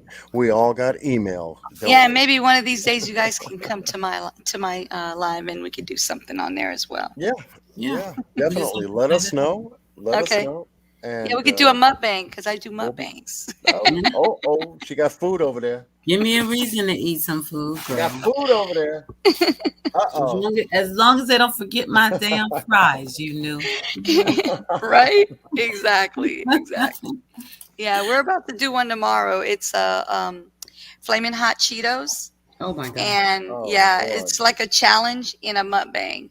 It's a mix. God. Yeah. I didn't even eat that mess. Them things so hot. I can't. Yeah, I could handle it. I did the 1 chip challenge. So if I could do the 1 chip challenge, I got this. How funny.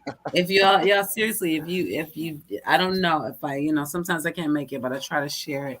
Yeah. Everybody, if you have time though, and you can catch New and her mukbang, it is so funny. Everybody just sitting there eating and laughing and talking. It's a good feeling. Yeah. Definitely. Thank you, Miss. I appreciate it. Thank you. Absolutely. Thank you, Miss Queen Talks Crime, for joining us tonight as well and holding it down in the chat room. Thank you to all the moderators that were here, Mr. Boss Blake. And I don't believe, let me see if I missed anybody, but y'all know.